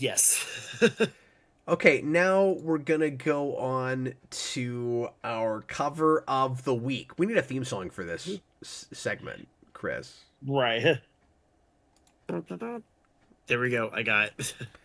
That was excellent. So it's just you doing two notes of a trumpet with your mouth. Exactly. Just with my theme song. All right, I wrote the theme song. Get ready. See that? That's. You should have worked on. It's to the point. Why didn't you work on Blue's Clues? Anyway, I know, right? Now we go to a completely random issue, and you're probably gonna go, "Why do you even own this, Cap?" I'll explain that in a minute. Yep. Here is Red Hood and the Outlines. Red Hood and the Outlaws, number 14. The Outlines. This was written by struggling comedian Scott Lobdell with art by Bennett. Joe Bennett. Joe Bennett, yeah. I just dropped my phone. Hold on. Do you know him from anything else, Chris? If I recall correctly, wasn't he the I know he. Oh wait, was he Immortal Hulk? Oh, maybe so. I don't know. Yeah, he was Immortal Hulk, I but then he reviewed didn't the first do arc like of that a couple years ago, but I don't remember. Yeah, I mean he. I know there's like he did the whole book. He apparently got caught sneaking some stuff he probably shouldn't have in the background. Oh, And oops. you know, but so he hasn't really done too much like mainstream work since. But well, thanks for that tidbit. Interesting. Fun fact. I think his art is serviceable here. It's real, kind of flashy and commercial. So let me give you some quick background as to why I own this. So this was 2017. This was during Rebirth, and Rebirth was firing on all cylinders. Was real popular, and I was loving pretty much everything I was reading from Rebirth. And this is just before I stopped buying regular books, maybe a year or two after this. And I had already dropped off quite a bit even by like a year after this. But I think this is the last year I'm hip deep in. And Red Hood and the Outlaws goes for, I think, a whopping 40 issues, Chris. And I only bought like this arc. And might have kept going with it because I surprisingly liked it okay. And like I've never liked the bringing back Jason Todd thing. I've never really cared for Red Hood as a character. This is one of those things where just for the sake of silly things I collect, Chris, I had to have this. So they did a black. It's not actually black bag, but they did a black cover Death of Bizarro issue. Nice. And I was like, well, I gotta have that. I don't even care what's inside. And then I read it, and I weirdly liked it. Okay, they did this fun thing where Bizarro is dying, and Lex saves him and makes him brilliant to boot. And they call him Brain Czar at some point. Just as a joke, but he he's having kind of a Flowers for Algernon situation. Right. And so the big reveal at the end of this is going to be he's the super genius now. He makes all this amazing tech for the team. And then it's temporary. It's not going to last, as you might expect. And I like that Lobdell gets kind of ahead of that and doesn't make you think this is going to be like a long-term status quo for Bizarro. And it's this kind of Right. tragic thing where, well, of course, he's not going to be allowed to have that IQ forever. But Bizarro's actually Yeah. really fun as a super genius and adds even a lot more to the team that way, and his teammates, like him a lot more and kind of hope that he's that way forever. And I just really like this team dynamic. I like that it's a team of 3. I like that it's Yeah, small and you can like really get to know these characters and live with them, and they get a lot of kind of nice banter together. So I was reminded of why I like this book, and I reread this and I went, no, this is a really fun book. Like in some ways, like this isn't like a brilliant story or anything. No, but yeah. for the kind of book it is, like front to back, kind of a perfect comic book. The one thing that really got me was just thinking about, the Flowers for Algernon Bizarro was just like the last couple pages when he's looking at his reflection and having that conversation with himself. Yeah. That's when it really got me like, oh no, I care about smart Bizarro. Had you ever read any of this? I had not, no. I haven't read I didn't even read the Red Hood, the Outlaws, New 52. It was just one of those where I never had either. Yeah, well, I read at the shop. You got to make some decisions. One when it came out, I think, because I read a lot of the number ones, but I was like, who cares? Yeah. I mean, there were people who went out and bought every single number one. That wasn't me.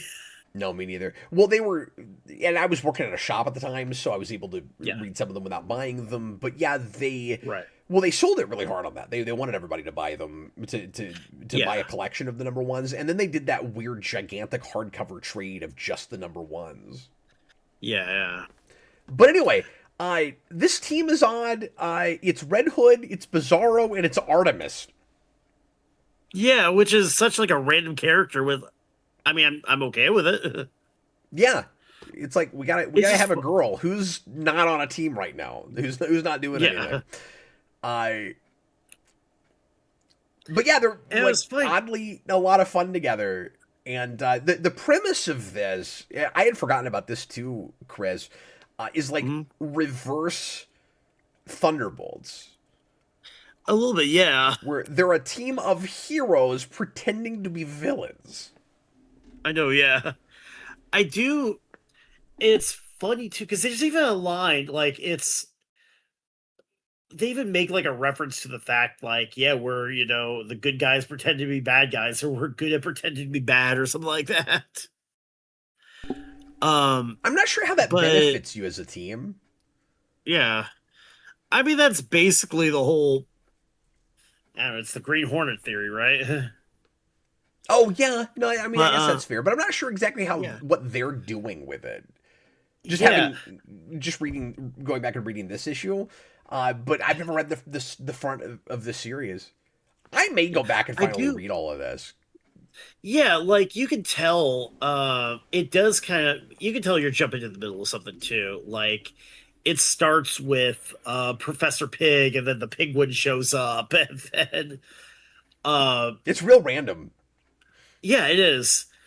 And then you have a tour of their base, and then they're going to they're going to the Batcave, and the Fortress of Solitude, and then Victor Zsasz shows up. Yeah. It's weird how much is crammed into this. It really is, yeah. And even the parts that do kind of feel a little slower, where they're just going through. And I gotta say, I do like the art of the machinery too. Oh yeah, when they're going through and they're showing the technology, it's that's A+ tech there. Well, the Technobabble's fun because when you do this ramped up IQ thing with a character, it's funny because John and I were just talking about this with Smallville on Sunday, and he didn't know what Flowers for Algernon was.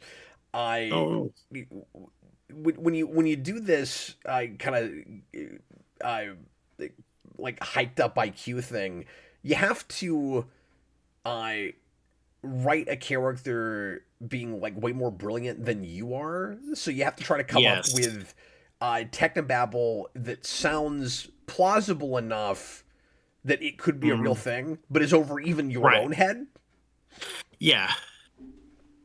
I mean, there's we an did this art in- to it. There's an art. We did this in TNG with Barkley. With that's the big like Flowers for Algernon type story. I always think about. I always go back to with the nth degree where he like becomes the ship. Right. They even did they even tried to do it in Spider-Man with Rhino too. Oh, There was like an arc actually just called like Flowers for Rhino. well, I think it's pretty typical to do that uh, with your idiot character and with Yeah. like stupid henchmen and stuff. So Yeah. inevitably at some point in a Turtles thing, you're gonna have like a brilliant Bebop and Rocksteady. And Right. we do it with Slash a lot. Yes.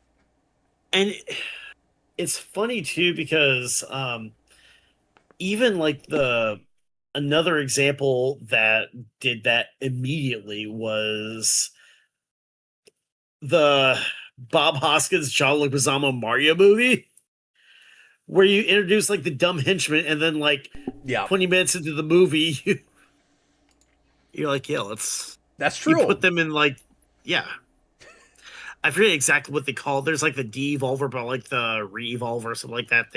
I forget what they call it in the movie. I forget. It's just a lot of fungus. I mean, you're There's not a lot right. of fungus stuff. And Lance Hendrickson, who shows up for like 2 minutes. But anyway, what did you think of that comic, Chris?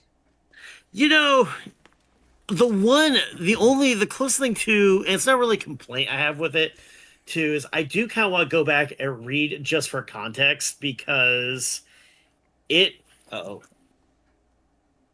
Cat survived. It jumps in right in the middle and immediately starts setting up like the next few issues. That's true. It's very much just like a middle issue of a run. It is. So but you could follow it. It did make, yeah. I mean, and that's not a bad thing too. But it at least did make me want to go back and see what happens with Smart Bizarro, because that was a character I wasn't expecting to get invested as much as I did. But even like by the last couple pages, like, I need to know. I need to have my heart broken. Yeah, there's something about the tone of it, and it's even though it's Red Hood, it's got this kind of odd, lighthearted, like like almost like preteen cartoon kind of tone. I mean, it's right in line for me with books from kind of just before that period, like Red Robin, yeah, and Gotham City Sirens and stuff like that. yeah. And the one thing too that a lot of times, again, one of the first lines of dialogue you hear from Red Hood is flying is cool. And I think there's a point where people kind of figured out that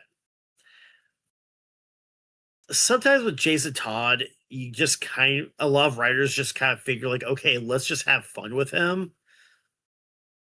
So instead of trying to I've seen like too edgelordy with it. Yeah, exactly. Like I've seen books where his dialogue is like, "Oh no, I've been bamboozled." So yeah, I think there's kind of two ways you could take Jason Todd, and this book went more towards like the more comedic side. It did, like, but I think other it's almost books- a third path where he doesn't feel out of character either. Yeah, yeah. You didn't Deadpool him up or anything. Like you could see, No. and I wonder if this book does this because I've only read these like 3 or 4 issues and it's a little bit more comedic. I wonder if it lets it get a little darker in places. Yeah. Because I think So- it can. I think there's a potential versatility to it. I don't know. It's hard to describe why I like that book, and I wonder if I read more of it, I'll be like, I never mind. It was just this arc, but Yeah. I mean, I think there was just enough in it too. And again, I think I'm not sure how much of a feel we can really get from the series just from like something that's just sort of almost like transitional, where you're going from like a Professor Pig plot to uh I don't know, Victor Zsasz and uh Bizarro. So I'm not sure like if it's really the best like sampling to get a feel for it, but it at least grabbed me enough that I'm interested in maybe just seeing where it goes too.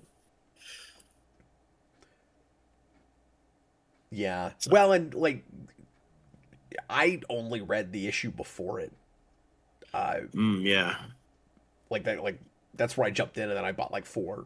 That's all I bought. Yeah. Well, Chris, it's time once again to shake the phone, and it's gonna be a couple All right. weeks, but we are gonna do another cover of the week. He's like, just get it over with. We just gotta get there, man. All right, here we go. I gotta know. Here we go. I'd let you do it, Chris, but you're not here, so No, I'm a distance away. okay. You're not gonna believe what came up. Oh, really? I'm actually shockingly excited about this. Are you ready? I'm Okay, ready. I'm gonna I'm gonna bring this cover up. So, I recently bought the follow up to this, and I can't believe this came up. Hang on, let me find it real quick. Hopefully, you can find a way to read this, Chris. Let me know if you can't, because we can find a way for you to just come get mine. Yeah. But we are, for next time, going to read Pinky and the Brain number 16. Oh, okay. Which is a Terminator parody that has Pinky as the Terminator. And there was a follow-up to this that has a cover that, or maybe this was the first and that was the follow. I can't remember which, but they do another one that's the Brain as the Terminator, and I own both of these. I'm looking at the cover right now. I do like that Pinky. Oh, it's great. It is, yeah. This is from '97. I don't know if I have any more of this book. Like I haven't collected a lot of this. I just have those. Yeah. I mean, I think I might be able to find this. So that'll be a good one and done issue. Yeah. Cool. I think, yeah, looks like there's I might be able to find a copy after all. Like I said, if you can't, we'll figure it out. I'll let you know. Yeah. I'll pop in and be like, please, I need to look. There are ways. Yes. We'll make it happen. Well, anyway, so that's what we're doing for next time. I'm excited about that because I've owned those forever and I've never read them. Or I've owned one of those forever, and then the other one I bought recently. Yeah. Because my shop just happened to have it. Again, I can't remember which one is first. Right. So yeah, it looks like I'm just kind of flipping through right now. Yeah, There's that one is second. So the one with the Brain as the Terminator is the first one. That was number 3. And then this one is 16. I'm looking through there's a DC Wiki listing for it too. Oh, really? Yeah. Feature characters: the Brain, Pinky. Supporting characters: the Verminator. Oh, okay. So they don't turn Pinky into it. They have a robot that is based on Pinky. Yeah. Oh, the High Commander of the Narfs. And Narf has periods between each letter. It's an acronym. Oh, that's great. Well, that's exciting. It's kind of amazing, actually. Yeah, a lot of those cartoon issues or those cartoon series were really authentic to their respective shows and could have easily been episodes. There's so much good stuff in the Powerpuff Girls series. I'm like, why wasn't this an episode? And then I'll think of lame episodes and I'll go, why couldn't this have been an episode of that show?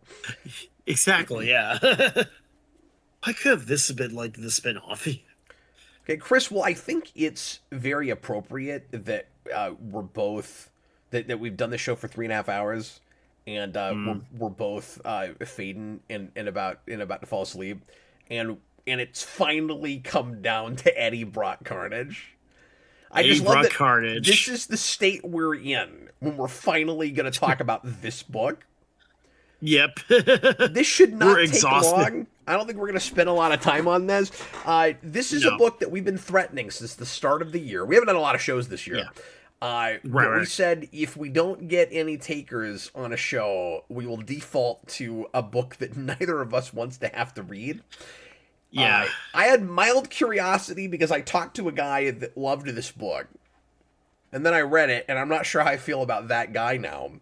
But I was like, okay, well, I mean, there's someone in the world that really likes this book. Maybe it's possible. I always say you can make anything work. You just have to make it work. Right. Chris, here's the first thing I'm going to say about this. Okay. I think you can make this situation work for like a scene, but I don't think it works for a series, right? Because everything about this situation is so insanely contrived to me, and there's no way to do it without forcing one or both characters totally out of character. So the way this is set up, and I didn't read whatever book this happens in, I assume it's somewhere in Venom, but Eddie Brock and Carnage are in a situation where both of, like, the symbiote and Eddie Brock, they're both going to die if they don't have Carnage take Eddie Brock as a host, and so they kind of save each other ostensibly temporarily. And the first issue of this, which I think is maybe the weakest issue of the 5 that we read, I think it's set up horribly, actually, and I think it gets a little better as it goes. But the start of this gives you it knows this is a bad idea. Like this is Charles Soule going, I got this assignment from Marvel that no one in their right mind would ever take. And I know you're not supposed to do this, so I'm going to give the reader not one, but 15 different motivations for Eddie Brock taking on Carnage. Yeah. At least there are parts of the book where I can tell that, that Charles Soule's, he's trying. He's doing what he can. And, but the first issue, I was reading it and I kept wondering, okay, is there going to be... It feels like the whole first issue feels like a single scene that you just kind of stretched out to be the whole book to fill time. That's fair. I mean, it just... And it does kind of hit you with a whole lot. And again, I didn't read... It seems like it was just at had something to do with King in Black. I didn't read a whole lot of King in Black stuff, but I didn't either. There is a part where, I mean, I guess I understand wanting to throw you in and do a big action thing and just kind of throw you into not do a whole lot of time with setup. But again, when you have a character with 15 motivations, you might have to at least take a little bit of time to parse some of them out. I didn't feel like the issue was we spent too much time with setup. I just felt like there was too much time spent trying to justify this, and just this premise, and it made it worse that we were even doing it for me. Where it's okay, Eddie Brock takes on Carnage. They both hate each other. If this were the 90s and you're looking at Lethal Protector Venom and you're looking at Carnage from that period, what you would expect to happen if Eddie Brock and Carnage were forced in a place where the only way they could survive is if one took on the other. And by the way, I don't even buy that premise initially, because at one time I thought the way we played the symbiotes, and I'm rusty, but I thought the way we played, I could be wrong about this, but I thought the way we always played this was it's an actual symbiotic relationship, and if you're not compatible, one is not really going to save the other. They wouldn't be able to link together. Bonding is hard, and you have to do it with the right person. Yeah. I even felt weird initially about the Matt Gargan thing because I was like, would Venom really bond with that character? Like maybe, I don't know. Yeah. But with this, it's not a bonding thing. It's that Carnage is simply riding along in Eddie Brock, and Eddie Brock is in charge of his body and the symbiote, and Carnage is able to do. I'm just gonna break this down for a second. Is able to do two things and only two things. He can talk to Eddie like the Venom symbiote in the Venom movies, and he can kill Eddie Brock if he wants to kill him. And he can do literally nothing else. And Eddie Brock, we're told, I mean, like, which is it ultimately, Chris? We're told that he that he saves him, that he bonds with Carnage, or at least they link or whatever. I don't even know if it counts as really a bonding. But I don't know if Soul knows. But anyway, so they come together for self-preservation.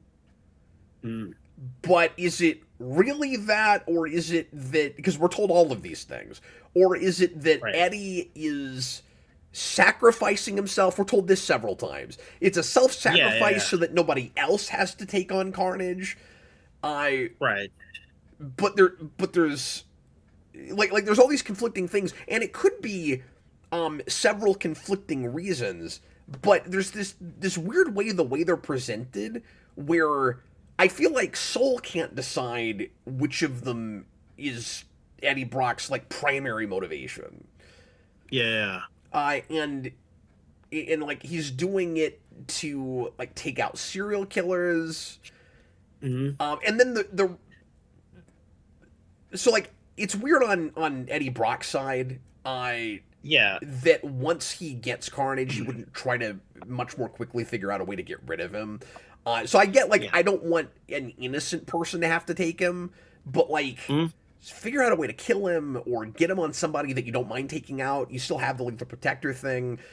It felt like for a minute it couldn't even decide if Eddie Brock thinks of himself as a killer. That whole exchange was weird. It's like I'm not a killer, and Carnage's like, not yet. And I'm like, no, you are. You're just not a serial killer. And then later he's like, I'm a killer, and I'm like, okay.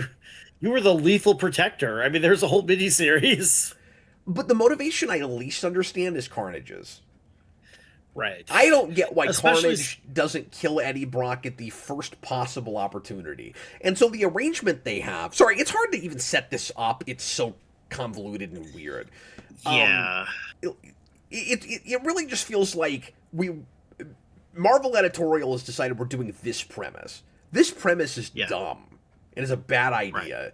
So how do we even force it together? How do we make it work? And so I sympathize with Soul. I think ultimately he's doing the best he can. I think his I think his setup work is really bad. And then once you get past that, we start telling a story. I think he gets better. It becomes a Charles Soule book after that, and I typically like Soule. Yeah. But real quick, Chris, and then I'm sorry, I'll give you the floor. I'm just trying to break this down. Carnage,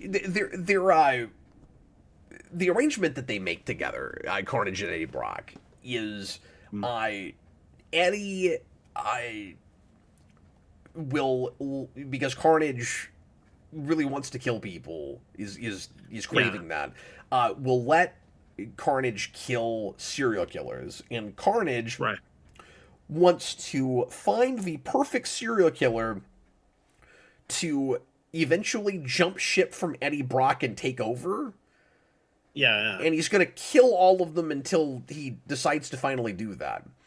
And he can kill Eddie Brock anytime he wants to.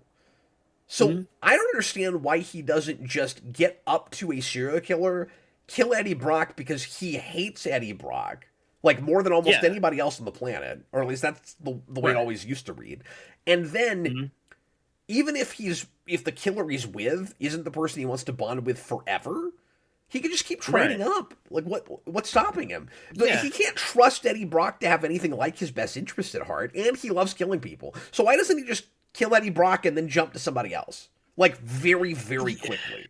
I don't get that. And like the impression I got, again, I didn't read the book where they actually merge. Like, I kind of got the impression that they both were like anchored to each other just for survival. But then it's like, okay, then why is Carnage so eager to like kill off Eddie Brock with a single thought, you know? And it's just so weird Well, because it was there are survival at so first. many. See, I thought it was just very temporary. They were the Yeah, only I mean, people that they could connect with in that scene, but after that, right. they don't need each other at all. There's no reason to keep this going, really, for Yeah. either of them.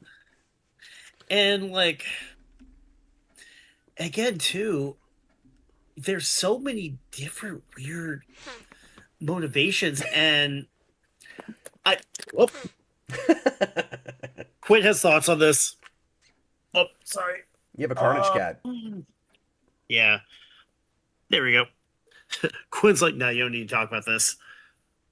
The one thing too is you can, if you would just boil it down to like, okay, Eddie Brock and Carnage are stuck together.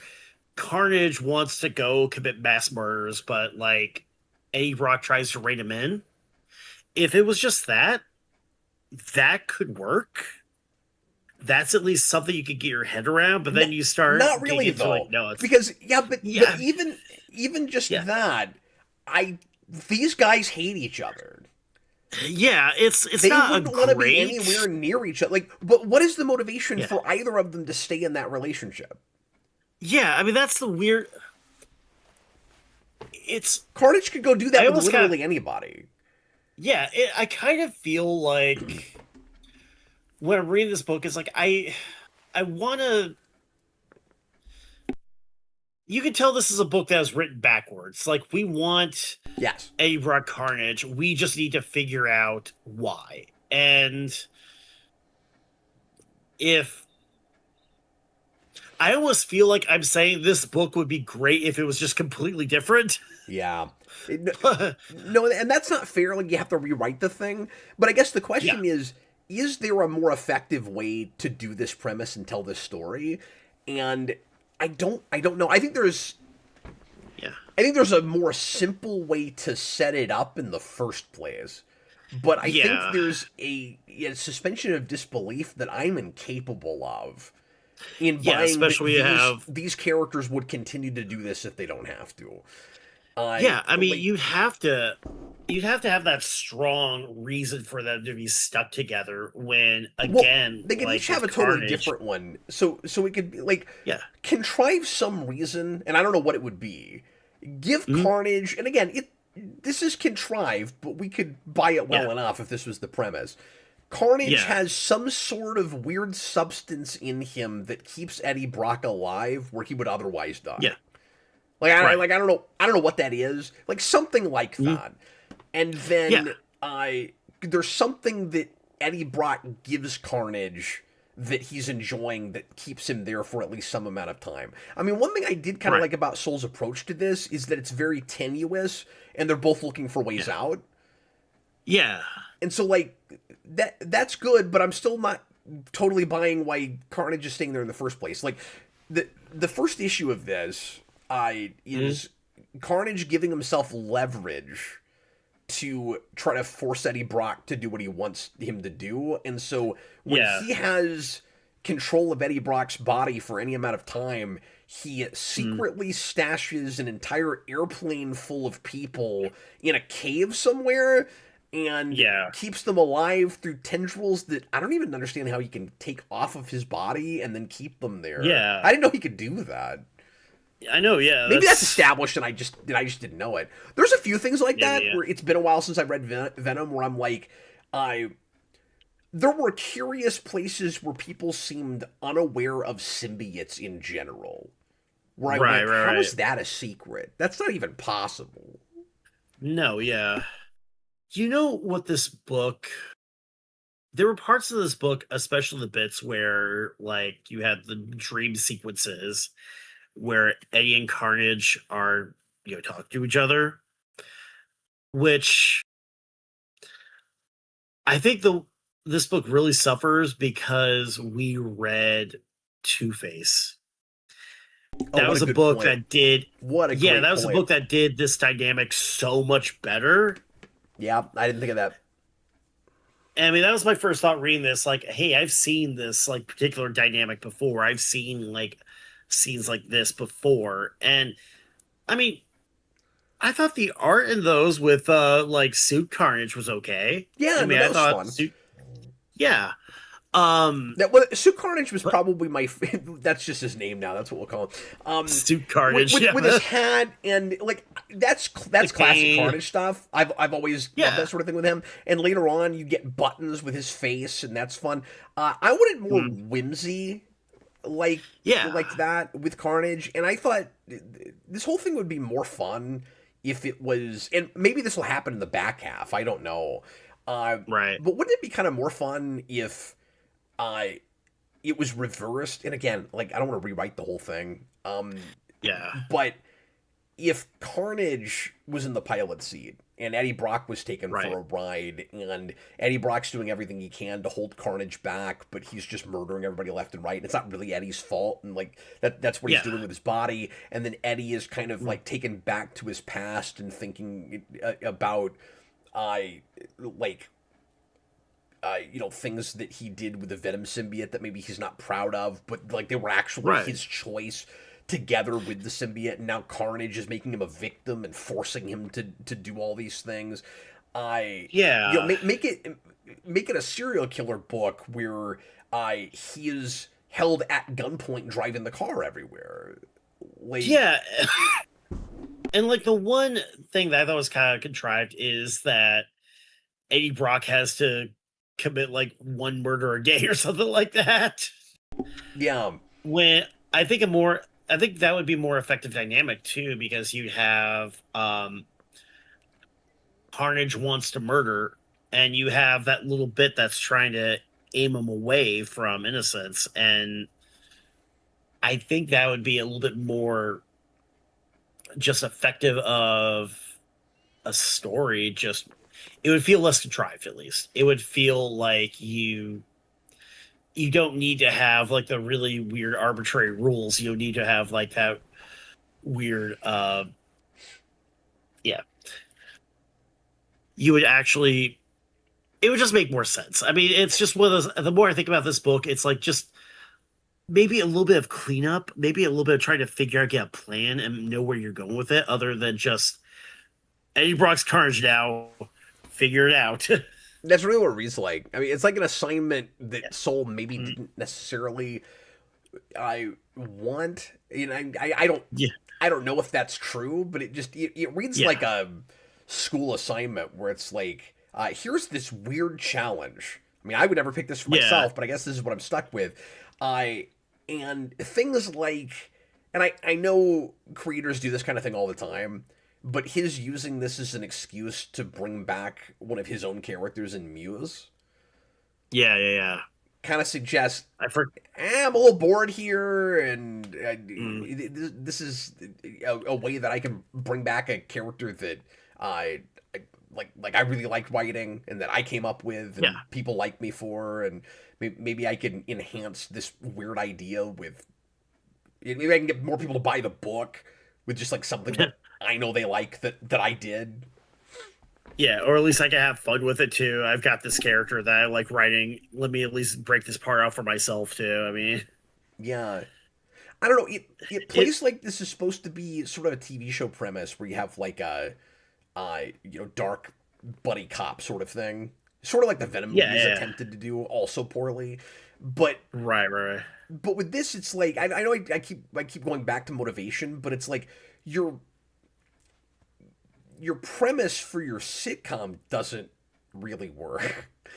Yeah, Yeah, exactly. it's like every episode should be these two guys go kill someone, and one begrudgingly goes along with it as long as the other one Mm, does kind of the Dexter thing and it kills someone that really deserves it. But they're both yeah, looking for angles and ways out. The problem is they both have a yeah, way out, and I don't understand, or at least Carnage does, and I don't understand yeah, why they don't take like at least. Eddie gets proactive and puts Carnage in a trap and tries to figure out a way to, set him on fire. And Yeah. get out of it. Like that's good, but like on the Yeah. so I guess it's two separate problems with two separate characters. On the Eddie side, we're given so many motivations. I don't know, and I'm sure you could say, well, it's a combination of all of them, but Right. I'm telling you, I don't feel like the book knows what's really driving him with this. There And with Carnage, it's I don't get why he keeps his host alive when he could just go have any host he wants. Yeah, I mean, They're not over with Eddie, he's not over a barrel the way the book needs him to be. no, yeah. And the thing is too with Eddie, there's a difference between complicated motivations versus like I don't know, maybe this works. It's a difference between having a character with maybe like multiple motivations that kind of play off each other versus what works right now. We need to come up with something. Well, that's why I said think like if you yeah.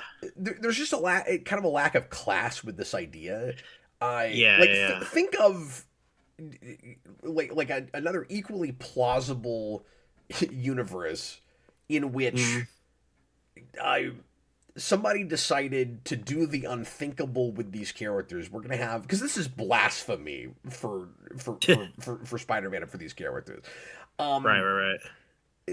Like they hate each other so much that you could not put them together. They would just immediately kill each other. That's what would happen. Yeah. So you do a situation in this is the classy way to do it in one comic book or maybe a two-parter or something where they're both like we're told they are in a situation where they need each other to survive and they link up and they have a conversation about it and they go we're gonna save each other for mutual self-preservation, but next time I see you, you know, you're going down, right? And you do that situation and you play it like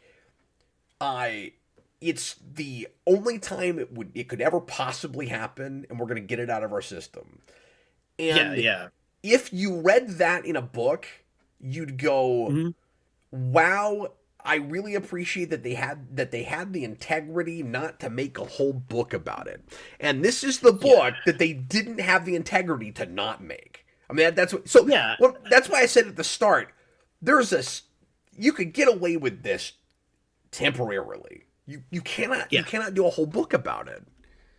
No, and if you decide that's what you're going to do, it needs to feel like more of a time bomb. It needs to feel that's great. Yeah. There needs to be some. You have these two characters who hate each other, who would kill each other in any other circumstance at the first sign.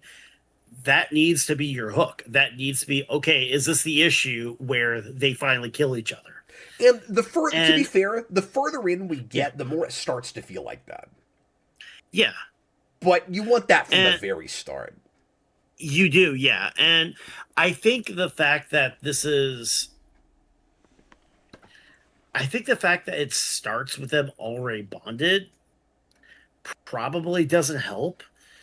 And I think maybe I don't know if I would like this any better if I'd read that. I mean, maybe like again, I hadn't read the story where they actually bonded, but you would almost want like it almost would need like that one moment where they're like, all right, we have no other choice but to do this. You need that moment. And but again, even if you have that, the I don't mean to talk in circles, but the first issue of this doesn't convince me that they have to keep doing that. Exactly. That. Too. That might make it worse. I don't know. I also get the sense that it probably happened in 2 pages. Yeah, probably. And again, too, like if you're going to have that, you gotta have like a little bit of a buildup. You either need to have the entire concept be 2 pages, or you need to have like the miniseries leading up to it that really sells the idea that this is something that absolutely has to happen. Like it just seems like this book, again, like the one thing I keep thinking is it was written backwards. You had Yeah, Which, you're walking backwards from a conclusion. It's exactly the problem with like bad debate. yeah, it's like you've already made up your mind. You're just trying to like justify it in retrospect, and again, if you have a concept and you want to decide you want to do the thing, you can make it work in reverse. You can go back and like reverse engineer it, but you gotta be careful. You gotta actually make it work. You gotta sell it. You gotta like smooth it out too. It's Yeah, and I've always said you can make anything work. You just have to make it work. The problem with something like yes, this is it's not just a motivation issue, and that could possibly yes, be cleaned up. You'd have to start yeah, from potentially even a different kind of premise. Just like yeah, what are these two guys' reasons for begrudgingly staying together, or maybe or even wanting to like. I was thinking from the start, maybe Carnage just wants to torture Eddie, but the further on it yeah, goes, the less it feels like that's what it is.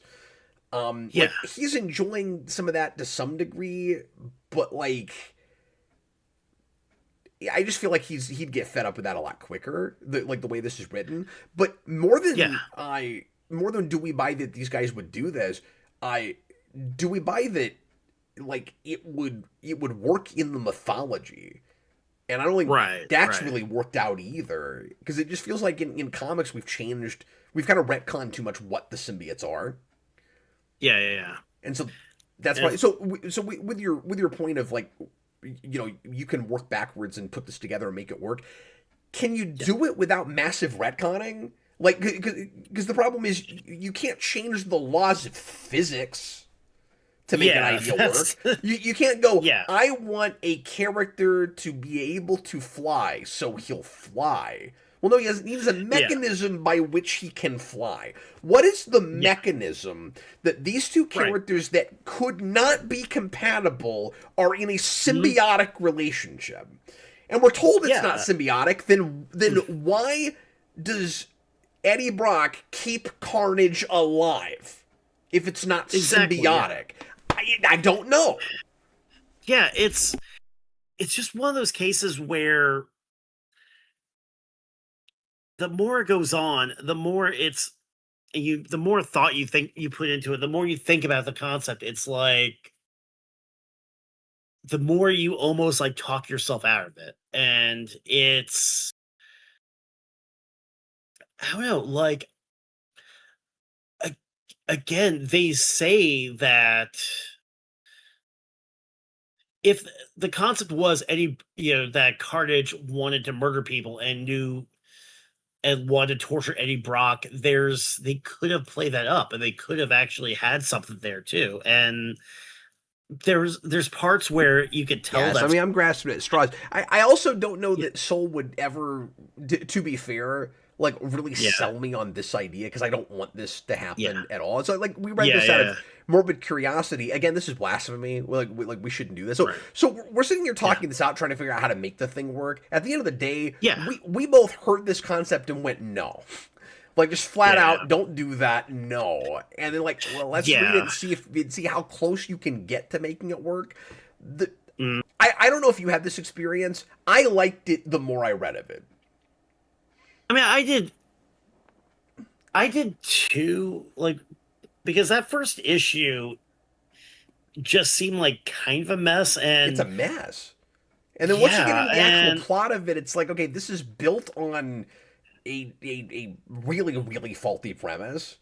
But yeah, yeah, but at least the plotting is sorry, it's getting late. Real serviceable. yeah, Is real right, competent. And yeah, stuff I liked. I yeah, visually, obviously, all the Sue Carnage stuff we talked about that's fun to look at. it Story is, yeah, wise, I always like Misty Knight, and she's in character and mhm, well written here. Like I yeah, I liked her fine. Um, yeah, I thought some of the intrigue with the woman that Eddie Brock as a journalist was working with was okay. I like that Eddie mhm, Brock is back to journalism and like yeah, trying to make it in that world again. Like that was all okay. And Eddie Brock double crossing Carnage, I thought was pretty good. Yeah. It's a little hand wavy to go. Eddie Brock knows how to fortify his mind. Yeah, exactly. I mean, that's Like he's got a chain in his head, and Carnage just can't break through it. Like, I don't know. right. Maybe there's something I didn't read that would give us that. I don't know how you learned how to do that, what exactly that is, but like, okay, I guess he can keep Carnage out of his head, and that's why he's able to make up a plan to double cross Carnage without Carnage finding out about it. Yeah. Okay, that's a little hand wavy, whatever. But I like that whole thing. I like that. He's luring Carnage to maybe go to Muse, but then he tries to set him on fire, and then it makes you, the reader, think, oh, maybe that was a red herring, and we're never going to go to Muse. And then the big reveal at the end of 6 is here's Muse, or 5 here's Muse. That was good. Yeah. Some nice surprises here and there. I do like how they have Eddie Brock, working for a true crime podcast. And they tied it into, I mean, they did tie it into his origins with like the Daily Globe, which yeah, that's true.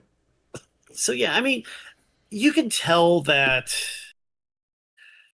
Charles Soule's trying. And you can tell that he's a talented enough writer that he's able to at least I think that first issue was just him just trying to find something just to ground it. He's like, I need a reason for them. I just need any reason. So it was him eating his vegetables. It was him trying to get that out of the way. What did you think of the art in this? Because I don't like it at all, except Suit Carnage. Like, when you get to that stuff, I thought it was really cool. And then the rest of it was ultra phoned in, I thought. The bit that I thought was weird was Bushwhacker towards the end, where his eyes start bulging out. Yeah, I mean, parts of it too. I didn't hate it. It didn't really grab me at all, other than like Suit Carnage. But did you find some of it even like hard to look at? I thought it was kind of. I guess going back to it, some of it's okay. It's inconsistent at best, right? Yeah, I mean, there's like parts too where some like Misty Knight tends. Yeah, Misty Knight tends to look different from like issue to issue too. Especially like that's true. Yeah, the last when I mean, it's basically the last issue is almost feels like, at least in some of like the fight scenes with her, almost feels like a completely different book. Well, yeah, that's true. Yeah, and so I mean, it was inconsistent there. Although, like I said, the Bushwhacker's expressions after he ate like a whole bunch of like military grade police weaponry. It's like this art isn't great, but at that point it was just dumb enough that it's like, at least this is entertaining just because it's so bad. Yeah, like I think I settled in at some point. Yeah, but I was just glad that it got more coherent because I thought it started really all over the place. The last thing I want to say about this, Chris, is it Soul did one thing in that first issue that I cannot forgive. What's that? That just irritated me from the start, and that is, you don't do a TV reference as insanely on the nose as what he did with the airplane in this. So I don't know if you caught this, but the airplane is Oceanic Flight 814, which is that Lost. I was about to say that put the fake airline from Lost in Marvel, and then he put the number 1 off Because the Lost Plane is Oceanic 815. He made it 814. And what makes it even weirder and maybe worse is I'm sure there are people watching that go, who cares about Lost Cap? And I'm like, yeah, that's partly my point, is what an outdated reference. So is it like he does that for himself and he hopes no one will notice because it's such an outdated reference now that he's like, now you can do that? Because if you did that when the show was on, everybody would cry foul on that. I know, yeah, exactly. Now, if he made it some other plane, some other like company, and then he said 814 as sort of a nod, that's subtle enough. I'm okay with that. Yeah, that's it's different. The fact that he said Oceanic that I cannot have. Do you ever watch that show, Continuum? It was a Canadian show. It was on the Sci-Fi Channel for a while. I tried it, a couple issues. It was fine. There was wasn't that episode, sort of another like Lost clone? Yeah, I mean, well, there was an episode where they were going to they were investigating like some frat house murder or something like that. And the college they went to was Faber College or Faber I think it was Faber University, Faber College. No, it was Faber College, yeah. The fake college from Animal House. Oh. And that's what that reminded me of. It's like, why? Yeah, because it's not a reference. You took the name. Like, you took the thing and you put it in there. And you just took the thing, you put it in there, yeah. I don't know if you can do that. Anyway, I just wanted to mention that because I was like, anything else you want to say about this? Not much, dude. Just, Chris I think, loved again, masterpiece. He's so glad we finally had to read it. So glad it just moved. I mean, I guess a big thing too is I didn't hate the experience. I didn't throw the book across the room, which is probably good because I read it digitally and I didn't want to smash your phone or a tablet or something. Exactly. No, take that Apple product. So, but I don't know if that was a case of my expectations being so low that anything would have been better. Something I've taken to calling the Wonder Woman 84 principle. That's hilarious. Yeah. Yeah, it's like I watched a movie. It's like, okay, it was better than I was expecting. Yeah, because I expected all the bad stuff. Yeah, I was going to ask you if this is pretty much what you expected, because honestly, it was even a little weirder than I thought, just getting off the ground. Yeah. I mean, So I guess by the end, it was a little bit better of an experience than I thought, in that I was able to get at least somewhat engaged in the story by the end of it, and I might read the rest just out of morbid curiosity. But it didn't win me over on the idea, which was the thing I was hoping against hope it was possible to do. I didn't think current Marvel especially could do that, and it did not do that. Yeah. But it was one of those where it didn't really win me over on the idea. It just, you could tell that it was just desperately trying to like make some sense out of it. And then we're doing this and Mary Jane Venom at the same time. Do you think it would have any chance at winning us over more on that? Because it'd be like, this is more blasphemous than that, but I don't want that either. Yeah.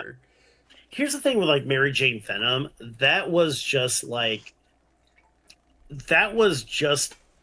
a twist that the writers thought was more clever than it actually was. Yeah. It was just, again, because I mean, I read the first, couple issues of that Venom series. Yeah, and they built up it's like, all right, they're building up a mystery. I'm intrigued. And then, they set up like 3 potential Venoms. It was like Matt Mask, Luke Cage, and oh crap, I'm blanking on the third one. Oh, I didn't know about this. And then it ended up being none of them. It's like, nope, it's Mary Jane. Wow. And that book, at least from what... Because, I thought the first few issues weren't that bad. I thought those first issues were okay. And I've heard that they've at least done some interesting stuff with the concept since. So, I mean, I guess, that was just a bad idea. Just a one-off too. That's not. But that's at least plausible Yeah, This is exactly. not plausible. No, yeah, it's so Mary Jane Venom. You got that one going for you. I forgot to mention earlier when we were talking about news, because I brought up the Queen in Black thing, but we didn't go any further with it. That's the Eddie Yeah. Brock King in Black thing, but with Mary Jane, so they're doing that. Yeah, well, Okay, all right. that's is what it is. Well, everybody, we're going to finally finish up here. I appreciate you watching. Thanks for hanging out with us. We got another super chat from Braden, who wants us to do Space Juggernaut. And I don't know if he got the memo at the start of the show, but we're changing how we're doing requests on the show now because we're folding in the regular Vault show into the show. So we're going to put, every time somebody does a super chat, they can throw in a suggestion for a request. We'll only take one or two in an evening, but we're gonna put them on a wheel and spin it each show. And I guess we'll spin off camera this next time, Chris, because we've still got to get all of our stuff on the wheel. But Right. me and you and Austin will each put 2 or 3 things on it, and then we'll let super chatters start throwing them on there, and then at the end of each show we'll do one. And it doesn't have to be recent; it can be anything from any time that I've not reviewed already. Right. And that's how we're going to start doing it from now on. So we're going to combine these shows, and hopefully they're not all 4.5 hours, but they might be a little bit longer than they have been. It's been a while. It's been a while. Yeah. Somebody came in and was surprised that, I guess Ahatsu was surprised that we were still broadcasting.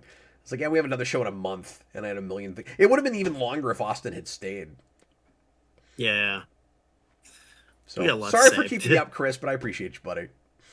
No, I appreciate you too, man. This was fun. Thanks, everybody, for coming. We'll see you again in a couple weeks with another one. Like I said earlier, we're going to start Disney Renaissance Mania next week, so that's gonna